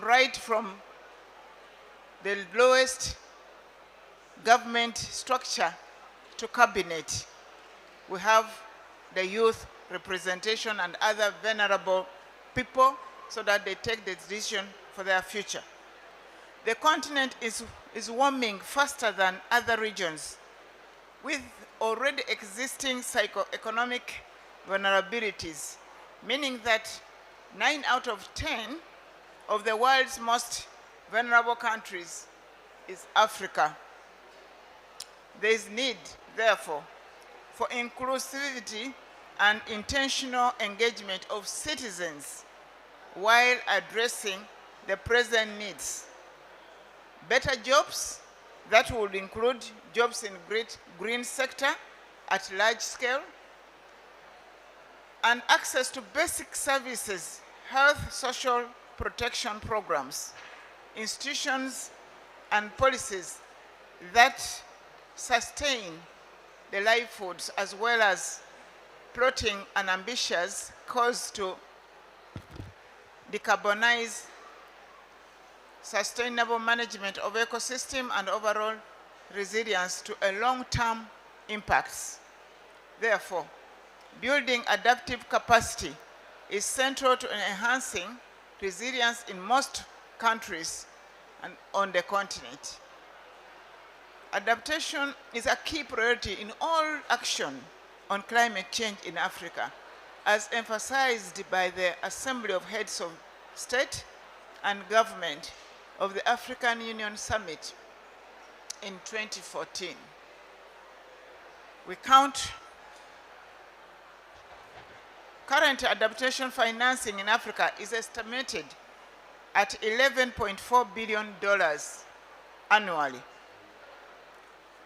If this trend were to continue, the cumulative adaptation finance through 2030 would be only $125.4 billion US, less than 1/4 of the estimated needs. You can see a huge gap. We count on our development partners, including our neighbors, and the EU to fulfill their share of commitments in light with the spirit of the Paris Agreement and Glasgow climate change. And this one we shall say without fear or favor, because each of us must fulfill their obligation. As a continent, we have a role that we have played and we are fulfilling it.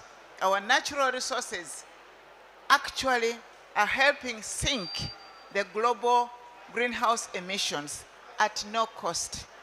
We need to put value to that, and then it will be our contribution, and it must be recognized, especially as we are here in Africa COP27. With rural communities around the world dealing with mammoth combination of crises, bold paradigm shift for sustainable rural economies is required. This African COP is our chance to rewrite the status quo. It shouldn't be business as usual. We came here not just to talk, but to see a fulfillment. Friends, this is our COP, I repeat.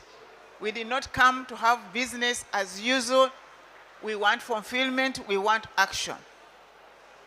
It should awaken all of us. And maybe it is high time, as a continent, we say, you are either with us or you are not with us. Maybe it is time for the continent to have plan B, because we need to protect our environment. We need to secure the future of our new generation, the youth. And we think the youth wake up and lead the way. With Africa's youth population expected to reach 830 million by 2050, More investment is required in the youth sector to enhance their potential on one hand, and avert demographic graphic catastrophe on the other hand. If Africa is the continent of the future, then let's all support the action needed to transform it into the Africa we want. And this decision must sink. We shouldn't leave this COP27, African COP, without having this thing and the next action to be taken. Africa, when we come, we are not beggars. We are partners in development. And we must be treated as such. The youth, you are our future hope. The mindset must be set for the future we want. And it starts with you and me. I therefore, with pleasure, declare this important event open for God and my country. I thank you.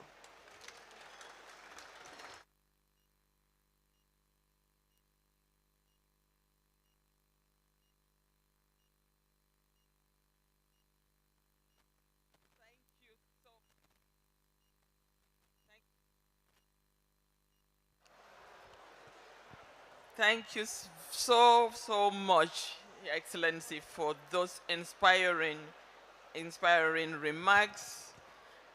Africa COP27 must rewrite the status of commitment. It has to be fulfillment and action, emphasizing on the theme that Egypt chose for this COP, which is implementation, implementation, implementation, and the central role of young people, young Africa, to be supported through policies, through institutions, through capacities, so that they played their role in the transformation and the necessary move towards the just transition that we are all talking about. So really, Your Excellency, thank you for setting the standard for this conversation this afternoon. Let me invite the IFAD Associate Vice President, Mr. Donald Brown, for his remarks. We have a very strong partnership with IFAD, supporting the results, the project that my colleague Vincent showed earlier. Those results are supported under the cooperation that NEPAD has with IFAD. So welcome for your remarks.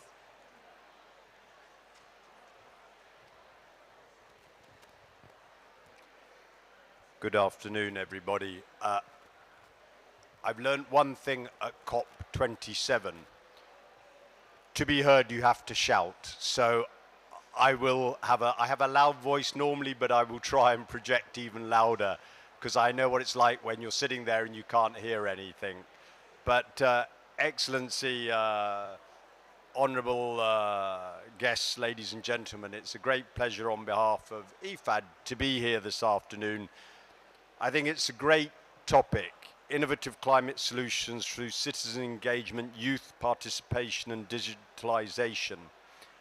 I'm going to focus a little bit on some of IFAD's experience with the youth participation within agriculture. For those of you that don't know IFAD very well, we're an international financing institution, and we focus not just on smallholder agriculture, but on rural transformation. And one of our key priorities, well, we have four key main priorities within that context: gender, youth, mainstreaming, climate change, and nutrition. So in many ways, this talks to those mainstreaming priorities. And for us, if you're looking at youth participation, we've got to make agriculture interesting again for youth. And by agriculture, I mean the broad definition of agriculture, not just crop production. And to do that, a key part of that, particularly for youth, is making it a business. So we like to talk about agribusiness and to find real opportunities for youth within agribusiness. Very often this is more in the processing and marketing of agricultural produce than just the production of it. But I think the more we see it as a business and we train the youth in it as a business, the more interesting it becomes to youth and the opportunities. So I'd like to talk a bit about what we're doing for youth and agribusiness, and particularly, obviously, in the context of climate change and what it means.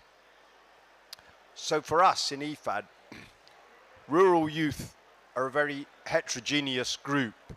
There is no one definition of youth for us. It depends on their age, on the gender, on the educational level, and they're crucial for us to determine how you can include youth in your projects. Often I go to meetings talking about agribusiness and youth, but they're very much aimed at the university educated youth who have opportunities for finance, who have connections in the system, rather than what we focus on, which are often youth that haven't had those opportunities of education, that do not have access to finance, that do not have the educational opportunities that are there. But actually, what I've learned through our work in IFAD is these are some of the best entrepreneurs you can find, because they've got to do it the hard way. And so we need to think about solutions that engage those sorts of youth as well in that context. So for us, you have to tailor the approach to the youth that you're dealing with. And for us, it's that sort of youth. And in that context, we find, for example, that access to finance is a real issue. But we've got some really interesting examples as how we've worked with youth on crowdfunding to actually provide the finance they need that they wouldn't get otherwise. For example, through the diaspora, we have a very interesting project in Mali with the Malian diaspora in France, providing the finance through crowdfunding to our agricultural entrepreneur programs for youth. Another problem we find, despite the growing offer of climate finance and the growing emphasis on green entrepreneurship, regenerative agriculture, is that not only the financial products, but the services and the guarantees are out of reach, particularly of young Africans. Financial institutions tend to be very, very reluctant to lend to this sort of a market. And so we need to find innovative ways of crowding in finance and to help them to develop and negotiate green business plans with potential financiers in that side of things. But another thing we find in there is there's a real lack of certification of green products that can be accessible to small producers and in the youth side of things. So what we've tried to do in IFAD to improve that is we have what we call a framework for developing youth-sensitive projects, which helps with tailoring our support to youth. And in that context, we launched something called the Integrated Youth Agribusiness Hubs Programs for Africa, which aims at creating jobs for youth. And the approach has a strong focus on capacity building and skills development to improve the employability of youth, but also to improve the opportunities for startups in that area, and particularly in the green area of agribusiness.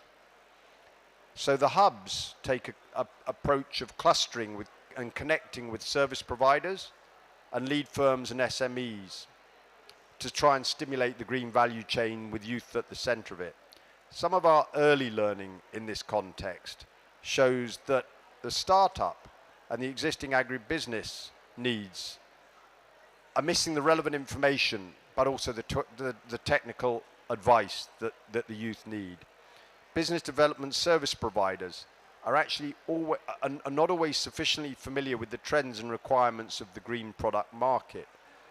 And as I said, there is a real lack of registered green certification entities. So we need more targeted capacity building. We need to think more of how we can step up training of trainers and networking with green business advisors, and how we can organise roundtables and green finance fairs that have youth at the centre of them. So just to conclude, they are some of our thoughts about how we're working with youth and how we can target youth and green products. It's not easy, but as I say, the main thing for us is to ensure that you treat the youth as a heterogeneous group and you target your solutions specifically for those you're trying to work with. So I wish this meeting every success, and I look forward to hearing some more of the conversation. Thank you.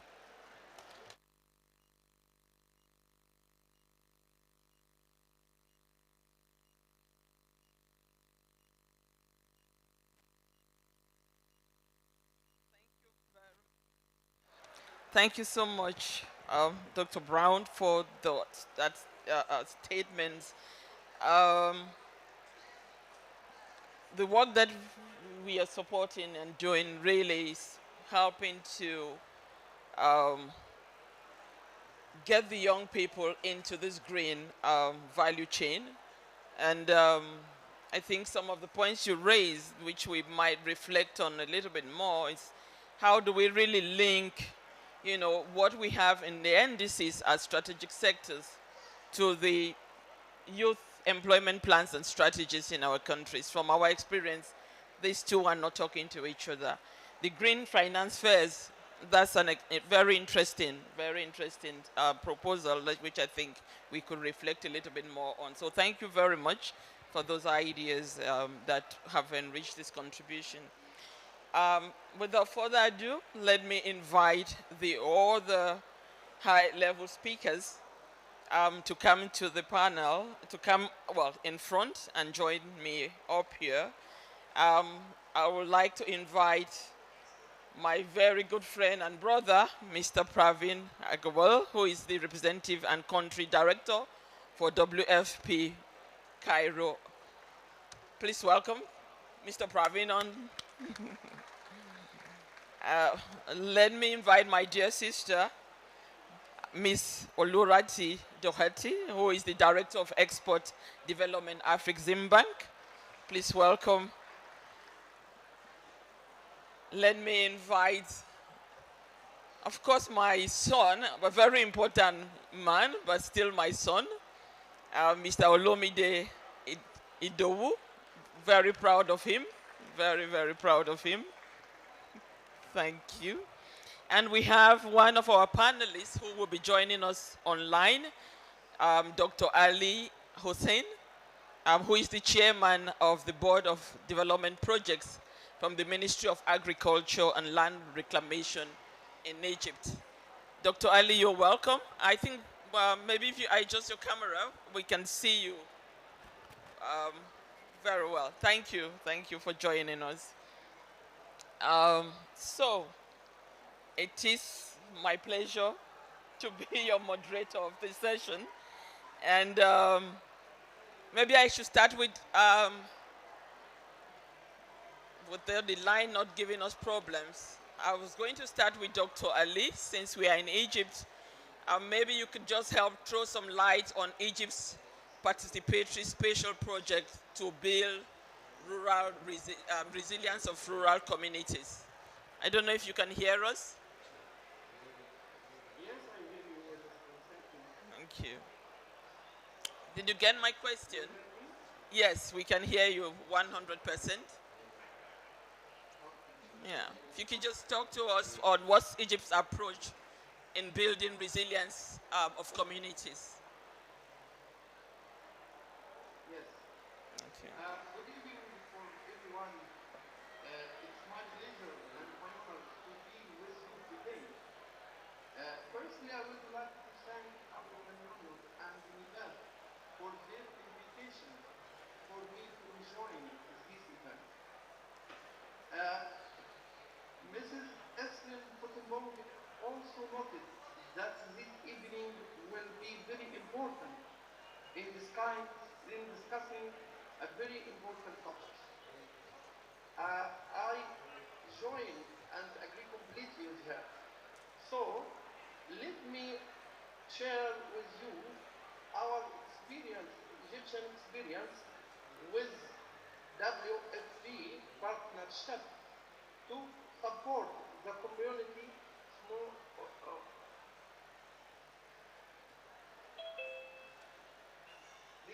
Please host, let me share my screen. Hello, test 1, 2. Yes, let me share my screen, please.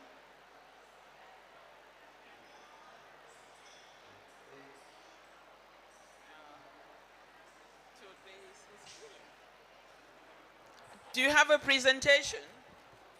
Control. Do you have a presentation? Yes, I have a small presentation. Yes, I have a small presentation to represent our Egyptian experience with partnership of WFP to support rural community in Upper Egypt to face climate change. So, if control, let me share my screen, please.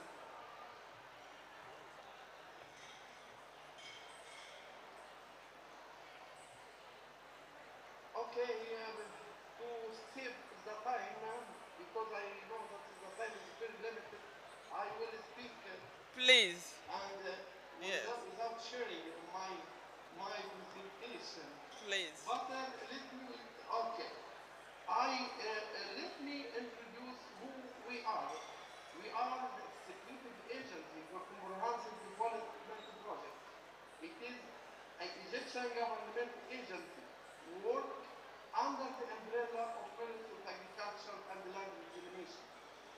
This agency has a long experience in implementation, development projects in mostly need areas and in Upper Egypt and also in Bedouin community in Arab Republic of Egypt. Who is our main partner? Our main partner is WFP. WFP is the world's largest humanitarian organization, care about saving lives in emergency and also to enhance rural community facing climate change.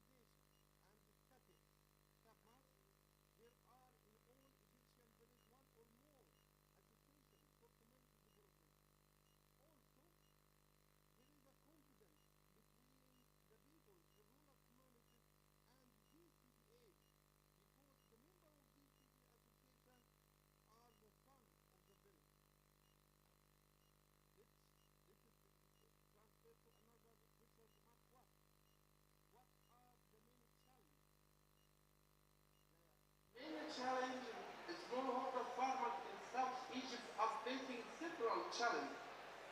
The most importance of these limit productive capacity because of land fragmentation. And land fragmentation needs more and more time to explain the case and the reason and the solution. But we will indicate it about it. And also limited water resource, inefficiency irrigation, limited access to technical support and service. Also, we have a challenge when we are beginning with this program. We have resistance from farmers to adapt new practice and to consolidating their land among the major challenge which we are facing in design and implementing this program. All right. Thank you, Dr. Ali. Can I come back to you? We'll hear from the others, then in the interest of time, come back to you. Okay. So thank you so much. I think I can share with you what the remarks you're making. We have been on the field and see some of the very, very good programs that the ministry, in collaboration with WFP, are doing on the ground, implementing some of the AU NEPAD continental programs, particularly some of the interesting work you're doing in Luxor area, which I personally have visited as well. So that brings me really to a nice transition to our good partner, WFP. AUD and NEPAD has a long history working with WFP, both at the continental level and at the country level. And I would like really to invite my friend Praveen to tell us, how does WFP Egypt create a platform to share all the best practices that you're doing in Egypt?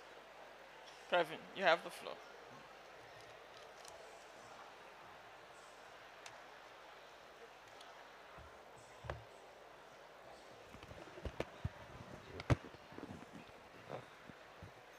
Thank you very much, Esther. And good afternoon, everybody. As the afternoon winds down, I'm sure you're all tired, so I'll try to keep it brief. The subject at hand is really, really very engaging and very, very exciting, because it is innovative climatic solutions through citizen engagement, youth participation, and digitalization. You could not ask for a better meeting. So thank you. So the platform, before I get to the platform, let me tell you the what and the why. The youth are really the wealth of all nations. It is not to whom we can say tomorrow.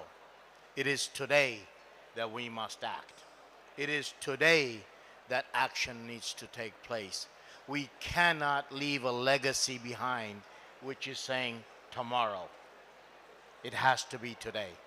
And climate change is waking us all up that if we do not take action today, there is no tomorrow. So let me tell you, the youth in Egypt represents a huge, huge potential. It is 30% of the population if you take the age from 10 to 24. This is a huge potential. It is a huge asset of any nation. We cannot leave them with aspirations. We must provide them by the means to achieve those aspirations. We must look. I was just at an earlier conference hosted by the Ministry of International Cooperation, which was on Climetech Run and digital solutions. How do we collectively raise the level? How do we today, where the world's about to reach 8 billion people this month, how can we take solutions to them immediately. And today we had a series of more than 400 competitors that came together. 15 were selected and 3 won the prize. So the competition is tough, but there is a plethora of ideas and innovation out there as to how to do it. What are the areas? New technology, diversification, supply chains. These are all areas in which the youth must and can participate. Let me come back to what is the essence, agriculture. In Egypt, agriculture is the major mainstay. You heard from Dr. Ali, our partner. Upper Egypt is the area of great need, but also great potential. You have huge amounts of land that can be consolidated and added to the national structure. We need to address and solve problems like early warning systems. How do we provide the knowledge in the hands of the farmer so that they know ahead of time what is needed? How do we collectively address the issue of agricultural waste? That too can be modernized, can be technologically advanced, and how do we do it in addressing energy needs? Agriculture needs energy.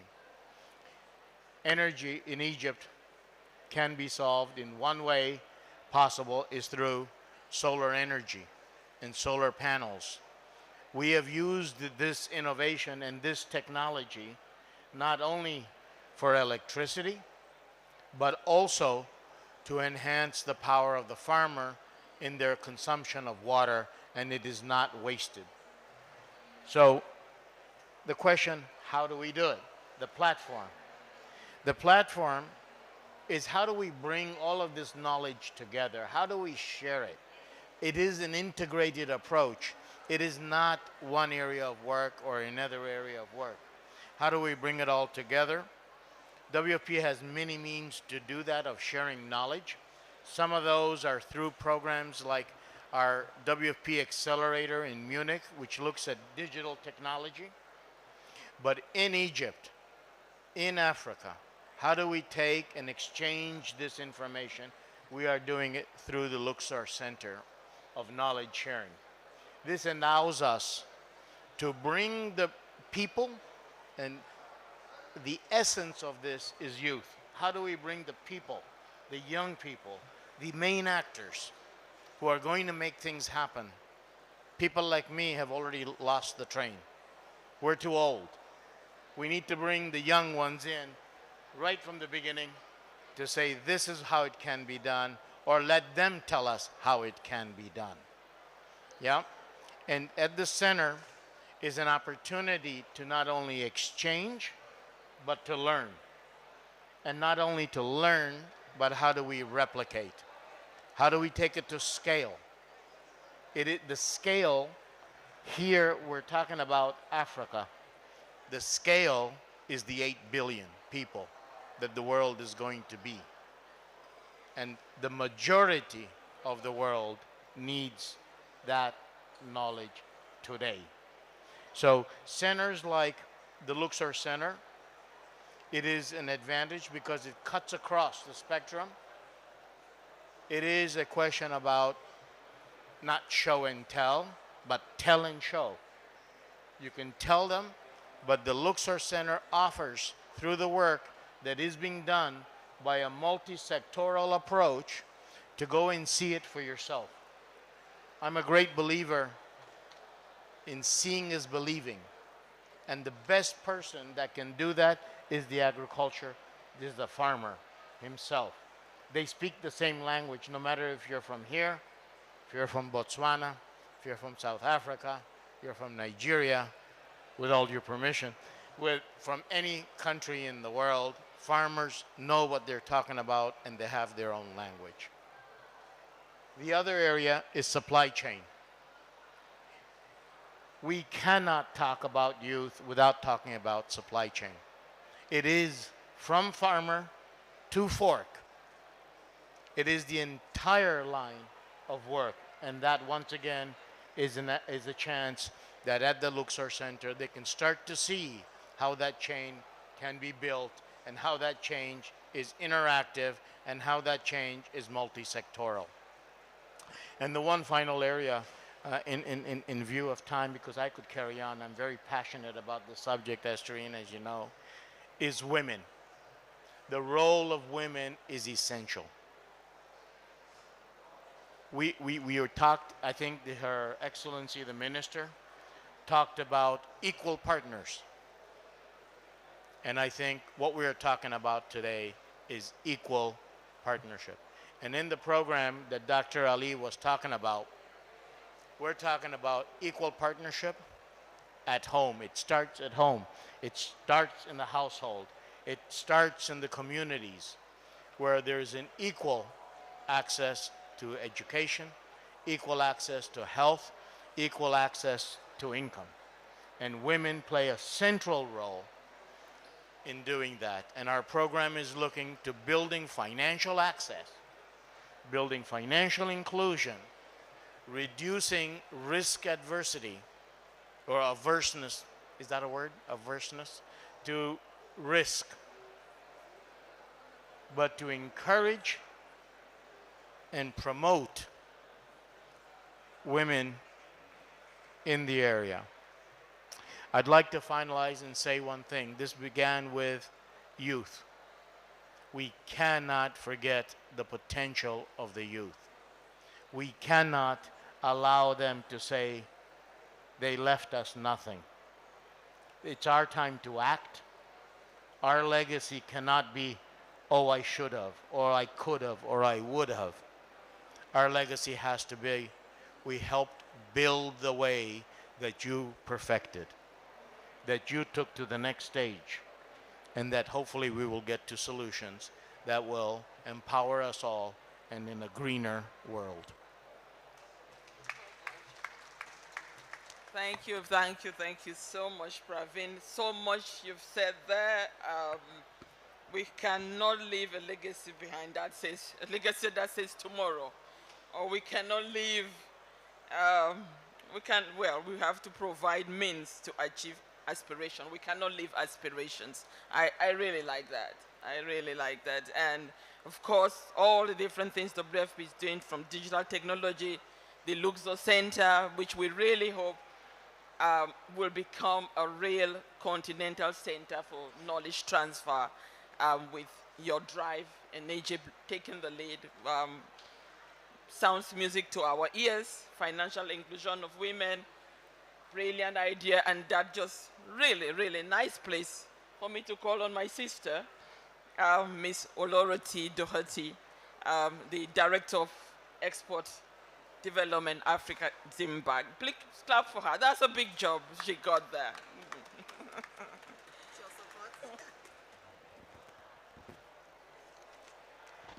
Good afternoon, everyone. I hope you can hear me. Yes.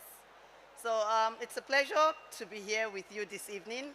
I just want to thank our partner organization, Alden EPAD, for inviting us. And when they first shared this idea that we sort of collaborate together on this panel that, you know, it's very broad and wide-ranging, looking at youth, digitization,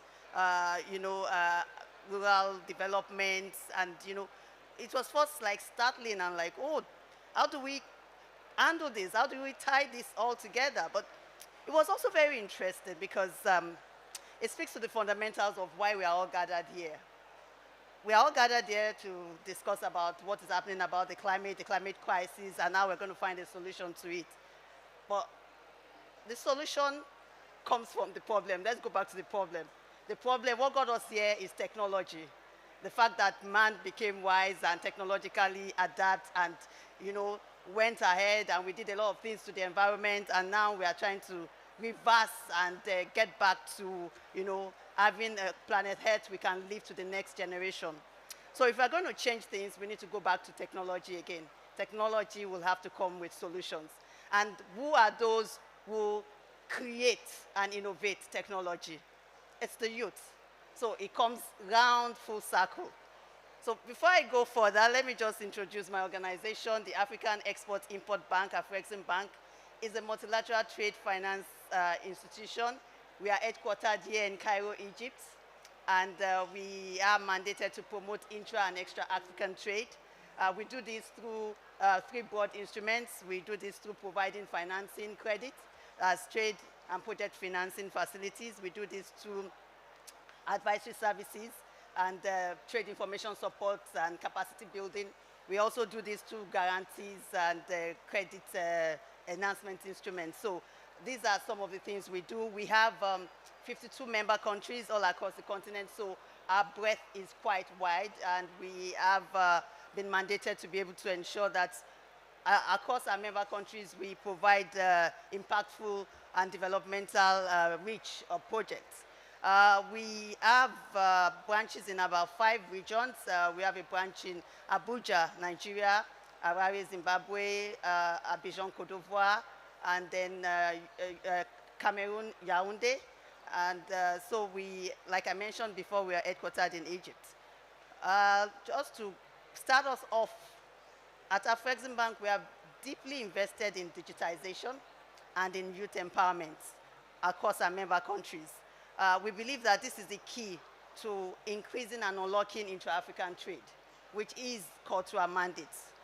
We believe that if there's going to be any change or innovation, it will come from the youth. And we know that the strength of digital transformation is because youths are the drivers of these initiatives, and that these initiatives, they have the powers to sort of democratize access to information and decision making. Given all that, I would just like to take us through some quick facts as to why we believe that concentrating or focusing on youth enhancement and improving their access to digitization is very important. According to the International Finance Corporation and Google Africa, internet economy is one of the largest overlooked markets. In Africa, it has the potential to add about 180 billion to the country's GDP by 2025. And approximately 600 million Africans have mobile connections, with about 65% of these expected to be via smartphones by 2025. You also have a situation where there's an expected 3 billion growth in Africa's data market by 2025, even though only about 7 commercial 5G networks have been established as at end of 2021. Be that as it may, one thing that stands Africa out is this: 60% of Africa's population are currently under 25 years of age, making the continent the youngest on the planet. And by 2050, it is estimated that Africa's youth population would reach over 830 million. That is the power that Africa holds. And what this just says to all of us seated here in this room today is this: that any thought of decoupling global climate response from digital transformation or youth engagement will provide a suboptimal response. We need to integrate youth engagement, digitization into coming up with concrete solutions to solve the climate crisis we are currently in.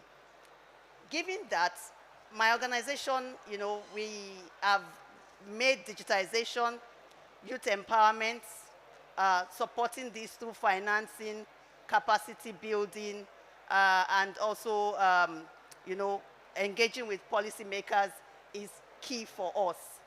We've come up with quite a number of initiatives within the bank. We have worked on this on our own. We have worked on this with partners that we believe are key to helping to change things, the narrative, as it relates to digitization, youth empowerment, and even solving the climate situation we are in. One of the things we did is we are proud to have been partners of the Climate Tech Run competition. This is a competition that was instituted by the government of Egypt. We partnered with WFP on this. And this competition focused on reaching out to the youths, across the continent to see how they can create solutions to mitigate the impact of the climate crisis we are currently going through. This competition had its final pitching today, with 15 startup companies coming to the finalist stage. And I'm glad to tell you that of these 15 startup companies, The first two of the three were Africans. One was American Egyptian, and the other was from Cameroon. They came up with creative solutions to stop, combat climate crisis. We were proud to support this because we believe that the youths are the ones who will get us to where we need to be. They are the ones who will bring the solutions to turn things around. Apart from that, we internally decided to develop a digitization platform. We called it the Africa Trade Gateway. This is a one-stop digital ecosystem that aims to bring together all our current digital innovations like the Pan-African Payment Settlement System, PAPS. A lot of you know about this system. It was launched by Afrexim Bank and adopted by the African Union as a payment and settlement system that would support the implementation of the African Continental Free Trade Area. It will allow youth-led enterprises to send and receive instant payments in African local currencies at low cost. If we are going to change the narrative of integrating African youth into the AFCFTA, of empowering them, of making them speak to each other, trade with each other, transfer information between each other, then we need to, provide this, support to them. We also have the Africa Trade Information Portal. This is an artificial intelligence portal that helps provide information on regional supply chains. We found out that a lot of youth businesses in Africa could actually have grown and developed and even integrate into the regional and global value chain. But some of the issues they face is lack of information. We have developed this portal to be able to share information with our youth. We know the youth have the power, they have the internet, and we have created the solutions digitally to enable them access this and to enable them be able to get information they need to grow their own businesses. So another thing we've done is to create an SME development unit within the bank that has come up with financial and non-financial interventions to help youth and women-led businesses. We know a lot of the time we get the responses that we don't do enough to support youth and women-led businesses, but I'm here to tell you today that we have some interventions specifically for you. And in the financial interventions, we are talking of soft loans and we are talking of grants.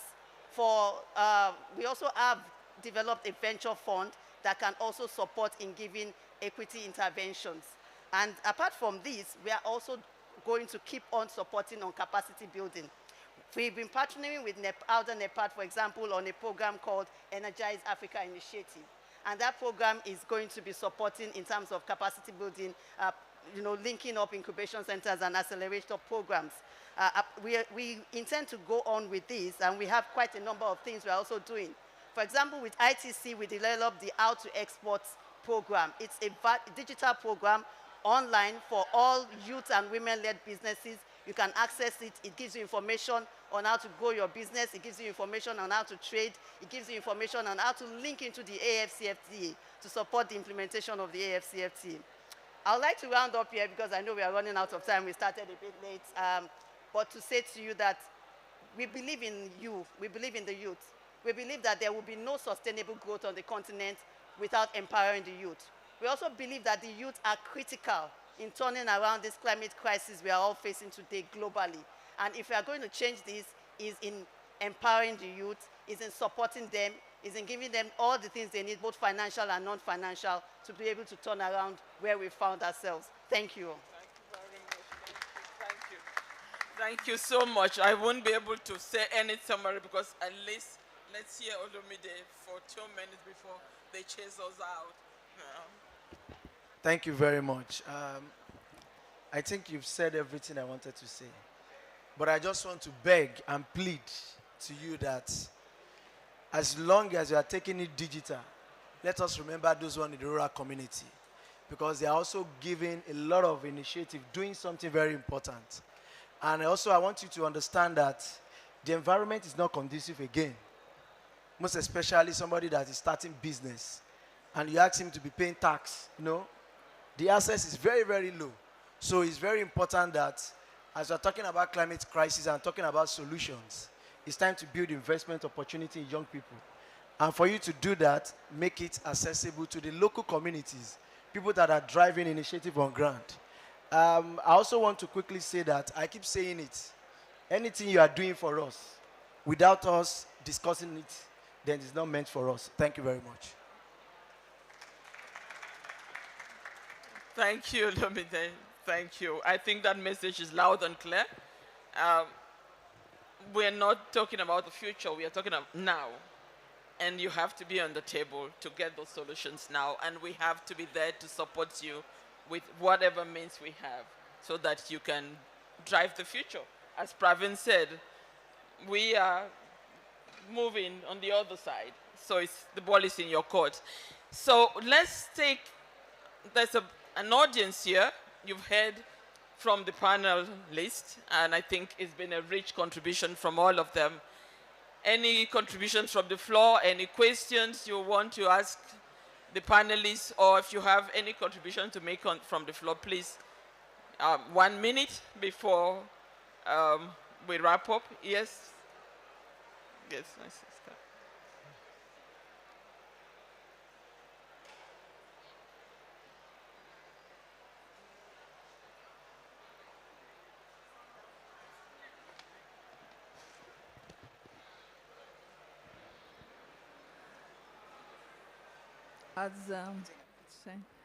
As a member of the Africa Youth Foundation, I would like today to represent all youth in the Horn of Africa who had been going through war, I don't know for how many years. Even as we are talking now, there is war going on in the Horn of Africa. The public or the news media don't tell you about this. They only talk about Ukraine. Now, how do you empower youth when there is war, when there is migration from the rural area, and when war is impacting negatively to agriculture and rural areas more than CO2 and methane together? You know, my people in the Horn, the youth, they have no life to even think about digitalization. For them, living is a problem because they have to migrate, they have, you know, all this. So we need to include on this when we talk about youth empowering and climate crisis. What about the young people who are going through war, migration, all these things? I just want to have this kind of note because, yeah.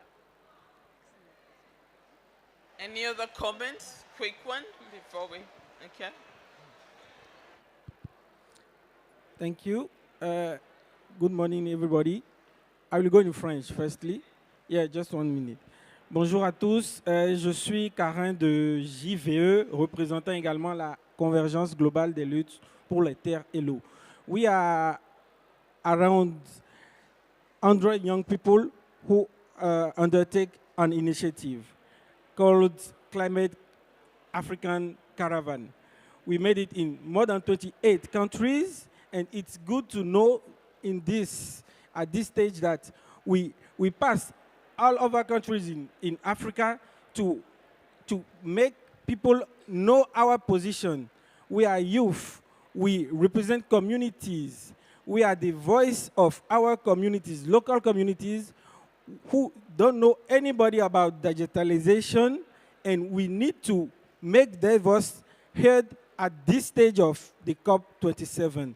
That's why I wanted to take this floor to ask people here, to ask World Food Program in Egypt, ask World Food Program in all countries in Africa to make our soil, our earth, to be available for women. We have strong women in our network. We have strong youth who want to be heard. And at this stage, we need your help. We need your help to be heard and to make this COP27 be relevant for our countries. That's what I wanted to talk at this stage. Thank you. Thank you very much. Yeah. Thank you. Thank you. Thank you. Thank you. Thank you. All right, all right, all right. Please, please, please, please, please, please, please. We need to continue. Thank you for those remarks. I think your question was linking to the whole discussion we have been having in this COP on conflict, peace, and development. And I think WFP has embraced that in its programming.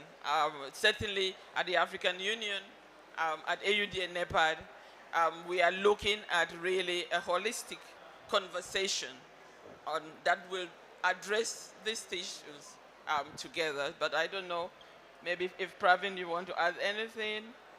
Last closing remarks? Maybe as a close, Chair, sorry, a quick one. The problem in Africa is infrastructure. How is the bank trying to support countries in Africa to invest in infrastructure? You can talk about digitization without investing in infrastructure. Thank you so much.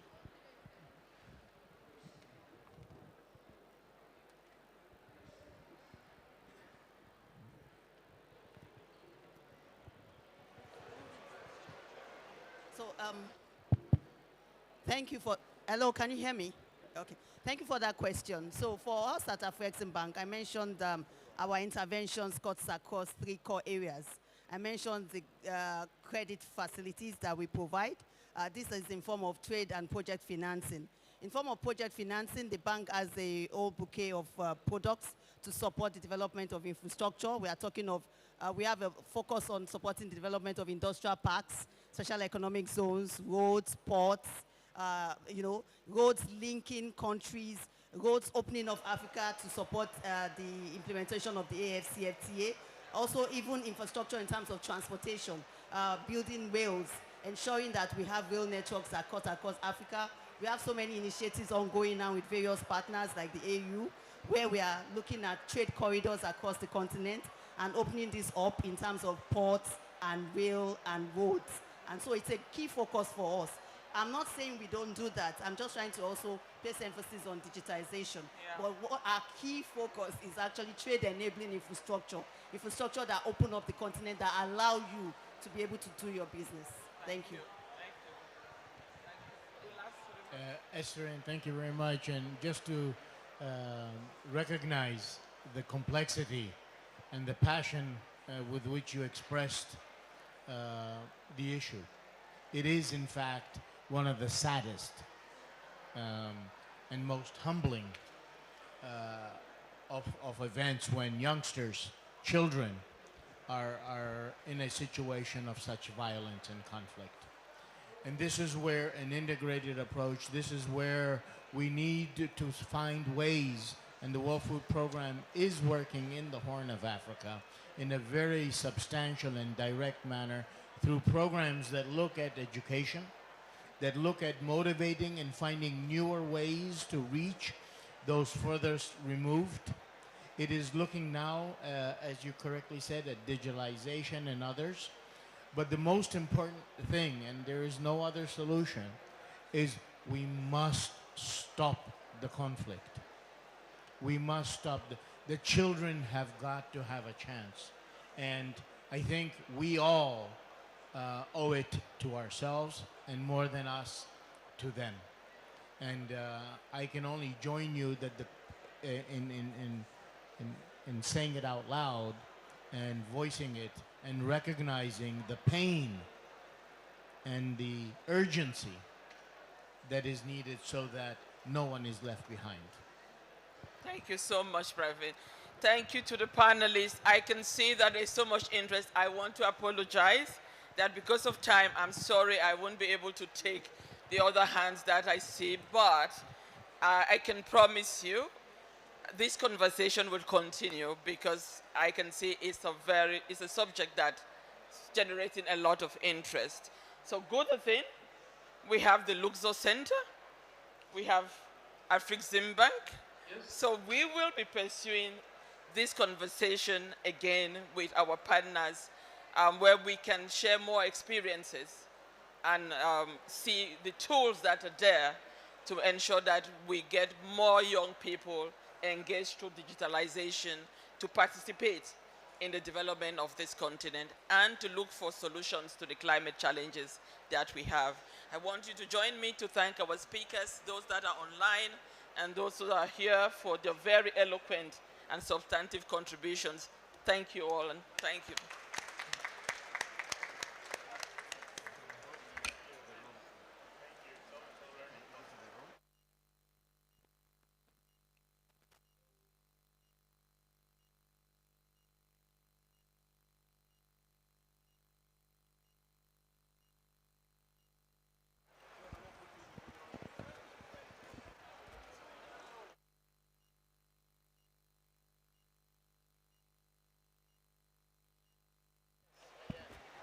Hello, just one announcement. There's some snacks for you by the right side, please. If you don't mind, just go to your right. There's some snacks and some drinks. Thank you.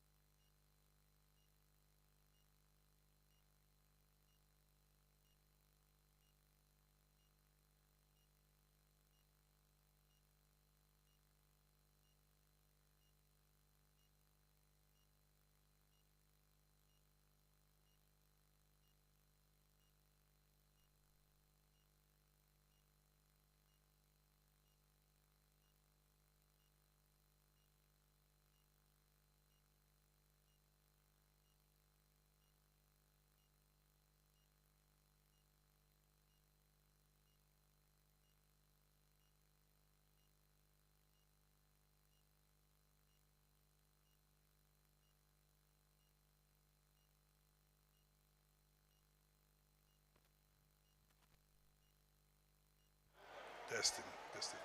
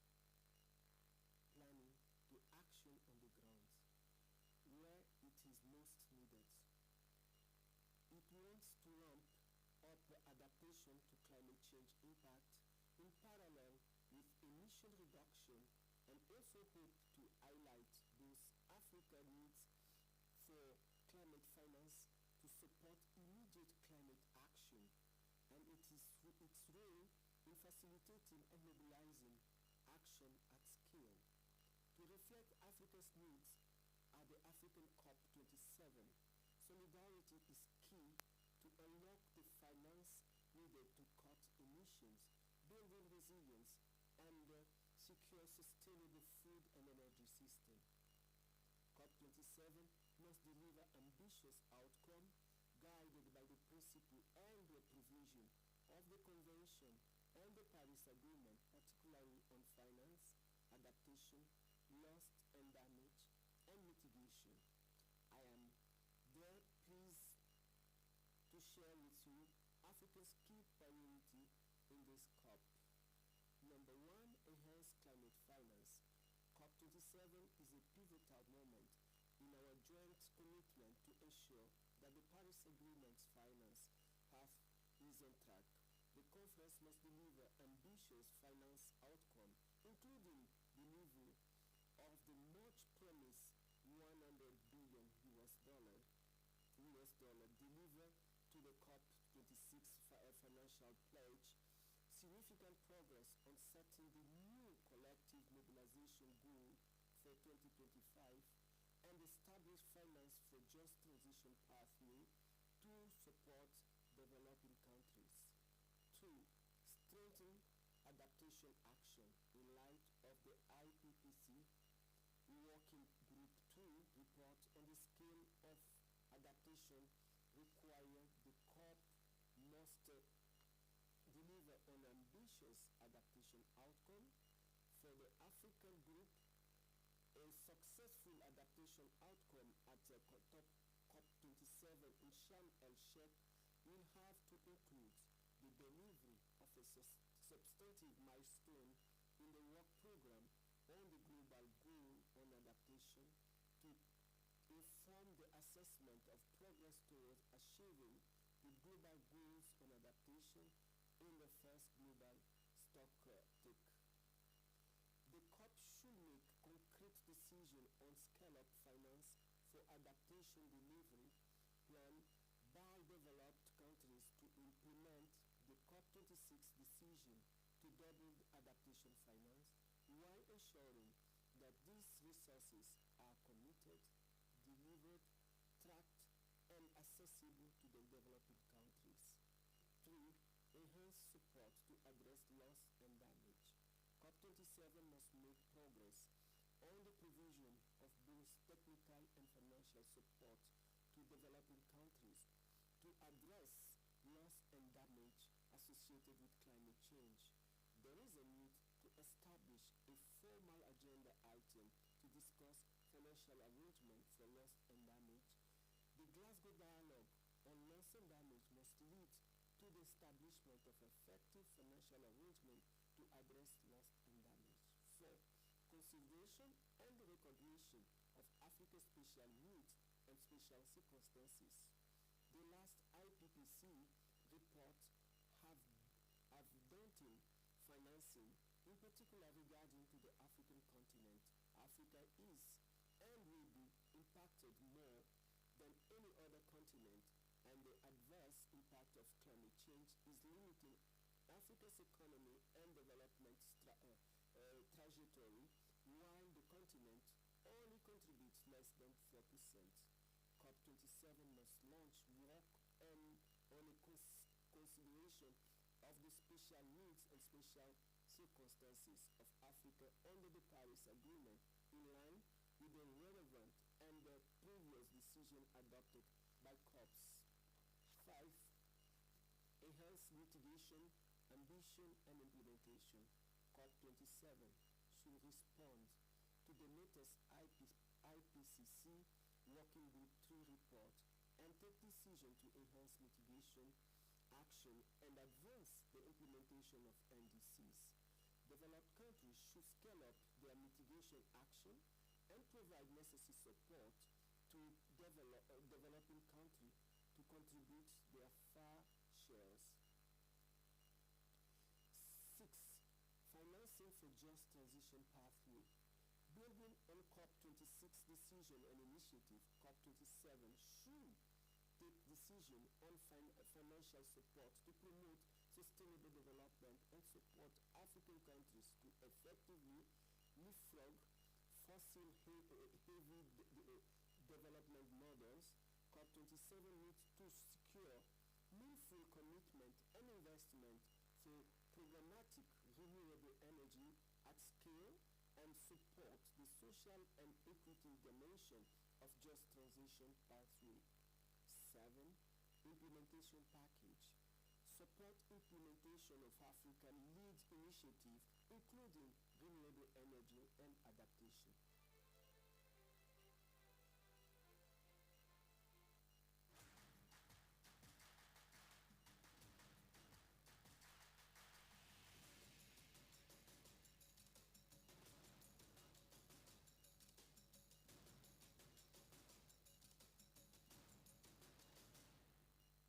The long-awaited COP27 is finally here.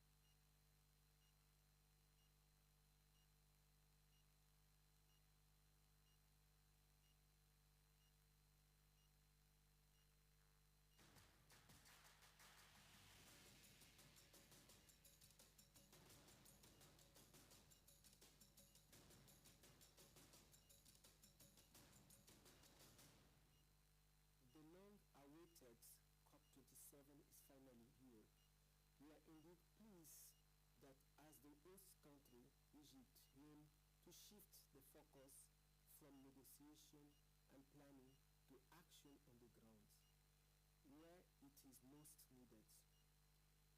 It wants to ramp up adaptation to climate change impact in parallel with emission reduction, and also hope to highlight both Africa's needs for climate finance to support immediate climate action, and its role in facilitating and mobilizing action at scale.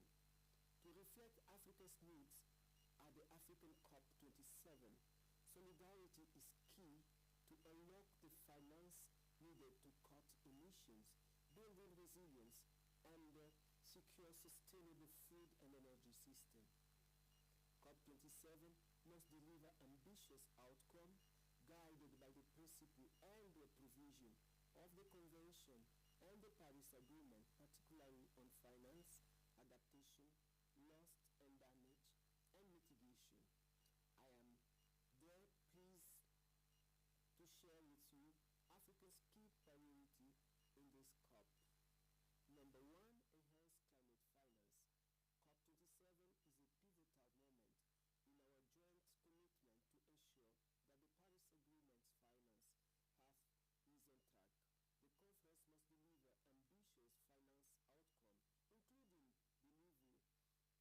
much promised $100 billion US dollar deliver to the COP26 financial pledge, significant progress on setting the new collective mobilization goal for 2025, and establish finance for just transition pathway to support developing countries.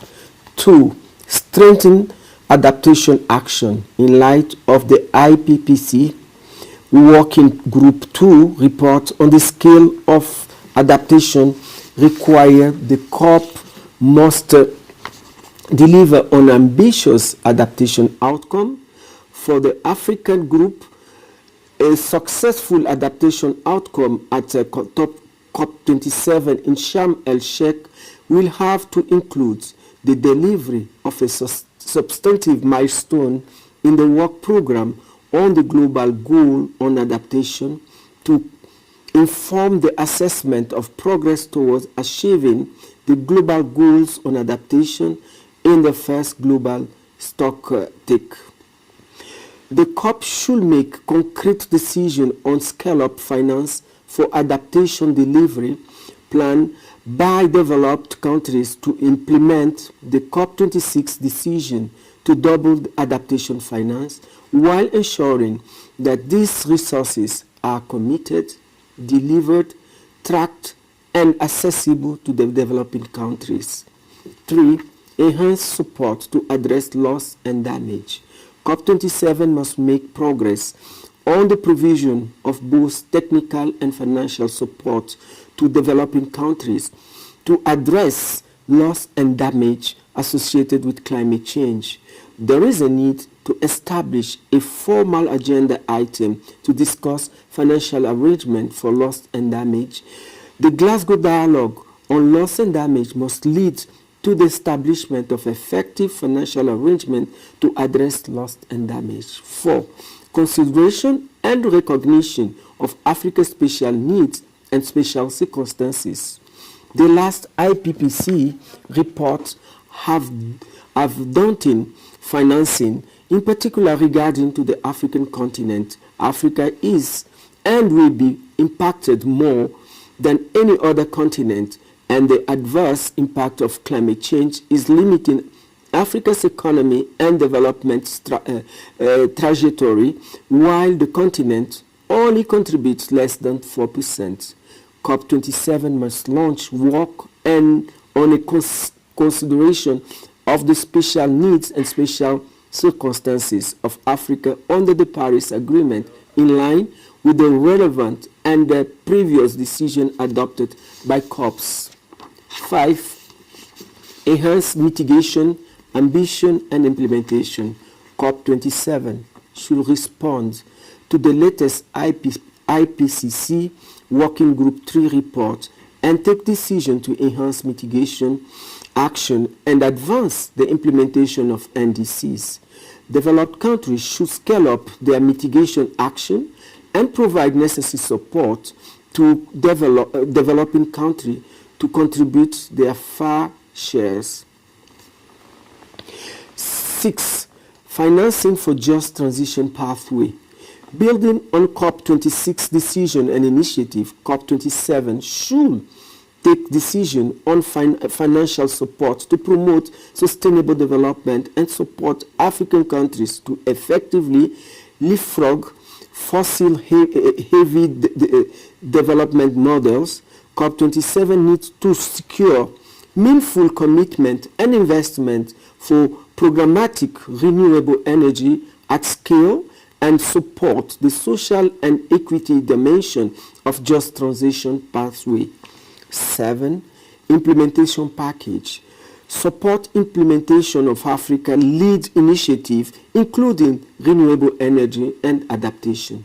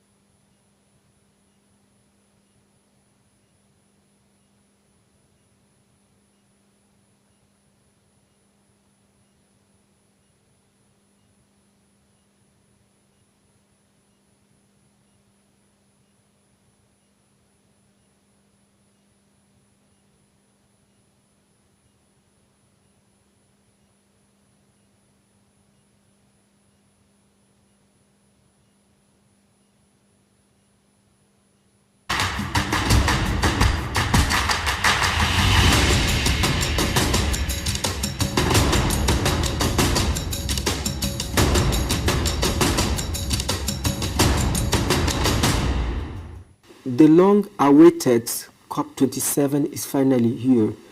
We are indeed pleased that as the host country, Egypt aimed to shift the focus from negotiation and planning to action on the ground, where it is most needed. It wants to ramp up adaptation to climate change impact in parallel with emission reduction, and also hope to highlight both Africa's needs for climate finance to support immediate climate action and its role in facilitating and mobilizing action at scale. To reflect Africa's needs at the African COP27, solidarity is key to unlock the finance needed to cut emissions, building resilience, and secure sustainable food and energy system. COP27 must deliver ambitious outcomes guided by the principle and the provision of the Convention and the Paris Agreement, particularly on finance, adaptation, loss and damage, and mitigation.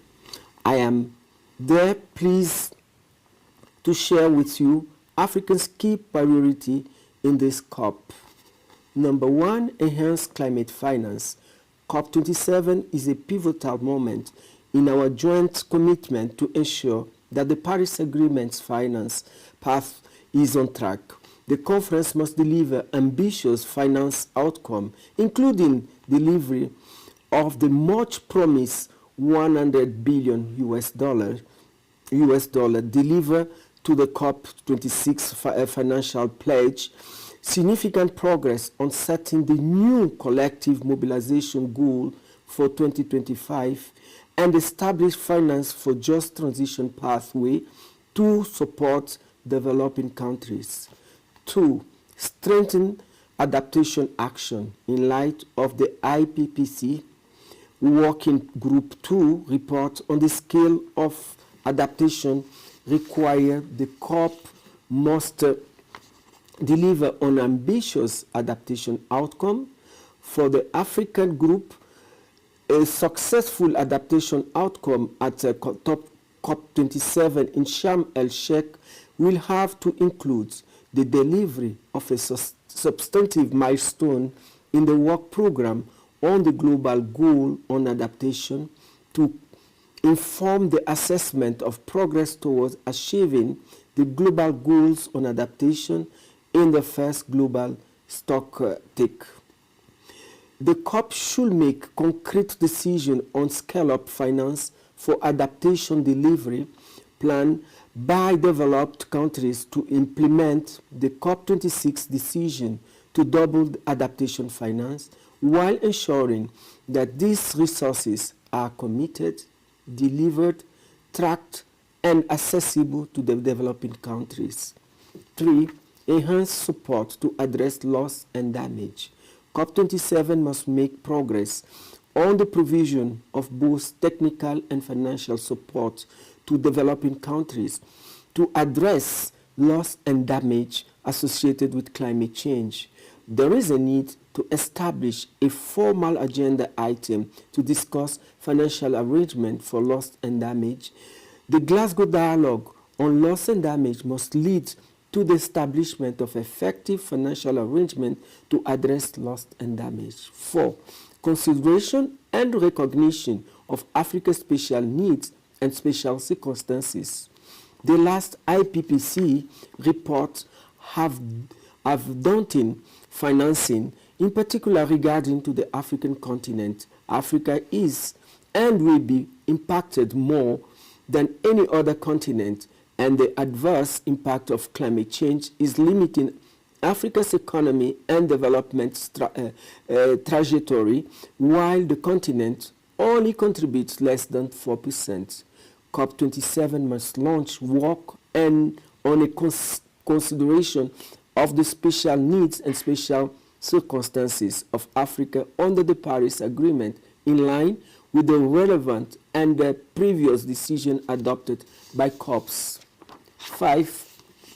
Enhance mitigation, ambition, and implementation. COP27 should respond to the latest IPCC Working Group 3 report and take decision to enhance mitigation action and advance the implementation of NDCs. Developed countries should scale up their mitigation action and provide necessary support to developing countries to contribute their fair shares. 6. Financing for just transition pathway.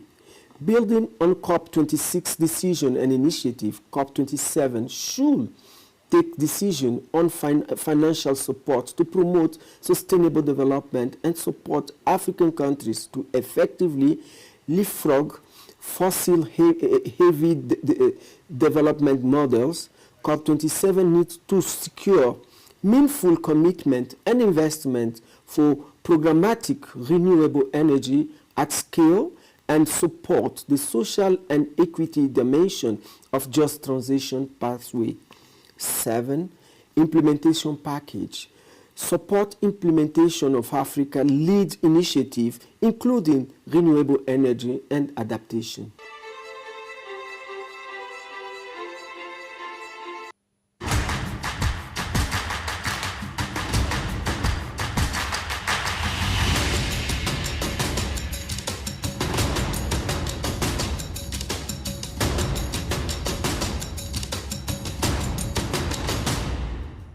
The long-awaited COP27 is finally here. We are indeed pleased that as the host country, Egypt aimed to shift the focus from negotiation and planning to action on the ground, where it is most needed. It wants to ramp up adaptation to climate change impact in parallel with emission reduction, and also hope to highlight both Africa's needs for climate finance to support immediate climate action and its role in facilitating and mobilizing action at scale. To reflect Africa's needs at the African COP27, solidarity is key to unlock the finance needed to cut emissions, building resilience, and secure sustainable food and energy system. COP27 must deliver ambitious outcomes guided by the principle and the provision of the Convention and the Paris Agreement, particularly on finance, adaptation, loss and damage, and mitigation. I am there pleased to share with you Africa's key priority in this COP. Number 1, enhance climate finance. COP27 is a pivotal moment in our joint commitment to ensure that the Paris Agreement's finance path is on track. The conference must deliver ambitious finance outcomes, including delivery of the much promised $100 billion delivered to the COP26 financial pledge, significant progress on setting the new collective mobilization goal for 2025, and establish finance for just transition pathway to support developing countries. 2, strengthen adaptation action in light of the IPCC Working Group 2 report on the scale of adaptation required. The COP must deliver on ambitious adaptation outcome. For the African group, a successful adaptation outcome at the COP27 in Sharm el-Sheikh will have to include the delivery of a substantive milestone in the work program on the global goal on adaptation to inform the assessment of progress towards achieving the global goals on adaptation in the first global stock take. The COP should make concrete decisions on scale-up finance for adaptation delivery plan by developed countries to implement the COP26 decision to double adaptation finance, while ensuring that these resources are committed, delivered, tracked, and accessible to the developing countries. 3, enhance support to address loss and damage. COP27 must make progress on the provision of both technical and financial support to developing countries to address loss and damage associated with climate change. There is a need to establish a formal agenda item to discuss financial arrangement for loss and damage. The Glasgow Dialogue on Loss and Damage must lead to the establishment of effective financial arrangement to address loss and damage. 4.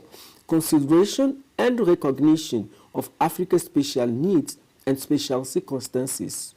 The last IPPC report have daunting financing, in particular regarding to the African continent. Africa is and will be impacted more than any other continent, and the adverse impact of climate change is limiting Africa's economy and development trajectory, while the continent only contributes less than 4%.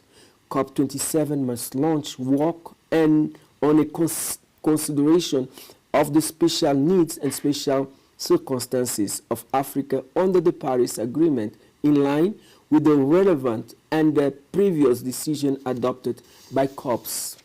5. Enhance mitigation, ambition, and implementation. COP27 should respond to the latest IPCC Working Group 3 report and take decision to enhance mitigation action and advance the implementation of NDCs. Developed countries should scale up their mitigation action and provide necessary support to developing countries to contribute their fair shares. 6. Financing for just transition pathway. Building on COP26 decision and initiative, COP27 should take decision on financial support to promote sustainable development and support African countries to effectively leapfrog fossil-heavy development models.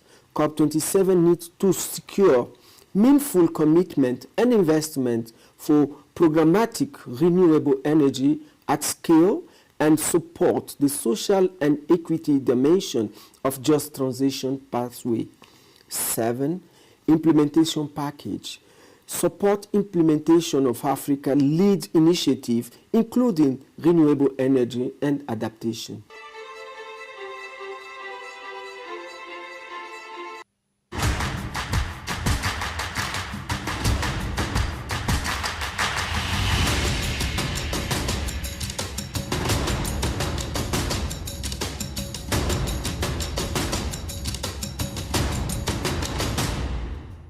The long-awaited COP27 is finally here.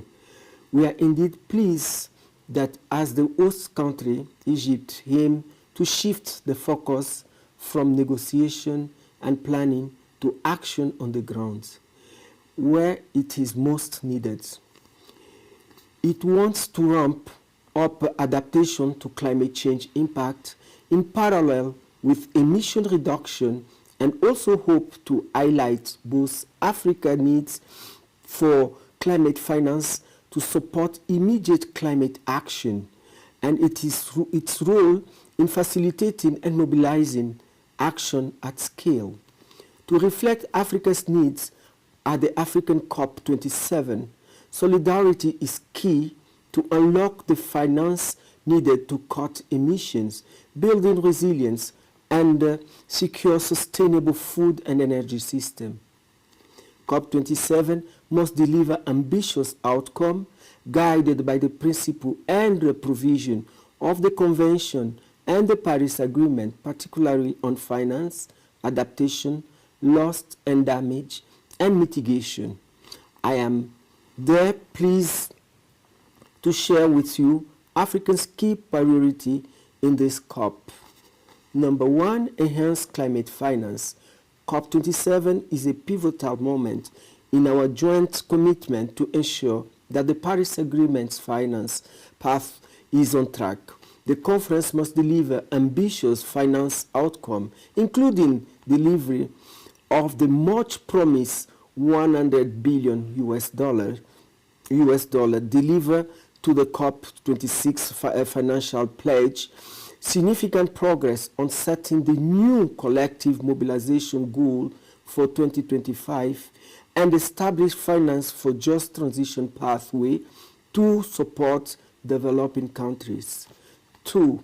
Strengthen adaptation action in light of the IPPC Working Group 2 report on the scale of adaptation required. The COP must deliver on ambitious adaptation outcome.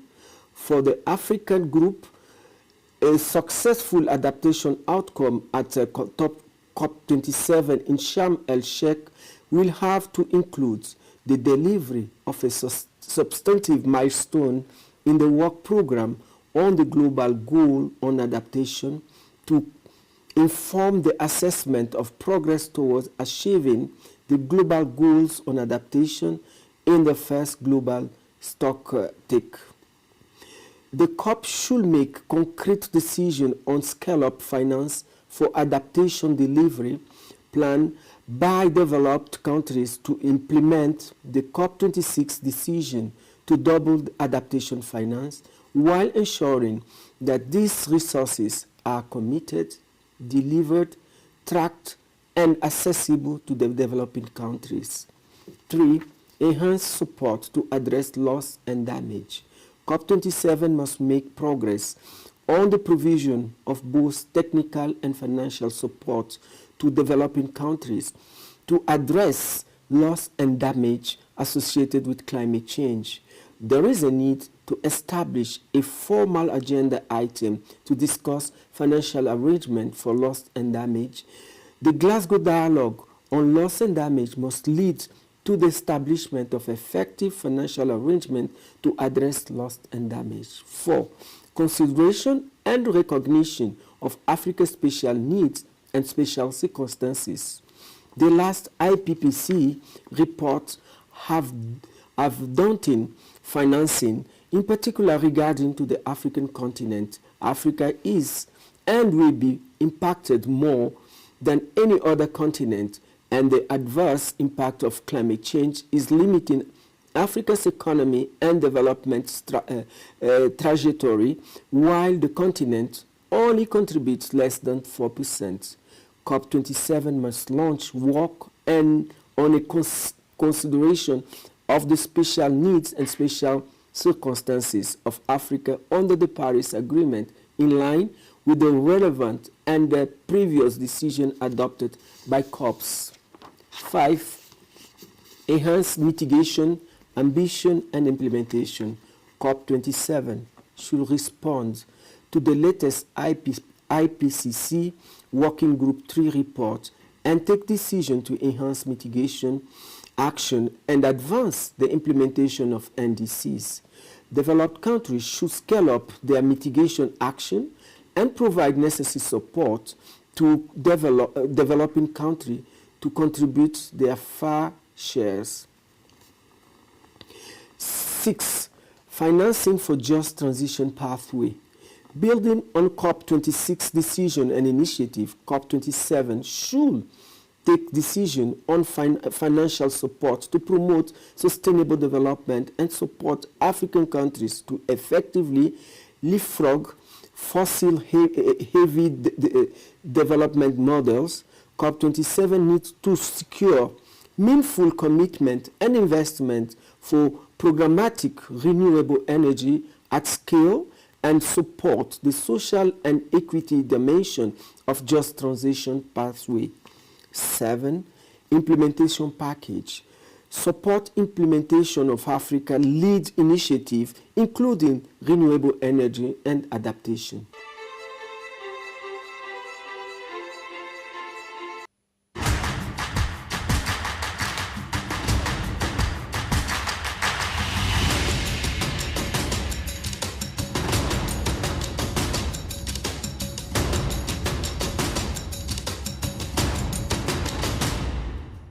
The long-awaited COP27 is finally here. We are indeed pleased that as the host country, Egypt aimed to shift the focus from negotiation and planning to action on the ground, where it is most needed. It wants to ramp up adaptation to climate change impact in parallel with emission reduction, and also hope to highlight both Africa's needs for climate finance to support immediate climate action and its role in facilitating and mobilizing action at scale.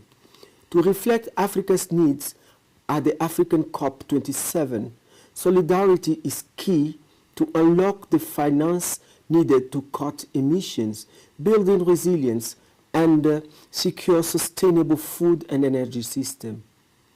COP27 must deliver ambitious outcomes guided by the principle and the provision of the Convention and the Paris Agreement, particularly on finance, adaptation, loss and damage, and mitigation.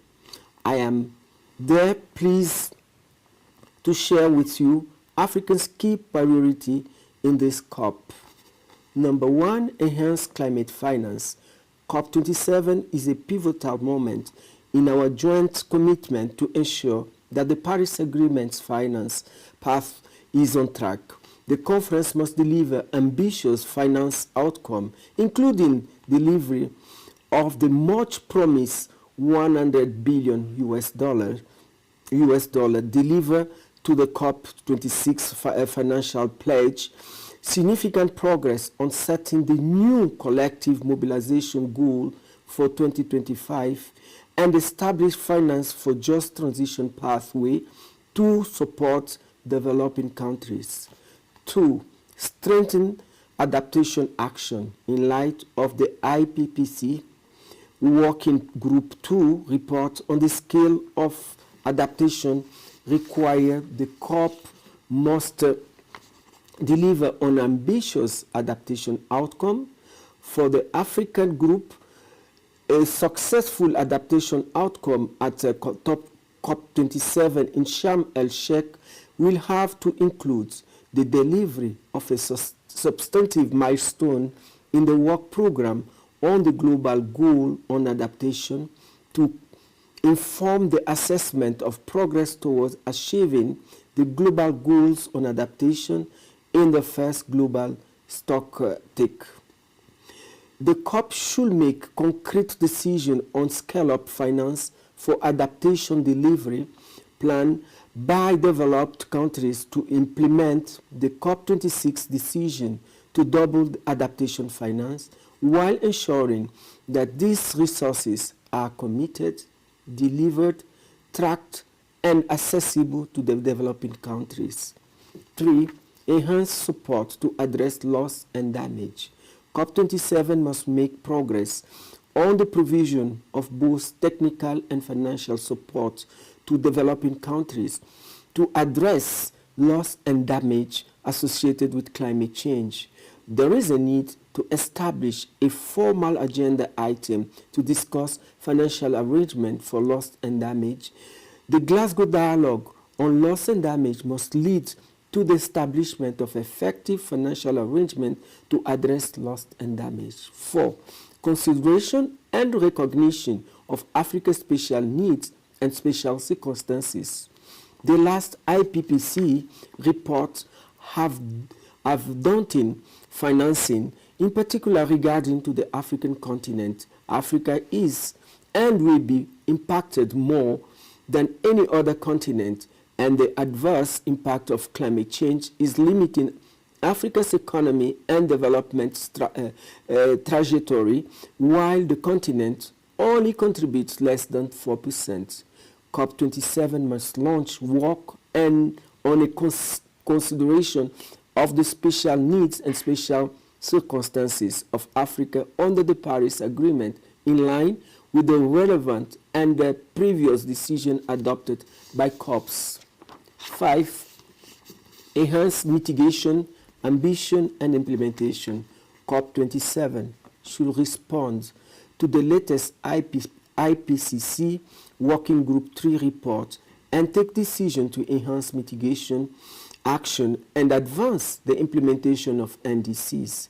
Developed countries should scale up their mitigation action and provide necessary support to developing countries to contribute their fair shares.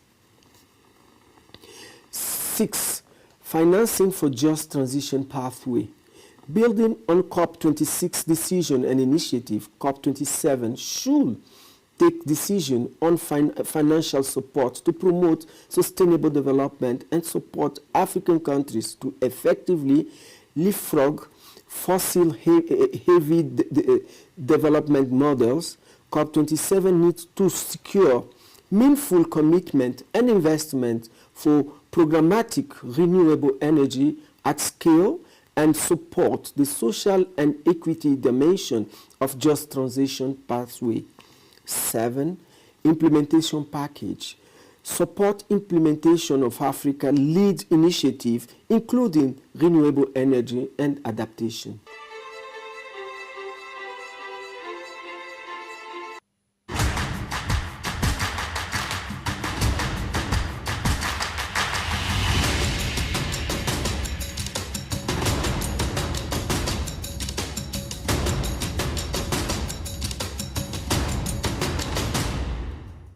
The long-awaited COP27 is finally here. We are indeed pleased that as the host country, Egypt aimed to shift the focus from negotiation and planning to action on the ground, where it is most needed. It wants to ramp up adaptation to climate change impact in parallel with emission reduction, and also hope to highlight both Africa's needs for climate finance to support immediate climate action and its role in facilitating and mobilizing action at scale. To reflect Africa's needs at the African COP27, solidarity is key to unlock the finance needed to cut emissions, building resilience, and secure sustainable food and energy system. COP27 must deliver ambitious outcomes guided by the principle and the provision of the Convention and the Paris Agreement, particularly on finance, adaptation, loss and damage, and mitigation. I am there pleased to share with you Africa's key priority in this COP. Number 1, enhance climate finance. COP27 is a pivotal moment in our joint commitment to ensure that the Paris Agreement's finance path is on track. The conference must deliver ambitious finance outcomes, including delivery of the much promised $100 billion delivered to the COP26 financial pledge, significant progress on setting the new collective mobilization goal for 2025, and establish finance for just transition pathway to support developing countries. 2, strengthen adaptation action in light of the IPPC Working Group 2 report on the scale of adaptation required. The COP must deliver on ambitious adaptation outcome. For the African group, a successful adaptation outcome at COP27 in Sharm el-Sheikh will have to include the delivery of a substantive milestone in the work program on the global goal on adaptation to inform the assessment of progress towards achieving the global goals on adaptation in the first global stock take. The COP should make concrete decisions on scale-up finance for adaptation delivery plan by developed countries to implement the COP26 decision to double the adaptation finance, while ensuring that these resources are committed, delivered, tracked, and accessible to the developing countries. 3, enhance support to address loss and damage. COP27 must make progress on the provision of both technical and financial support to developing countries to address loss and damage associated with climate change. There is a need to establish a formal agenda item to discuss financial arrangement for loss and damage. The Glasgow Dialogue on Loss and Damage must lead to the establishment of effective financial arrangement to address loss and damage. 4. Consideration and recognition of Africa's special needs and special circumstances. The last IPPC report have daunting financing, in particular regarding to the African continent. Africa is and will be impacted more than any other continent, and the adverse impact of climate change is limiting Africa's economy and development trajectory, while the continent only contributes less than 4%. COP27 must launch work and on a consideration of the special needs and special circumstances of Africa under the Paris Agreement, in line with the relevant and the previous decision adopted by COPs. 5. Enhanced mitigation, ambition, and implementation. COP27 should respond to the latest IPCC Working Group 3 report and take decision to enhance mitigation action and advance the implementation of NDCs. Developed countries should scale up their mitigation action and provide necessary support to developing countries to contribute their fair shares. 6. Financing for just transition pathway. Building on COP26 decision and initiative, COP27 should take decision on financial support to promote sustainable development and support African countries to effectively leapfrog fossil-heavy development models. COP27 needs to secure meaningful commitment and investment for programmatic renewable energy at scale and support the social and equity dimension of just transition pathway. 7. Implementation package. Support implementation of Africa lead initiative, including renewable energy and adaptation.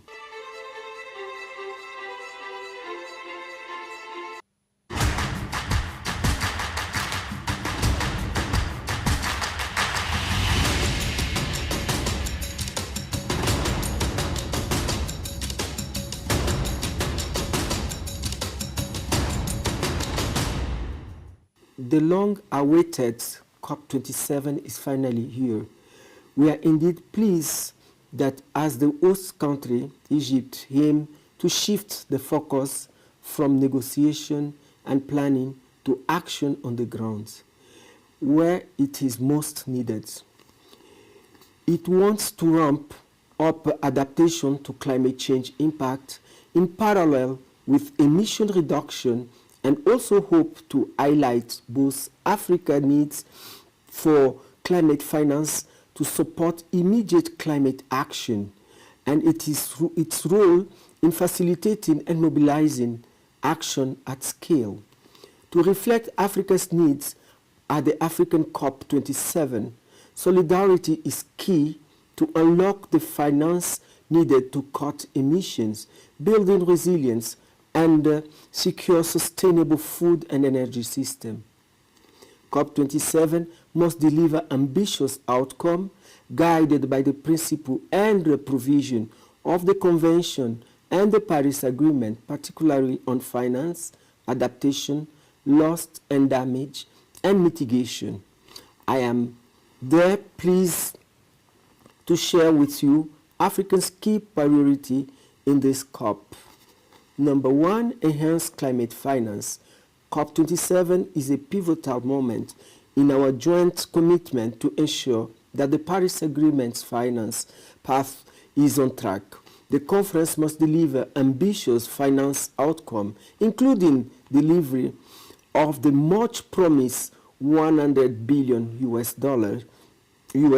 deliver to the COP26 financial pledge, significant progress on setting the new collective mobilization goal for 2025, and establish finance for just transition pathway to support developing countries. 2. Strengthen adaptation action in light of the IPPC Working Group 2 report on the scale of adaptation required. The COP must deliver on ambitious adaptation outcome. For the African group, a successful adaptation outcome at COP27 in Sharm el-Sheikh will have to include the delivery of a substantive milestone in the work program on the global goal on adaptation to inform the assessment of progress towards achieving.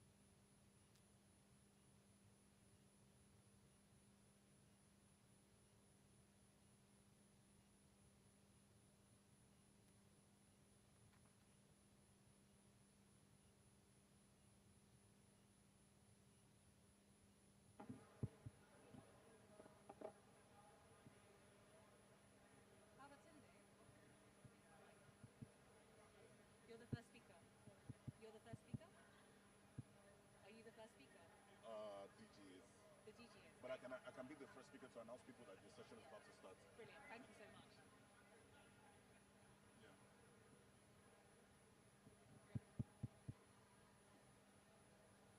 So let's still keep it. Once people to still keep coming in. Yeah. And announce it. Please ask everyone to sit down. Yeah.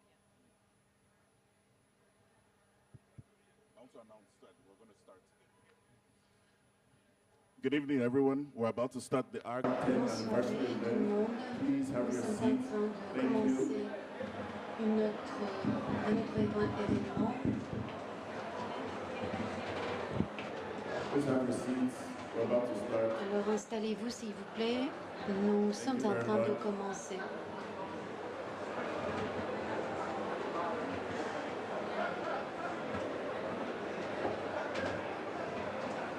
We're about to start. Please have your seats. Thank you. Nous sommes en train de commencer. Installez-vous s'il vous plaît.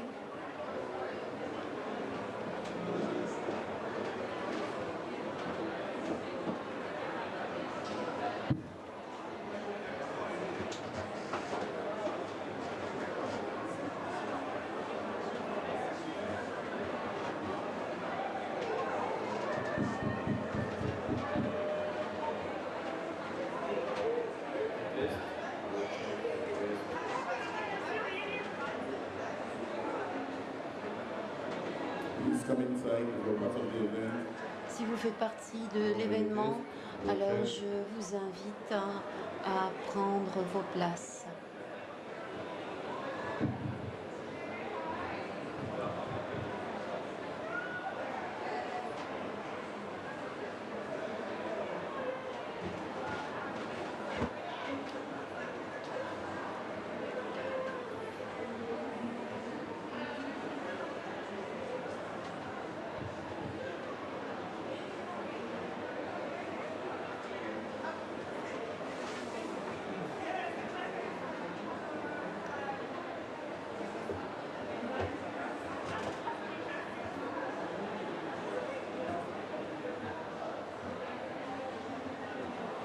We're starting very shortly.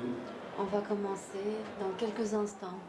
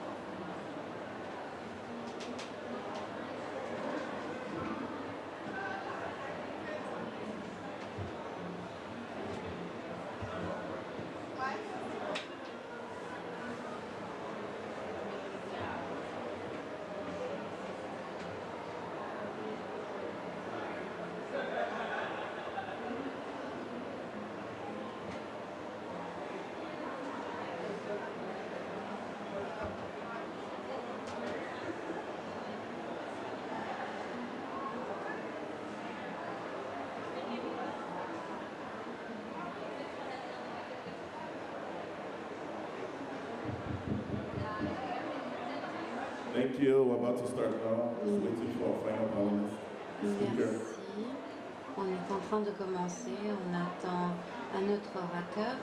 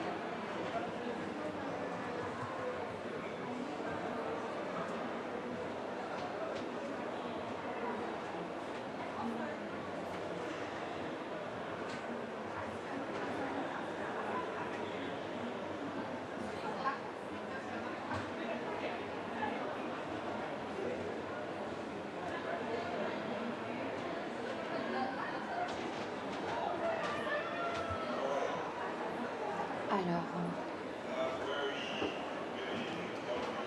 je vous souhaite à toutes et à tous une bonne soirée.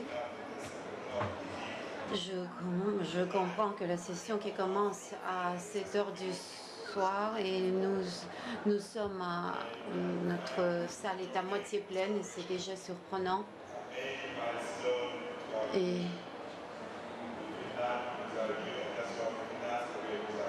Et on ne peut pas vraiment fêter cet événement sans vous. Merci d'être venus. Donc c'est pour nous vraiment un événement très important. Je suis ravie d'être ici à Sharm el-Sheikh.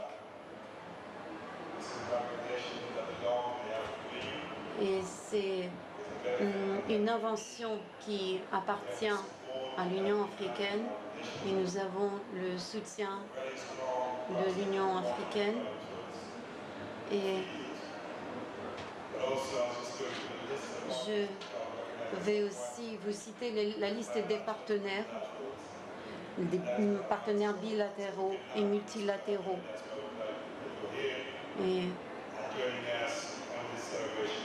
Et je voudrais que vous joigniez à nous pour cette célébration.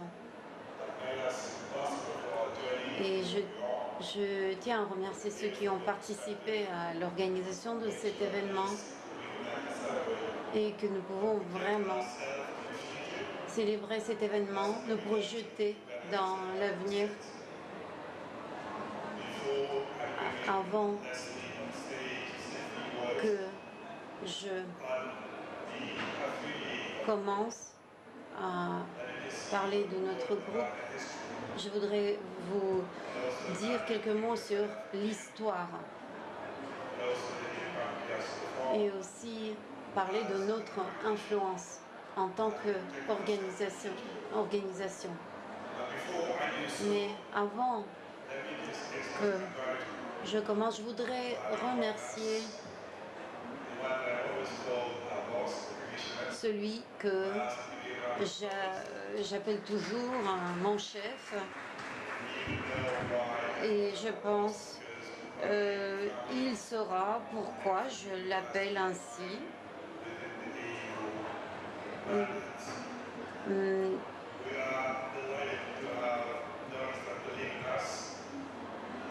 Nous sommes ravis de l'avoir parmi nous et nous sommes aussi très reconnaissants d'avoir quelques nouveaux partenaires. Et je voudrais aussi remercier l'Union africaine qui nous soutient. Avant que je vous cite nos donateurs, je ne vais pas pouvoir citer tous. Bien sûr, le Canada. Et vous saurez pourquoi le Canada figure en haut de la liste. L'Union européenne, bien sûr. Et on entendra de l'Union européenne une très bonne nouvelle aujourd'hui. Aussi, nous sommes très reconnaissants à la France, et surtout à l'Agence française de développement, pour d'avoir cru dans le concept de l'African Risk Capacity. La Suisse, bien évidemment, ils ont contribué beaucoup. OCDE aussi. Bien sûr, l'Allemagne et bien sûr la Suède et l'Arabie saoudite aussi. Et le dernier, je voudrais remercier de votre soutien. Mais d'abord, on doit savoir un tout petit peu sur notre histoire. En 2010, les ministres de Finances africains ont décidé qu'à cause de l'insécurité dans nos pays, on a besoin de quelque chose d'innovatif, une approche innovative. Et c'est la raison pour laquelle nous avons conçu l'African Risk Capacity, ARC. Et pendant 2 ans, on a mis 2 ans pour mettre en place l'ARC, ce concept. Et ce concept, cette institution est complètement dédiée à la gestion des risques, qui est vraiment dédiée à ce que nous faisons.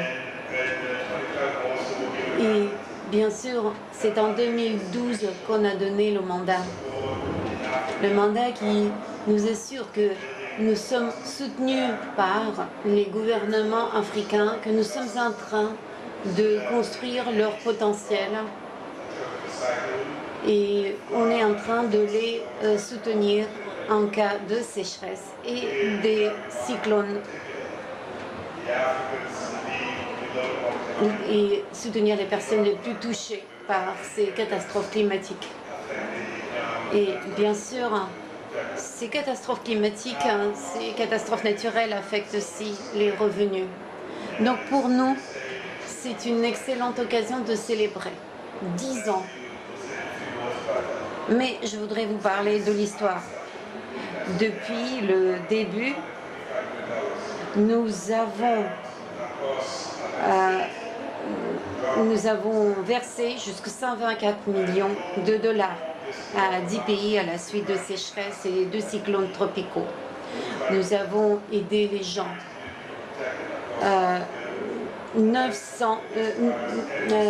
90 millions de personnes sont protégés grâce à l'ARC. L'Afrique souffre à cause et grâce à l'anticipation des gouvernements, nous avons réussi à faire beaucoup de progrès. Et ce sont ces gouvernements africains qui ont rendu cela possible. Donc pour nous, c'est vraiment une célébration. Et nous allons aborder les différents aspects de l'ARC. Je tiens à remercier l'ARC et tous les organismes affiliés et je vous demande d'applaudir mon collègue.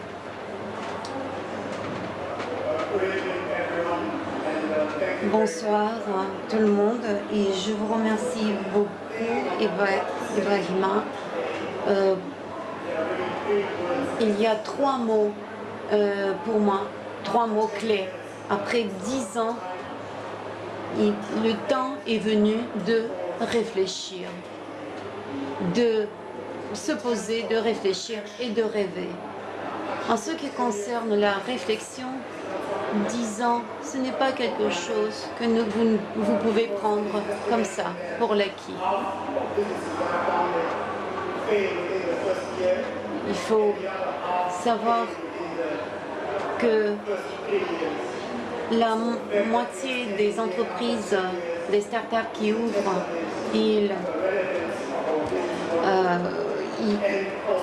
échouent au bout de la première année et l'autre moitié au bout de 3 ans. Et nous, en tant qu'institution, nous avons tenu plus de 10 ans. C'est-à-dire que notre modèle de business est viable. ARC est une institution qui a été créée pour réagir à la fréquence et à la sévérité des désastres naturels. Des désastres vraiment importants. Et bien sûr, aujourd'hui, surtout compte tenu de la sécheresse en Afrique aujourd'hui, on le prend en compte. Mais où est-ce que nous en sommes aujourd'hui? Je voudrais vous dire que notre instrument principal, c'est l'innovation. L'utilisation du secteur public et du secteur privé. Le secteur public est très important car il est important de se sentir protégé par les gouvernements et les États.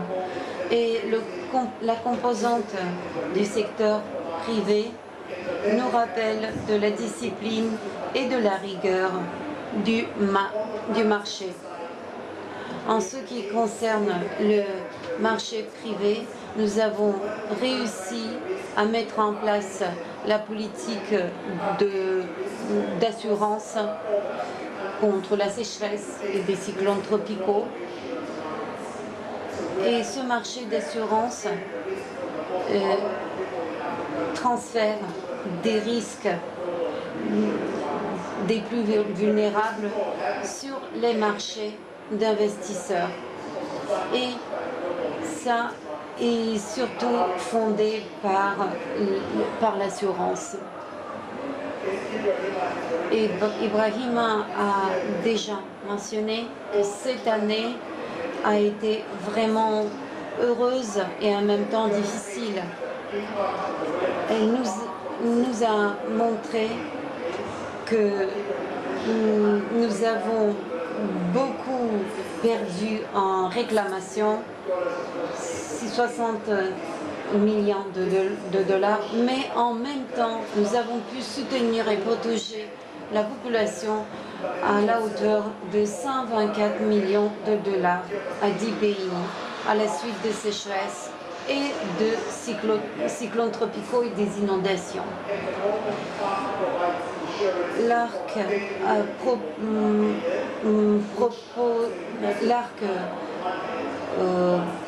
protège ainsi plus de 90 millions de personnes et garantit les assurances à plus de 6 millions de personnes afin de prévenir la perte de vie humaine, des sécheresses, des cyclones tropicaux, des épidémies, des inondations. Ils garantissent des moyens de subsistance et prouvent l'efficacité de la formation des gouvernements et des partenariats publics-privés. ARC, mais tout le monde, pas seulement ARC, mais tous ses partenaires, on participe dans cette noble affaire. Comme je vous ai dit, nous avons besoin de protéger 700 millions de personnes qui sont affectées à la suite de la sécheresse et des cyclones tropicaux. Donc beaucoup plus que nous protégeons aujourd'hui. Donc le secret est de construire les partenariats avec les donateurs et les investisseurs afin de garantir les subsides et les programmes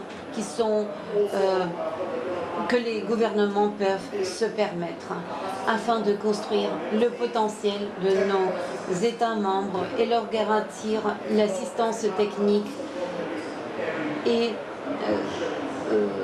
leur garantir les mêmes garanties que l'assurance. L'ARC se focalise sur les capacités des experts nationaux en matière de modélisation des risques. Il s'appuie sur les agences humanitaires comme Start Network ou le programme alimentaire ou la Croix-Rouge. On propose aussi des polices d'assurance à des niveaux micro et nous croyons en ce que nous faisons.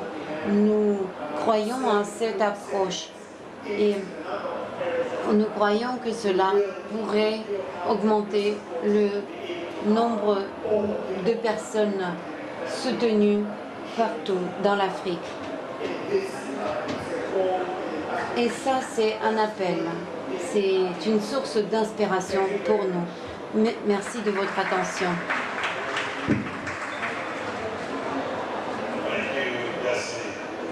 Merci Leslie. Ma vision et celle de Leslie sont identiques. Et je voudrais aussi reconnaître la participation, un participant très important, c'est la Zambie. Avant tout, c'est un des États membres, mais il profite aussi de l'ARC en tant qu'État membre. Et je voudrais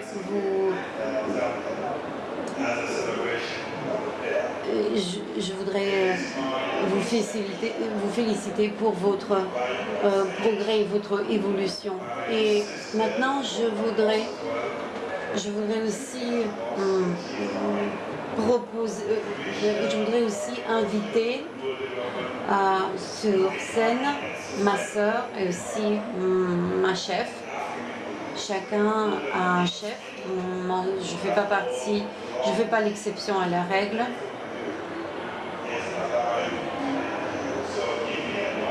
Tout ce qu'on fait, on le fait en ligne avec l'Union européenne. Et donc, je donne la parole à ma collègue. Bonsoir. Merci mon frère, les modérateurs, de m'avoir donné la parole. Et je vous remercie pour cet événement et je vous félicite, Vos Excellences, Docteur Ibrahima, mon cher frère, chers participants, chers partenaires en développement. J'ai l'honneur de vous envoyer les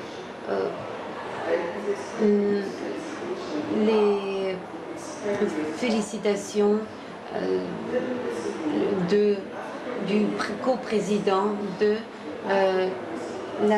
l'Union africaine. Nous supportons le gouvernement et je remercie les gouvernements de participer à cette action.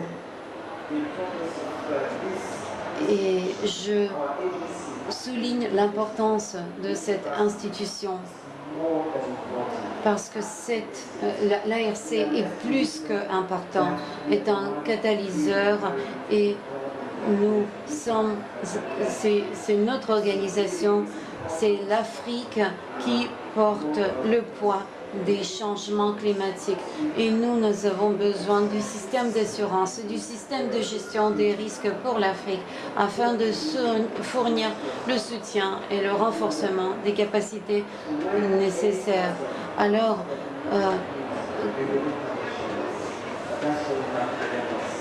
c'est la raison pour laquelle nous devons réduire la pauvreté. Nous devons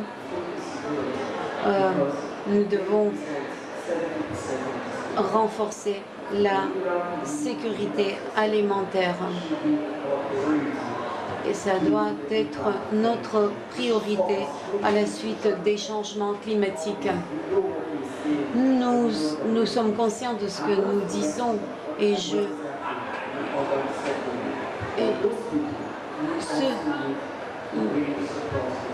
nous voulons les soutenir.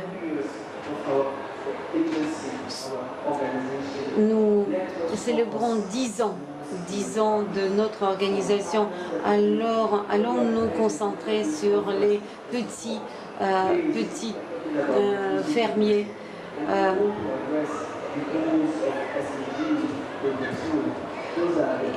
Et c'est là que je voudrais vous rappeler le DD numéro 2.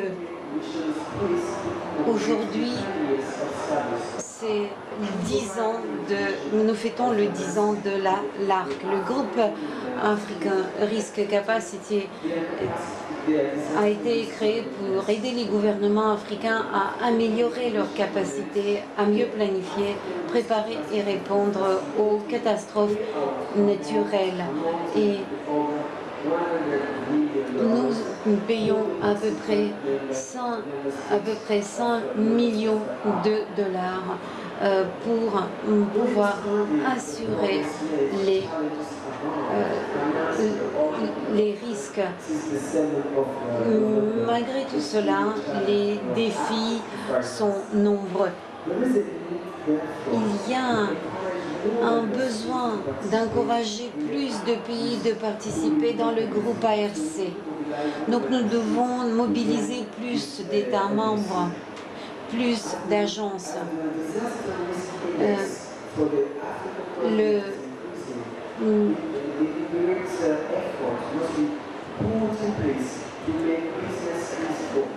Et comme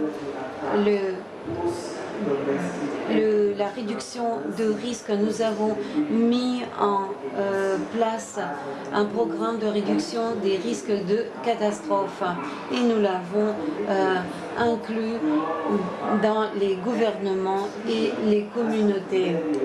C'est donc une vision pour nous, ça libère des possibilités et ça donne des opportunités pour les populations vulnérables. Je vous remercie. Je vous remercie. Thank you very much. comme ça qu'on dit en Angola, merci. Alors, avant que j'appelle un autre orateur, je voudrais aussi reconnaître l'importance d'un autre acteur pour notre programme que la plupart des gens ne connaissent pas. L'ARC aujourd'hui est présent grâce au support du programme alimentaire de l'Union des États des Nations Unies. Et je suis vraiment reconnaissant au programme alimentaire et aussi je suis reconnaissant aux organisateurs. Je voudrais aussi inviter à prendre la parole Dr Gabriel de Zambie qui viendra nous rejoindre, mon ami Dr Bed et qui va nous rejoindre, et aussi un autre docteur, Dr Nazli, qui va venir nous rejoindre. Il y a tellement de docteurs aujourd'hui, je suis vraiment fière. Et aussi, vous venez nous joindre. Il est où OFCDE,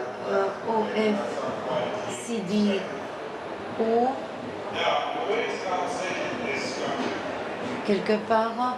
Alors nous voulons être sûrs d'avoir vraiment toute l'histoire. Et pour cela, j'ai invité un de nos États membres pour comprendre pourquoi nous travaillons. Et qu'est-ce qui se cache derrière ce nom ARC? Nous avons beaucoup de partenaires. ARC a beaucoup de partenaires qui sont affiliés à nous. Et je commencerai par Dr Pollan. Est-ce que, comme État membre, pas seulement comme un mécanisme, quelles sont les leçons à tirer? Quels seront les commentaires à faire au bout de ces 10 ans? Et je vous donne le micro.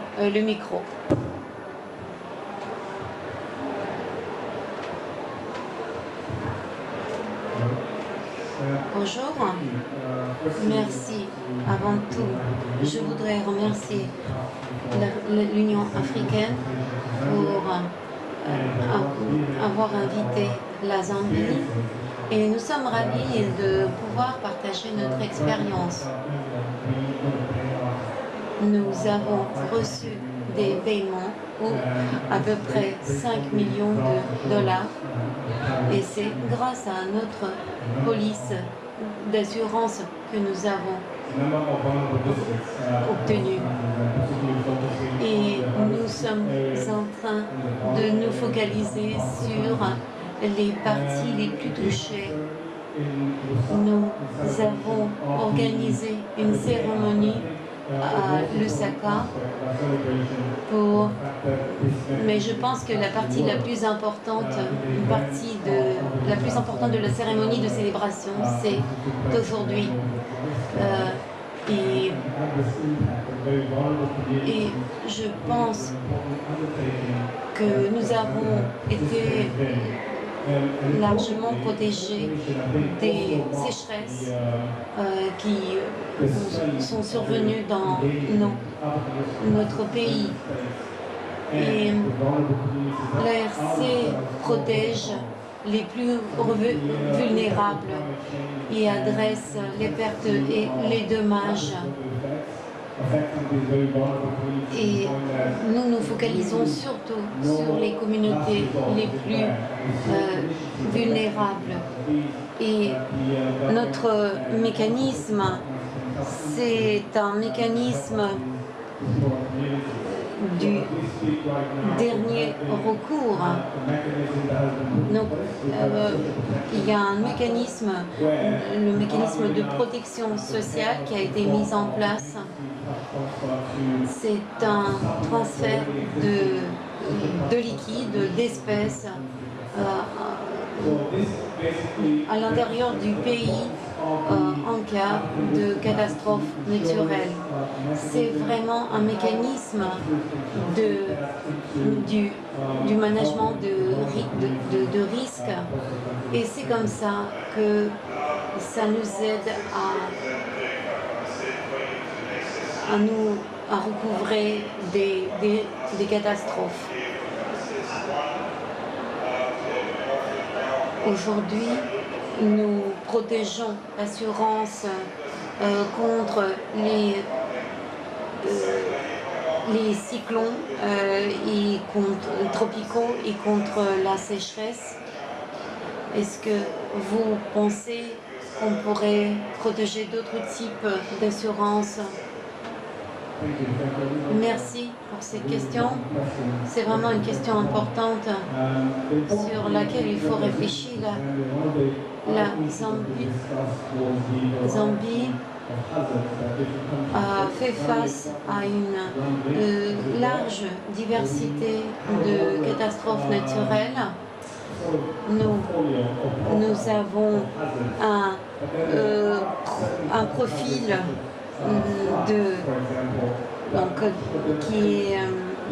nous avons un pays qui est très exposé à des risques divers. Et bien sûr, qu'est-ce qui a été fait en Zambie? C'est que nous sommes extrêmement engagés envers l'African Risk Capacity et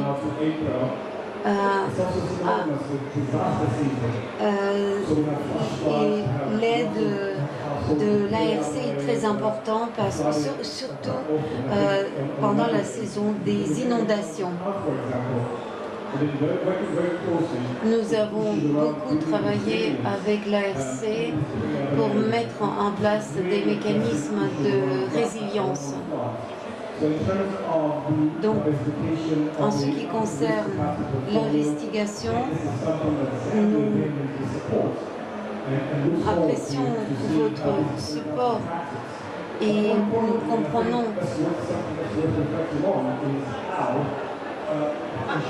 comment les mécanismes d'assurance et les financements des risques et les dialogues peuvent nous avancer vers la résilience, vers la construction du potentiel. Je pense que la Zambie aujourd'hui contribue 200 000 $ et je ne pense pas que cette somme est juste impossible à payer pour les pays en développement, surtout compte tenu des bénéfices que nous en tirons. 200 000 $ n'est pas un montant très important. Donc la Zambie étant vraiment un champion championne de l'ARC. Mais nous reconnaissons aussi l'efficacité de ce mécanisme.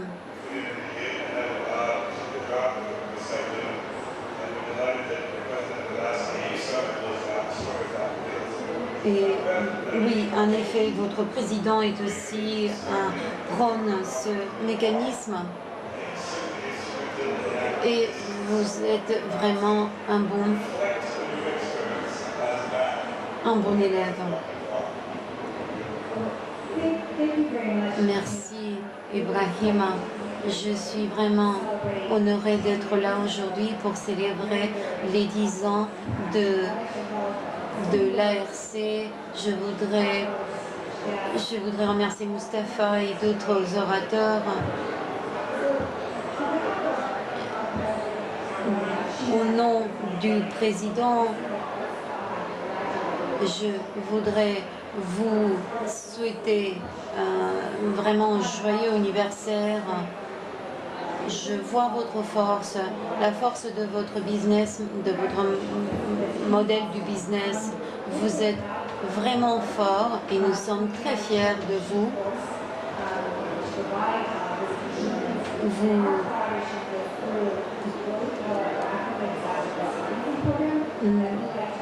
Nous sommes reconnaissants pour l'ARC et nous sommes vraiment capables de réunir ces montants. Donc nous comptons vraiment sur d'autres pays qui vont nous rejoindre. Et c'est vraiment génial que d'autres pays puissent nous rejoindre, même ceux qui ne pouvaient pas. Nous voulons vraiment élargir notre influence. Nous voulons le rendre plus abordable et que l'accès s'ouvre à d'autres pays. Et vraiment, on a besoin de cette envergure, mais ce n'est pas une bonne nouvelle parce que si d'autres pays ont besoin d'être protégés des catastrophes, c'est quelque chose de triste. Nous avons besoin de beaucoup de finances pour répondre à ces catastrophes. Mais nous avons vu cette approche proactive et comment beaucoup d'États ont vu à quel point ces polices d'assurance contre la sécheresse peuvent aider les pays. Un exemple. Par exemple, Madagascar a acheté la police d'assurance pour 800 000 dollars, mais en fait, eux, après, ils ont été couverts. Ils ont été couverts à la hauteur de 4,5 milliards de dollars. Donc, vraiment, je voudrais remercier les donneurs, le Canada, la Suisse et d'autres pays. Donc on vous souhaite vraiment un bon anniversaire et une bonne continuation. Merci. Ce qu'Abbas a dit, elle est aussi membre de notre comité consultatif et je voudrais la remercier. Et maintenant, je donne la parole au Canada. Et ça fait 10 ans quand ça a commencé à se mettre en place. Très peu de donateurs croyaient à notre projet. Et Canada a attribué 40 millions de dollars. Vous imaginez? Et là, vraiment, je suis ravie de vous avoir ici aujourd'hui. Vous avez soutenu ce bébé, notre projet, l'ARC. J'ai dû me préparer plus pour cet événement. J'aurais dû... Pour nous, au Canada, nous supportons. Dès le début, nous vous supportons. Mais sans votre travail, sans le travail de l'Union africaine, on ne pourrait pas avancer. Nous avons juste supporté votre vision, votre idée qui était forte. Et dès le début, on a passé plus de 8 ans sur ce dossier et maintenant je peux me projeter vers l'avenir et voir. Et j'ai une idée certaine que nous allons célébrer les 10 ans à venir, compte tenu des changements climatiques, compte tenu des catastrophes naturelles. Il y a 5 ans, c'était pas, on n'avait pas les mêmes, la même pression, le changement climatique. Et en tant que Canadiens, nous sommes ravis d'être avec vous dès le début. Et vous m'avez dit que les jeunes entreprises ne tiennent plus d'1 an, mais votre détermination est telle que votre détermination, surtout qu'en ce qui concerne les risques climatiques, est tellement forte que vous pouvez dépasser tous les obstacles. Nous sommes ravis de travailler avec d'autres acteurs et il y a une chose que nous avons fait. Je voudrais demander à quelqu'un de parler des leçons à tirer et nous avons parlé des questions du genre. Et ce travail, vous le faites, et vous le faites avec cette composante, le genre. Et c'est très important d'inclure dans l'ARC l'analyse du genre et l'importance. Mais après, les gens se demandent, mais qu'est-ce que c'est le genre et pourquoi le genre est tellement important. Donc c'est important de comprendre l'égalité des sexes, de comprendre les stratégies et l'importance de la parité homme-femme. Vous avez fait ce programme et vous avez inclus la question du genre dans votre agenda. Vous avez créé les actions autour de cela. Vous avez fait des actions approfondies et complètes. Et vous avez inclus les questions du genre dans votre agenda, dans votre dialogue. Et je suis impressionnée par votre travail. Les catastrophes naturelles sont vraiment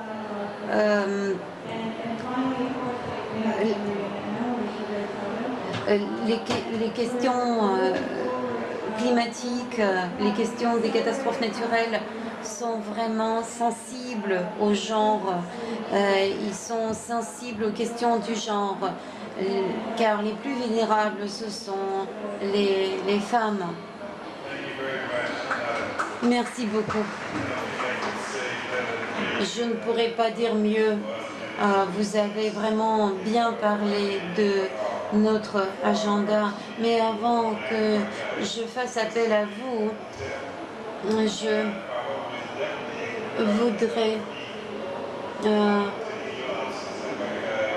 voudrais reconnaître aussi la contribution, votre contribution dans notre organisation. Et nous voudrions aussi avoir des nouvelles. J'espère que vous puissiez prendre la parole. Donc, on a l'État membre, on a nos partenaires et maintenant, je donne la parole à un de nos affiliés. Donc,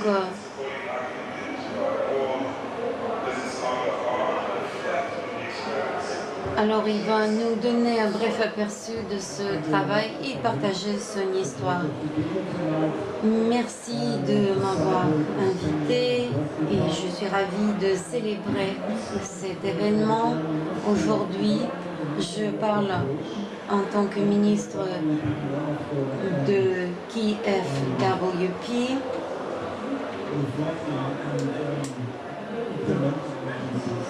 C'est une agence d'implémentation.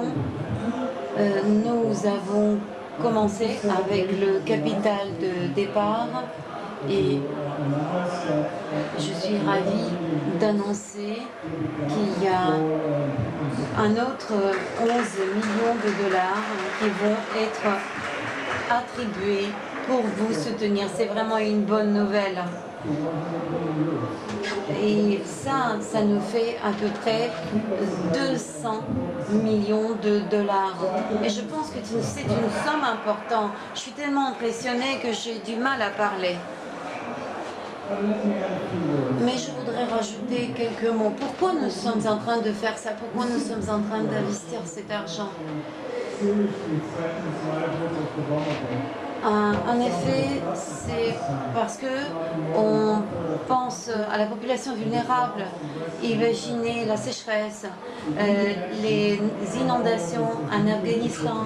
Et ce sont les vulnérables qui ont besoin de plus d'aide. Et on a eu ce besoin urgent de les protéger. Et c'était important de financer pour s'adapter à des catastrophes climatiques. Et l'assurance pourrait être la solution. Nous considérons l'assurance comme un instrument financier important pour se protéger des risques différents. Bien, et Nadius, et j'espère que à l'avenir nous allons parler des risques moins importants, parce que les risques, la protection contre les risques importants représentent des sommes importantes. Et nous sommes en train de parler des polices d'assurance et ARC a été développé par une expertise d'assurance comme en tant que pool de risque d'assurance. Merci de votre intervention et je voudrais encore revenir à vous. Quel serait donc le message clé? Qu'est-ce que vous pourriez emporter et tirer de cette expérience? Bien sûr, nous apprécions la réaction. Je pense que le message important, c'est pour nous, ça nous a servi de leçon. Ça nous a appris à construire la résilience au sein de notre communauté. Et nous avons acquis la possibilité de construire le potentiel de faire face à des risques.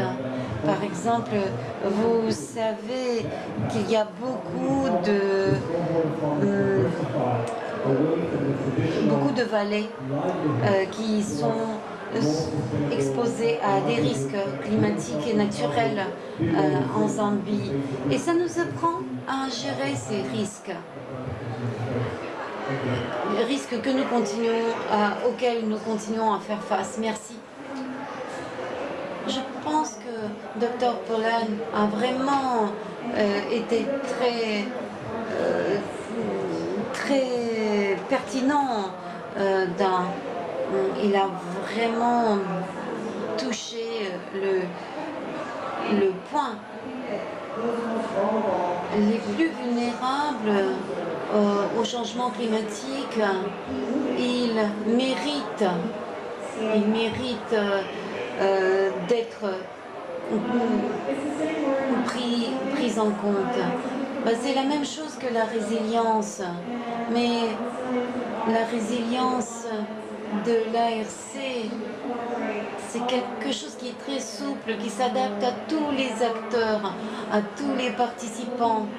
Et l'ARC, c'est pas juste une assurance, elle part du principe des besoins en construction du potentiel. Ce n'est pas seulement l'assurance, c'est aussi le renforcement de capacités. C'est pas juste un packaging de garantie. C'est le renforcement des capacités. Et le dernier mot, moi j'aime beaucoup l'idée de solidarité.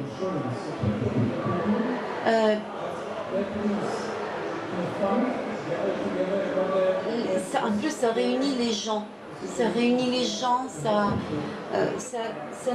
aide les gens. C'est l'idée de solidarité. Donc je pense que l'assurance et la solidarité, ce sont deux mots qui vont très bien ensemble, qui vont de pair.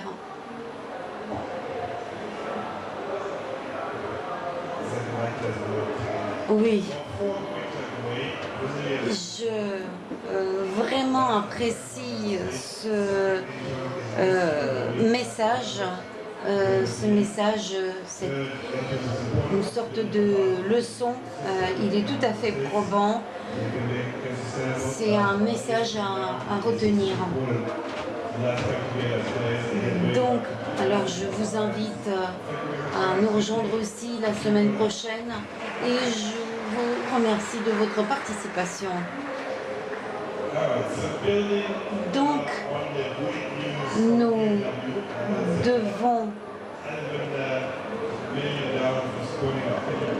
devons nous appuyer sur le soutien de nos partenaires. Et j'ai une autre bonne nouvelle. Et là, j'ai l'honneur d'inviter sur scène Carla, représentant de l'Union européenne. Et c'est elle qui va nous partager, avec nous une bonne nouvelle.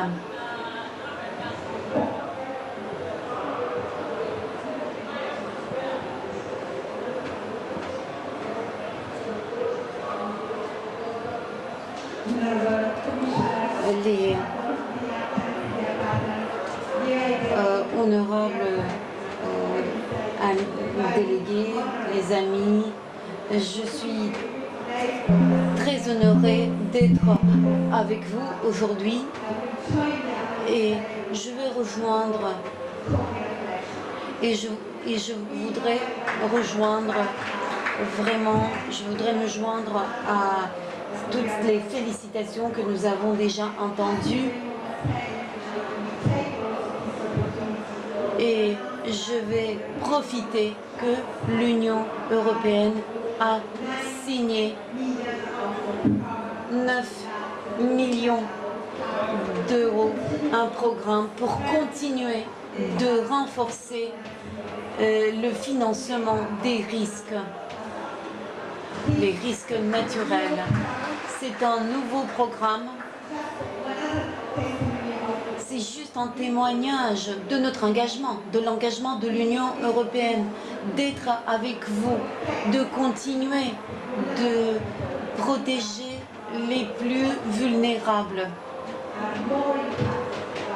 Et ce sont les plus vulnérables qui sont les plus influencés. Et vous savez qu'ils sont les plus touchés. Et l'Union européenne participe beaucoup à des actions humanitaires, est un contributeur très important de financement des actions climatiques. Juste pour vous rappeler, en 2021, nous avons supporté, nous avons accordé 23 milliards de dollars, dont 50% ont été dépensés à l'adaptation.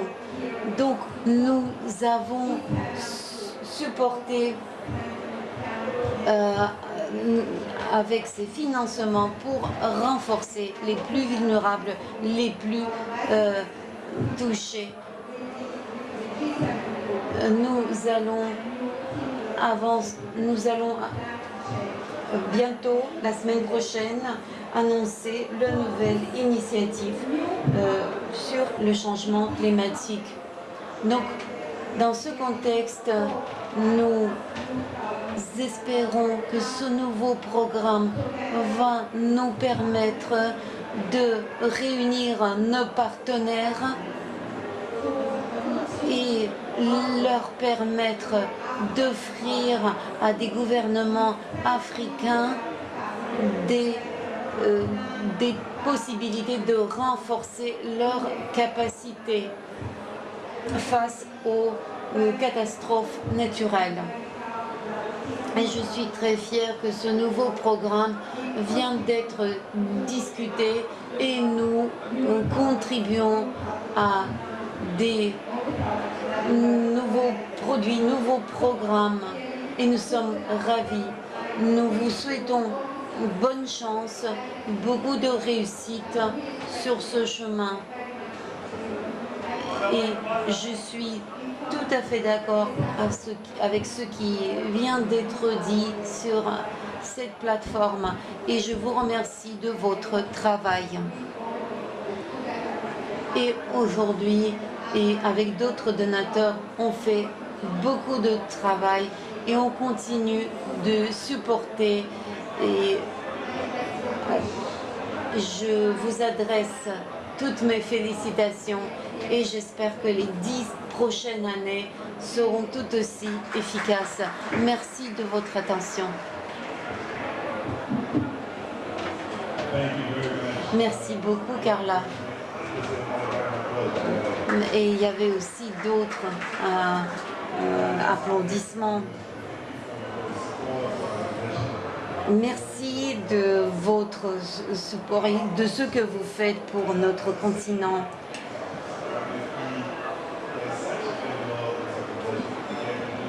Et merci d'avoir cru en nous. Et je voudrais aussi inviter à présenter une de mes collègues qui représente WFP. Merci. Bonne soirée. Je suis ravie de vous voir parce que il s'agit uniquement de la solidarité. Capacity, ARC, is a specialized agency of the African Union.